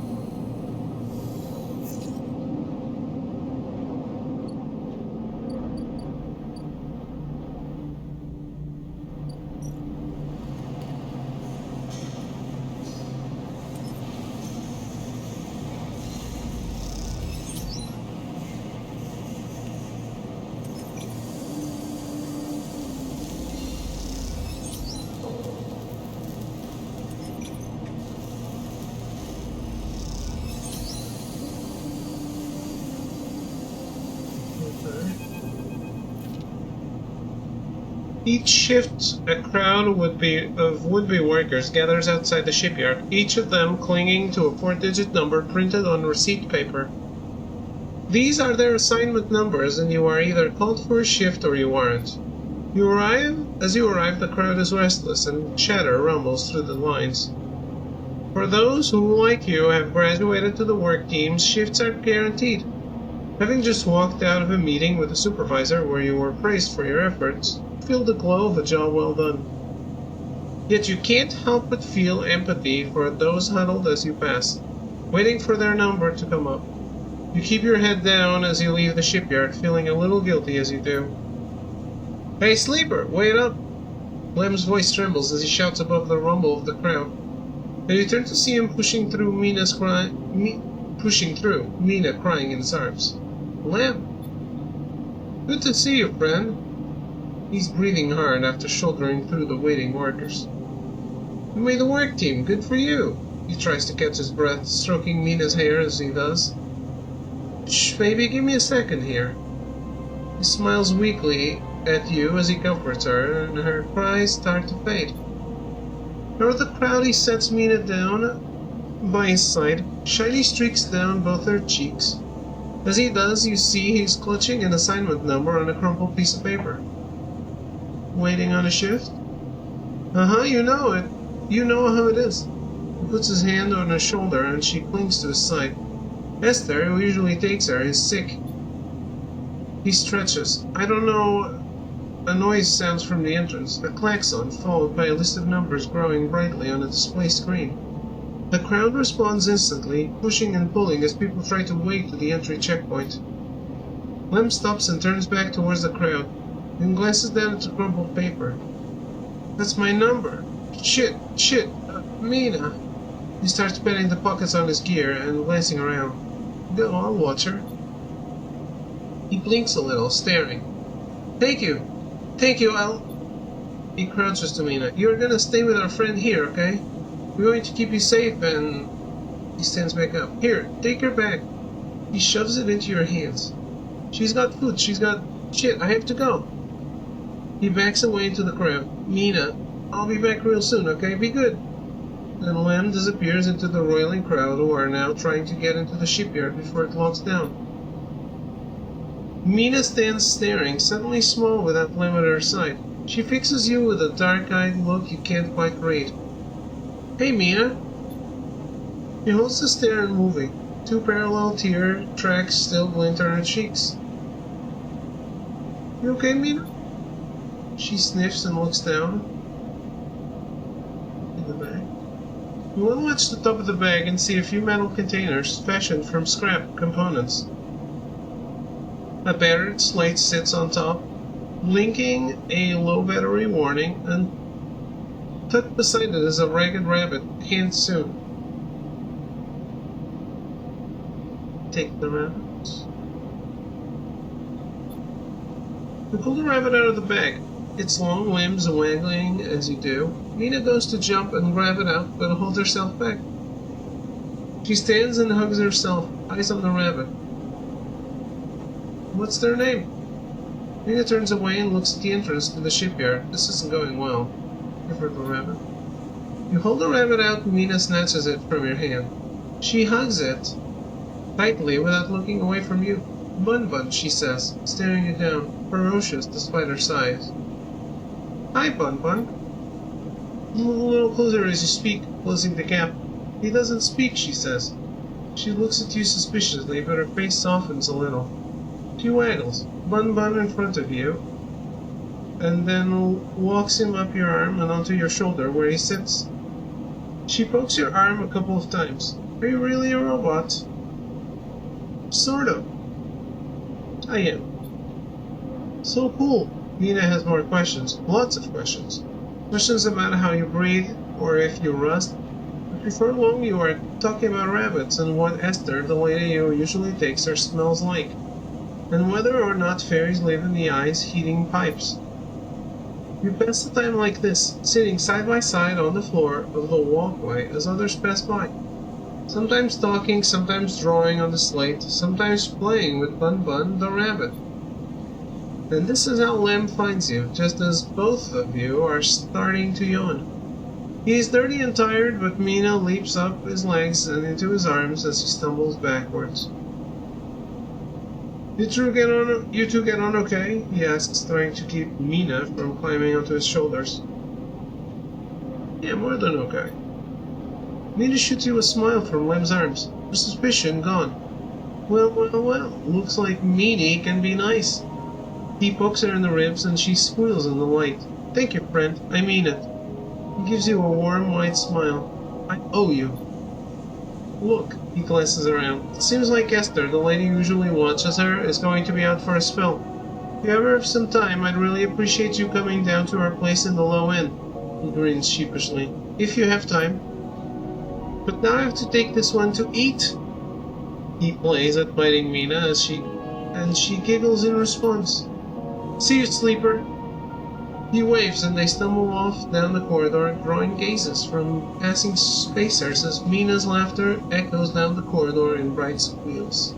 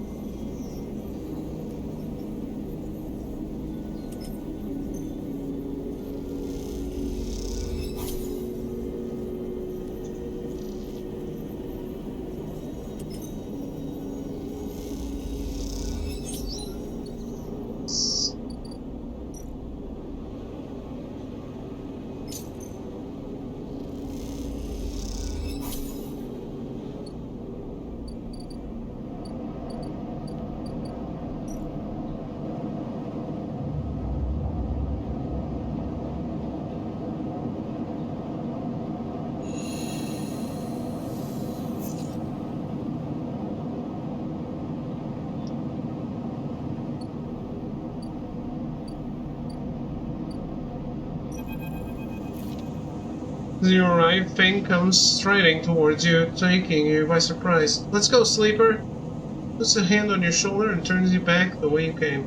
Go where? To see Hartenhurst. He gives you a sideways glance. Isn't that what you are here for?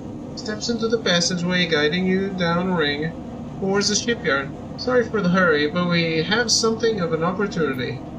That data you ripped. Well done, by the way. He grins. Tells me that Arden is making a rare inspection of the Sidereal Horizon this cycle. It's the perfect chance to confront him outside of that compound he hides in. Fang takes a sharp turn onto a dimly lit side passage. Confront him? That's right, it's the perfect time. Fang slows and slips into a dark service tunnel where somewhere in the back a water pipe drips.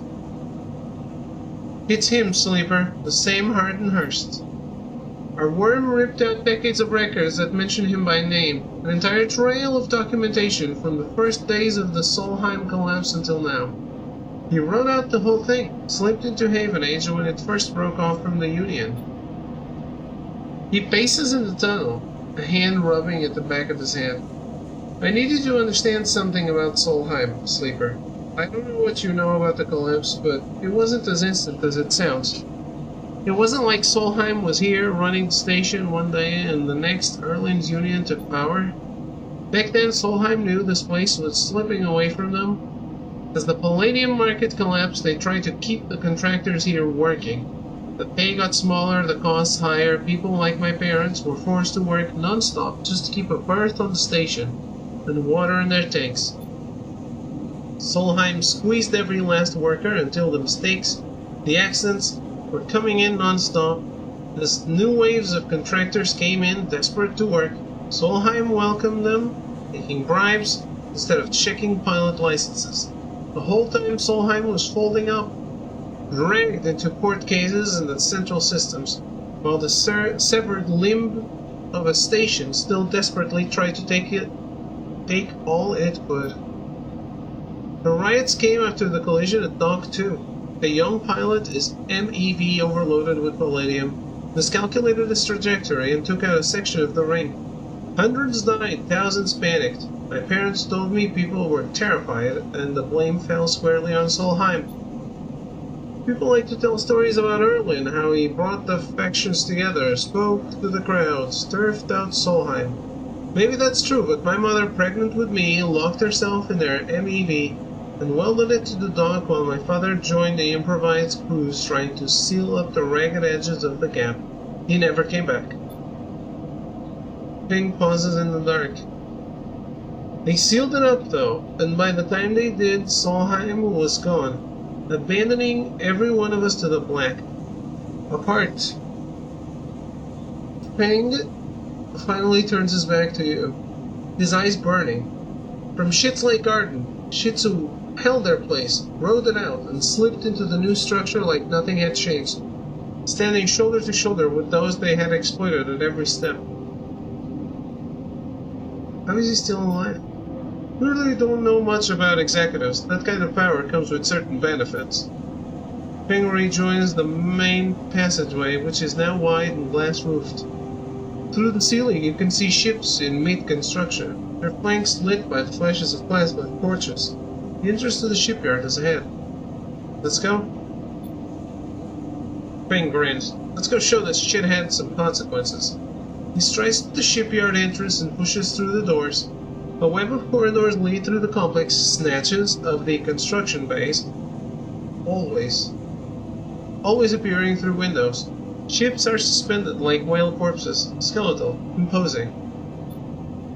Feng seems to know exactly where he is going, and before long you cross into a huge dry dock, locked onto one side of the sidereal horizon. A network of platforms and scaffolding cling to the ship's hull, filled with workers and equipment. The sound is stretched out by the vast space, so that the welding, cutting, and sealing seem to come from everywhere at once. Both you and Feng spot them at the same time, a group walking slowly across a gantry. And at the front, two men, one gesturing towards the ship and the other stick-thin, cleanly dressed with a shock of grey hair. Hardin. You and Feng say his name in unison, and Feng sets off up the staircase to the gantry, with you following behind. As you come to the same level, the group is passing closer, the foreman gesturing to the work being done throughout the dock, and Hardin nodding along. Hardinhurst! Feng shouts across the noise, taking you by surprise. His voice bounces and comes back in a rippling echo. The figures turn. Yes? Hardin asks quizzically, raising an eyebrow. He glances between you and Feng, and you see his gaze linger on your body, unsure why a sleeper might be in this place. You are a traitor, Hardin. A Solheim executive who tried to hide here, among its victims. Feng's voice is steady, strong. You stand for everything the Eye was rebuilt in the shadow of, against everything Erlin stood for, everything Avon Age stands for. You have no place on this station. For a moment, stillness descends on the group, as if everyone was held in place by the rattle of construction. Hardin laughs. Well, good to meet you too. He glances around at those around him. Some are smiling, the others nervous. You are from the systems branch, are you not? Asks Hardin, inspecting Feng's clothing. Feng turns to the foreman. You need to call your security. This man is a corporate agent. The foreman glances between Feng and Hardin, his hands drumming at his side. Hardin leans towards him and says something inaudible. The foreman nods. It's true. As he begins speaking, Hardin turns his attention to you. What would a sleeper know about that? You accuse me of being a corporate agent? What are you if not exactly that? He looks around at the group, who are already eyeing you with suspicion. You're a product of SNR. You have no place in the Havenedge shipyard. Who knows what signals you are sending back to your makers? A murmur of approval runs through the group. Feng holds up a stick of memory. You guessed right, IM systems and IM records that link you directly to Solheim right here. He turns to the foreman again. So once again I'm asking you to take this man into the custody of the shipyard. The foreman remains still. Hardin's voice is calm. Measure. If you have such data, why hasn't it been submitted at a members' meeting for proper review? He shakes his head. I have nothing to hide, unlike a man who does not announce his name, who enters my shipyard with corporate property in tow, and tries to turn my own men against me.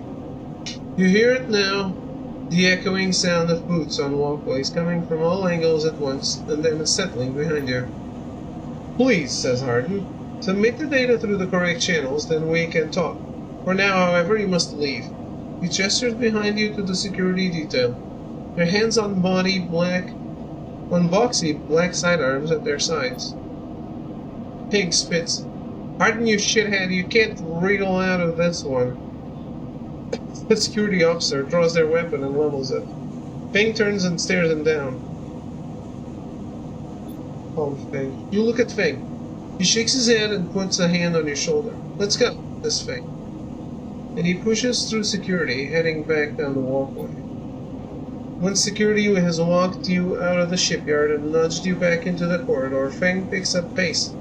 You try and keep up as he slips into the shadows of an entrance.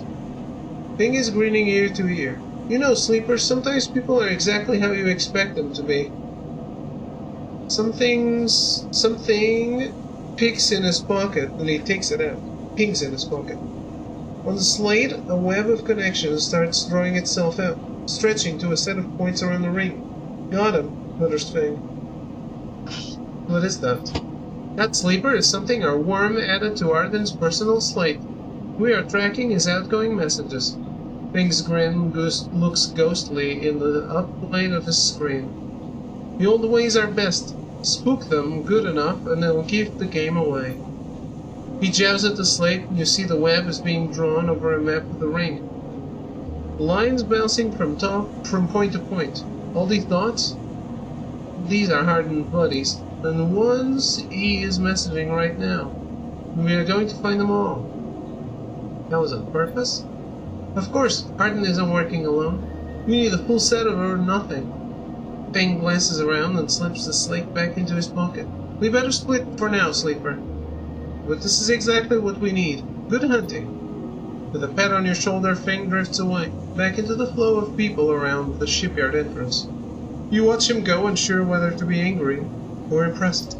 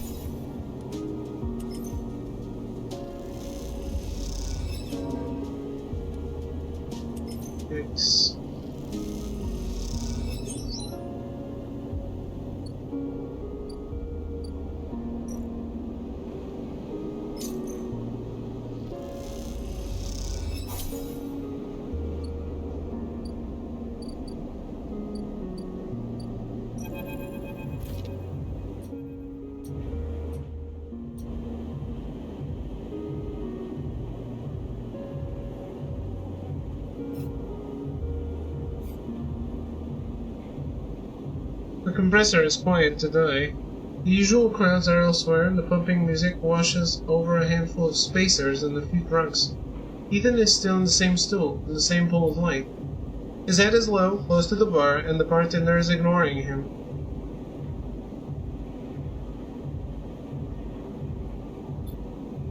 This is ridiculous. You go to turn, but Ethan calls out, "Sleep!"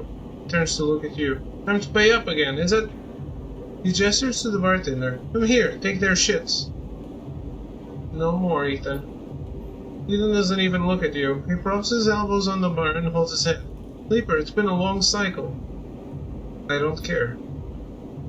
Ethan lets out a long sigh. He rapidly rubs his eyes with his palms. "You are right," he says quietly. "This isn't fun anymore." He reaches towards his holster.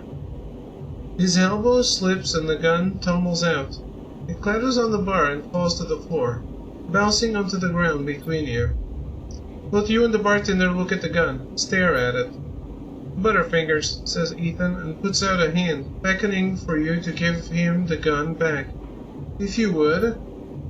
The bartender looks at you warily. You crouch down and pick the gun. Point the gun at Ethan. Ethan turns his head in your direction a little, a sharp pale eye locking with yours.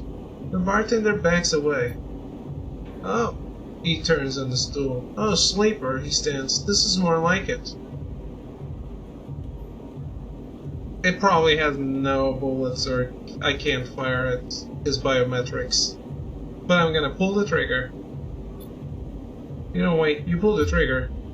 The gun clicks. By now all the attention in the bar is on you and Ethan, who looks at his gun with a bemused expression. The bartender raises an open hand, and in it are 10 shiny bullets.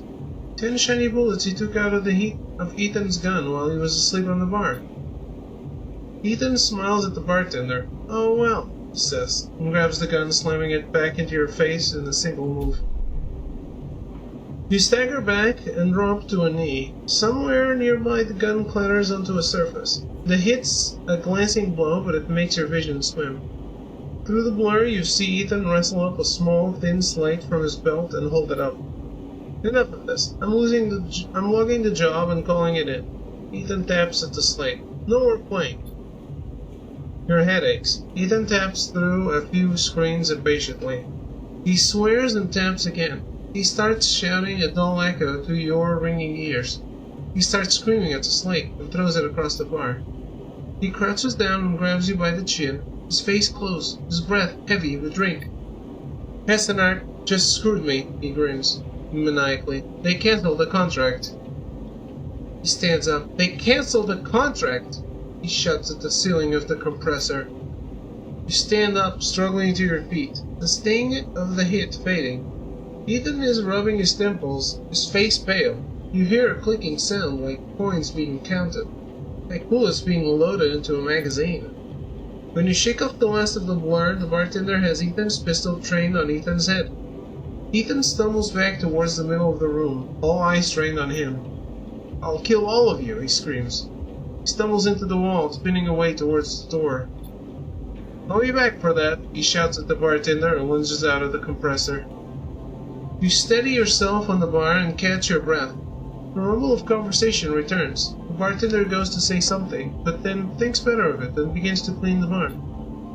After a while you wander out into the light of the bright market, looking for Ethan around every corner. Alright.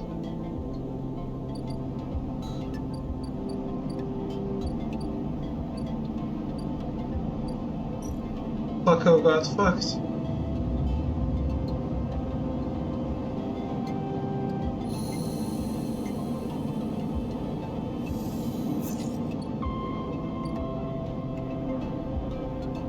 Alright, that's gonna be it for me for today.